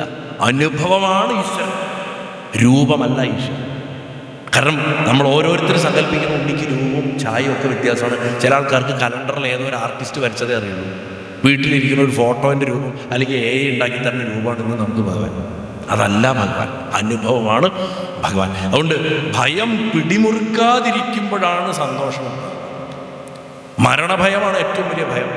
അതിൻ്റെ സാന്നിധ്യമില്ലായ്മയാണ് നമ്മൾ സന്തോഷം എന്ന് പറയുന്നത്. ഭഗവാന്റെ സാന്നിധ്യത്തിൽ മരണഭയം ഇല്ലാണ്ടാവണം. ഒരു കുട്ടിയായിട്ട് ഭഗവാൻ ഇരിക്കണം. എന്താ വെച്ചാൽ ഒരു കുട്ടിയെ കാണുമ്പോൾ നമ്മളെല്ലാം മറക്കും, എല്ലാ വിഷമങ്ങളും. കാളി പോലും ചവിട്ടിക്കുതിച്ച് ദാരികനെ കൊന്നിട്ട് അലറിക്കൊണ്ട് വരുമ്പോൾ തടുക്കാൻ വേണ്ടിയിട്ട് ഒരു കൊച്ചുകുട്ടിയുടെ രൂപത്തിൽ ശിവൻ പോയി കിടന്നു എന്നൊരു കഥയുണ്ട്. അതിനെ കണ്ടപ്പോൾ വാരി എടുത്തിട്ട് ശാന്തയായി, മുലപ്പാൽ കൊടുത്ത് തൃപ്തി അടഞ്ഞു എന്ന് പറയും. അതേ സൈക്കോളജിയാണ്. ഒരു കൊച്ചു കുഞ്ഞിനെ കാണുമ്പോൾ ഈ പറയുന്ന സകല കെട്ടുകാഴ്ചകളും ഇല്ലാതായി, ആ ഭയമൊക്കെ ഇല്ലാണ്ടായി, ആ കുട്ടിയാകുന്ന ആനന്ദരൂപത്തിൽ. അതാണ് അഗ്രേ പശ്യാമി തേജോ നിബിഡതരങ്ങളായ അവനീലോകനീയം പീയൂഷാപ്ലാവിതോഹം തദനുതതുതരേ ദിവ്യ കൈശോരവേഷം എന്ന് പറയാൻ കാരണം ശിശുവായിട്ട് ഭഗവാൻ നിൽക്കുന്നത് ഈ പീയൂഷാപ്ലാവിതം, അതായത് അമൃതക്കടലിൽ ഇങ്ങനെ മുങ്ങിക്കിടക്കുന്ന അവസ്ഥ ആവുന്നത് എപ്പോഴാണ്? ഈ കുട്ടിയായിട്ട് കാണുന്നത്. ആ പരബ്രഹ്മം എന്താ തുടക്കത്തിൽ എന്തൊക്കെ പറഞ്ഞു തുടങ്ങിയത്? സാന്ദ്രാനന്ദാവബോധാത്മകം അനുപമിതം കാലദേശാവതിഭ്യം എന്ന് പറഞ്ഞ് തുടങ്ങി വലിയ തിയറിയൊക്കെ പറഞ്ഞ് സൂര്യസ്മർദ്ധി കിരീടമൂർധ്വതിലകം എന്ന് പറഞ്ഞുള്ള ഗംഭീര ശ്ലോകങ്ങളൊക്കെ ചൊല്ലി വരണതാണ് അവസാനം പറഞ്ഞത് ദിവ്യ കൈശോരവേഷം എന്ന് പറഞ്ഞിട്ട് വരും. ആ കൊച്ചു കുഞ്ഞായിട്ട് കാണാൻ അപ്പോഴാണ് അതിൻ്റെ പ്യുവറസ്റ്റ് ഫോമിൽ ആനന്ദം നമുക്ക് കിട്ടുന്നത്. ആ ആനന്ദം പോവാതിരിക്കണേ എന്നാണ് നിത്യം ചിത്തസ്ഥിതം മേ പവനപുരപദേ കൃഷ്ണ കാരുണ്യ സിന്ധോ എന്നിട്ട് ആ പരമാനന്ദ സന്തോഷലക്ഷ്മി എന്ന് പറഞ്ഞിട്ട് അവസാനിപ്പിക്കുന്നത് ഈ ഉണ്ണിയുടെ ഈ രൂപം തന്നെയാണ്. കാരണം ആ ഉണ്ണിയുടെ രൂപം എന്ന് പറഞ്ഞാൽ അതാണ് ആനന്ദം. ആ പരമാനന്ദ സന്തോഷലക്ഷ്മി ഏറ്റവും വലിയ സമ്പത്ത് ഈ ആനന്ദം. അത് ഭഗവാൻ എങ്ങനെയാണ് നമുക്ക് തരുന്നത് എന്ന് ചോദിച്ചാൽ, ഒന്നും ചെയ്യുന്നില്ല, ഒന്നും ചെയ്യാണ്ട് എല്ലാം ചെയ്യണം. ഭഗവാൻ ഉപദേശിക്കുന്നില്ല, ഒരു ഉപദേശവും ഉണ്ണിയായിട്ടുള്ള ഗുരുവായൂരപ്പൻ നമുക്ക് തരുന്നില്ല. പക്ഷെ ഭഗവാൻ നമ്മളെ മാറ്റി നിർത്തുന്നു. നമ്മൾ പോലും അറിയാണ്ട പരിവർത്തനം നടത്തുന്നു. ആകെ അദ്ദേഹത്തിൻ്റെ അടുത്ത് ഇരുന്നാൽ മതി, അദ്ദേഹത്തിനെ നോക്കിക്കൊണ്ടിരുന്നാൽ മതി. നമ്മൾ ചെയ്യുന്ന സകല പ്രവൃത്തിയും അതിനെ ഒരു നിഴൽ പോലെ ഒക്കത്തെടുത്തോണ്ട് നടന്നാൽ മതി. വേറൊന്നും ചെയ്യണ്ട. നമ്മളറിയാണ്ട് പരിവർത്തനം നടത്തും. ഭഗവാൻ തർക്കിക്കണേ ഇല്ല. നമ്മളെന്തൊക്കെ പറഞ്ഞാൽ അങ്ങോട്ട് തർക്കിച്ചാലും ഇങ്ങോട്ട് ഗുരുവായൂരപ്പൻ തർക്കിക്കില്ല. നമ്മൾ അദ്ദേഹത്തിനെ കണ്ടില്ലെങ്കിലും അദ്ദേഹം നമ്മളെ സദാ നോക്കിക്കൊണ്ടിരിക്കുന്നു. ഞാൻ വീണ്ടും വീണ്ടും എല്ലാ പ്രഭാഷണങ്ങളും പറയാറുള്ള മാതിരി പണ്ട് ആന്യം തിരുമേനി ആ കൊടിമരത്തിൻ്റെ അവിടെ നിന്നിട്ട് പറയുക, ഗുരുവായൂരപ്പ ഞങ്ങൾക്ക് നിന്നെ കാണാൻ പറ്റില്ല, നിനക്ക് പക്ഷെ ഞങ്ങളെ കാണാൻ പറ്റുമല്ലോ, നന്നായി നോക്കണേ നന്നായി നോക്കണേ എന്ന് പറയുമത്രേ. അപ്പോൾ അവിടെ തർക്കമേ ഇല്ല. നമുക്ക് തർക്കിച്ചിട്ട് കാര്യമില്ല ഭഗവാന്റെ അടുത്ത്. ഭഗവാൻ ഇങ്ങോട്ടും തർക്കിക്കുന്നില്ല, പക്ഷെ ആകർഷിക്കുന്നു. നമ്മളെ ആകർഷിച്ചുകൊണ്ടേയിരിക്കുന്നു. എന്തിനെ ആകർഷിക്കണം? ഭഗവാനിൽ മനസ്സിനെ നിർത്താനാണ്. സദാ മനസ്സിലെടുത്ത മനസ്സ് എന്ന് പറഞ്ഞാൽ ചിന്തകളുടെ കൂട്ടമാണ്. ഇപ്പം ഈ നിമിഷം എന്ത് ചിന്തയാണോ അതാണ് ഇപ്പോഴത്തെ മനസ്സ്. നിങ്ങളിപ്പോൾ വീട്ടിൽ പോകാനുള്ള വണ്ടി കിട്ടുമെന്ന് ആലോചിച്ചാൽ അതാണ് ഇപ്പോഴത്തെ മനസ്സ്. നിങ്ങൾ കുറച്ച് നേരം കഴിക്കുന്ന ഡിന്നറിനെ കുറിച്ച് ആലോചിക്കണമെങ്കിൽ അതാണ് ഇപ്പോഴത്തെ മനസ്സ്. ഇയാൾ എപ്പോഴാണോ പോകുന്നത് നിർത്താൻ പോകണമെന്ന് ആലോചിച്ചാൽ അതാണ് ഇപ്പോഴത്തെ മനസ്സ്. നിങ്ങൾ ഭഗവാനെയാണ് ആലോചിക്കണമെങ്കിൽ അതാണ് ഇപ്പോഴത്തെ മനസ്സ്. ആ ചിന്തയുടെ ലെങ്ത് കൂട്ടിയാൽ മതി, മനസ്സ് ഭഗവാനായി. അത്ര ലളിതമാണ്, പക്ഷെ അത് കഷ്ടമാണ്. അത് വരുത്താനാണ്, അത് പ്രാക്ടീസ് ചെയ്യാനാണ് ജപിക്കാൻ പറഞ്ഞത്. കാരണം ജപം എന്ന് പറഞ്ഞാൽ നാമം ഒരു ചിന്തയാണ്. ആ ചിന്തയെ വീണ്ടും വീണ്ടും വീണ്ടും വീണ്ടും വീണ്ടും ഉറപ്പിക്കുകയാണ്, അതിലേക്ക് കൊണ്ടുവരികയാണ്.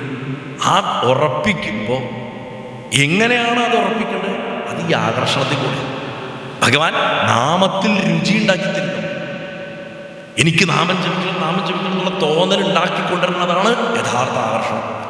ഭഗവാന്റെ രൂപം കാണണ കണ്ണാണ് കണ്ണ്, കീർത്തിക്കുന്ന നാക്കാണ് നാക്ക്, കഥ കേൾക്കണ ചെവിയാണ് ചെവി, പ്രസാദം രുചിക്കണ നാക്കാണ് നാക്ക് എന്നൊക്കെ പറഞ്ഞിട്ട്, അല്ലെങ്കിൽ ഭഗവാന്റെ ചന്ദനം തുടർന്ന തൊക്കാണ് തൊക്ക് എന്നൊക്കെ പറഞ്ഞിട്ട് ആചാര്യന്മാർ പറഞ്ഞതിൻ്റെ കാരണം ഈ ആകർഷണമാണ്.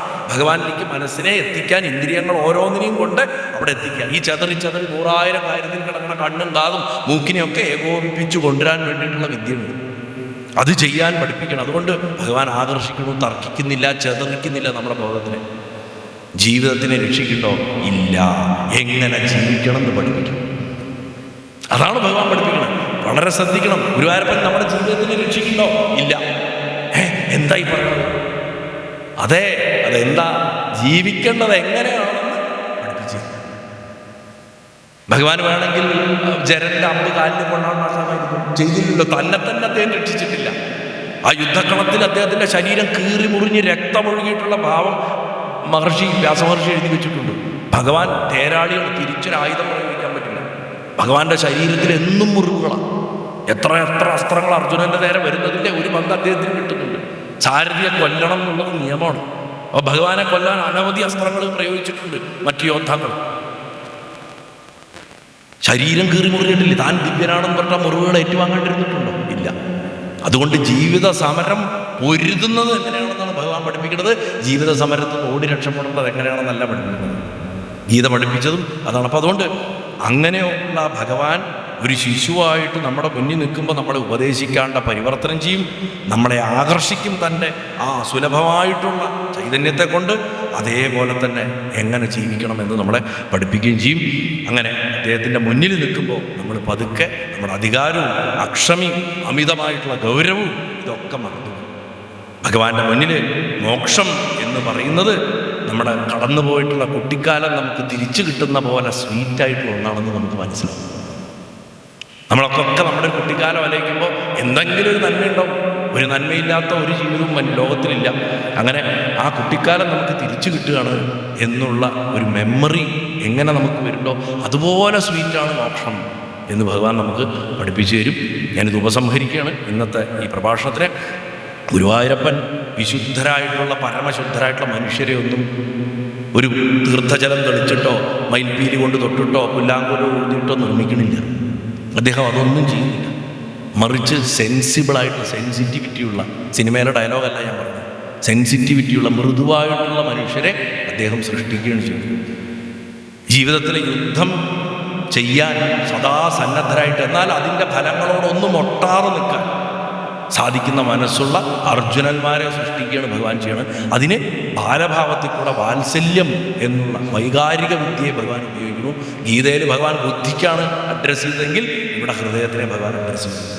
ഗീതയിലെ കൃഷ്ണൻ ഗുരുനാഥനാണ്, ബുദ്ധിയാണ് അദ്ദേഹം അഡ്രസ്സ് ചെയ്യുന്നത്, അതിനെയാണ് അഭിസംബോധന ചെയ്യുന്നത്. പക്ഷെ അവിടെ ഈ ഉപദേശങ്ങളൊന്നും മനസ്സിലാക്കാനോ ഉൾക്കൊള്ളാനോ സാധിക്കാത്ത നമ്മളെപ്പോലുള്ള സാധാരണക്കാരെ ഹൃദയത്തിൽ തൊട്ട് പരിവർത്തനം നടത്താൻ വേണ്ടിയിട്ട് ഇതാ ഗുരുവായൂരപ്പൻ ഒരു കൊച്ചുകുട്ടിയായിട്ട് നമ്മളെ എന്നെ എടുക്കുക എന്ന് പറഞ്ഞ് രണ്ട് കൈ നെട്ടിയിട്ട് നിൽക്കുന്ന അവസ്ഥയാണ്. എടുത്താൽ മാത്രം മതി. ആ കുട്ടി അക്നോളജി, ആ കുട്ടി അവിടെ ഉണ്ടെന്ന് തിരിച്ചറിയുക, അതിനെ വാരിയെടുക്കുക. സ്നേഹിക്കാനാണെങ്കിലും സഹിക്കാനാണെങ്കിലും സന്തോഷിക്കാനും ആണെങ്കിലും നമ്മൾക്ക് സാധിപ്പിക്കണ ആ മനസ്സിൻ്റെ ആ മൃദുത്വം എന്ന് പറയുന്നത് ഒരിക്കലും ഒരു വീക്ക്നെസ് അല്ല. ഭഗവാൻ നമ്മളെ വീക്കാക്കുന്നില്ല. യഥാർത്ഥത്തിൽ ഏറ്റവും വലിയ മൃദുത്വമാണ് ഏറ്റവും വലിയ കരുത്ത്. ഭഗവാന്റെ ശരീരത്തിൽ പോലും അത് പറയാറുണ്ട്. പണ്ട് ചില പ്രഭാഷണത്തിൽ പറഞ്ഞിട്ടുണ്ട്, കൃഷ്ണൻ്റെ ശരീരം ഒരു പ്രത്യേക സ്വഭാവമുള്ളതായിരുന്നു എന്ന് സൂചിപ്പിക്കപ്പെട്ടിട്ടുണ്ട്. സാധാരണ സമയത്ത് ജനിച്ചു വീണൊരു കുഞ്ഞിൻ്റെയോ സ്ത്രീകളുടെയോ ശരീരം പോലെ സോഫ്റ്റ്, യുദ്ധസമയത്ത് വജ്രം പോലെ കഠിനമാവണ ഒരു വിചിത്ര സ്വഭാവമായിരുന്നു അദ്ദേഹത്തിൻ്റെ ശരീരത്തിൽ. വജ്രം പോലെ കട്ടി വരും യുദ്ധസമയങ്ങളിൽ, അല്ലെങ്കിൽ വളരെ സോഫ്റ്റായിരിക്കും.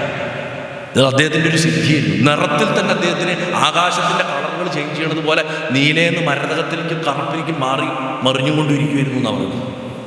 അങ്ങനത്തെ ഒരു പ്രത്യേക ശരീരപ്രകൃതമായിരുന്നു ഭഗവാനുണ്ടായിരുന്നു. അപ്പോൾ ഇവിടെ ഭഗവാനിൽ തന്നെ സോഫ്റ്റ്നെസ്സും ഉണ്ട്, ഭഗവാനിൽ തന്നെ ദൃഢതയുണ്ട്.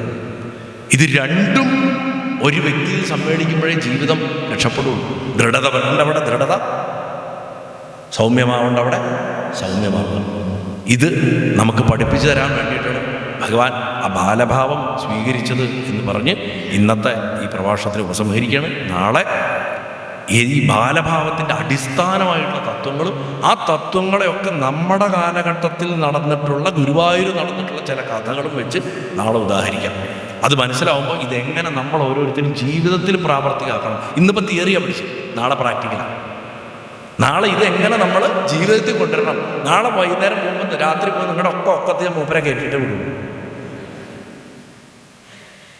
അങ്ങനെ പോകാൻ സാധിക്കുക എന്നുള്ളതിലൊക്കെയാണ് നമ്മൾ നാളേക്ക് പോകേണ്ടത്. നാളെ വൈകുന്നേരം എല്ലാ കുട്ടികളും ക്ലാസ്സിൽ കൃത്യമായിട്ട് വൈകിട്ട് 6 മണിക്ക് എത്തിക്കോളുക. സന്തോഷമായിട്ടിരിക്കുക എല്ലാവർക്കും ശുഭരാത്രി നേരിടും. ഇന്നത്തെ ഈ പ്രഭാഷണത്തിനെ ഉത്തര ഗുരുവായൂരപ്പൻ്റെ പ്രപാദങ്ങളിൽ സാഷ്ടാംഗം നമസ്കരിച്ചുകൊണ്ടാണ് പൊന്നു ഗുരുവായൂരപ്പനെ തന്നെ സാക്ഷിയാക്കിയിട്ട് സമർപ്പിക്കണം. നാരായണാഖില ഗുരു ഭഗവൻ നമസ്തേ. പൊന്നു ഗുരുവായൂരപ്പ സന്തോഷിക്കണേ ഭഗവാനെ. നാരായണ നാരായണ.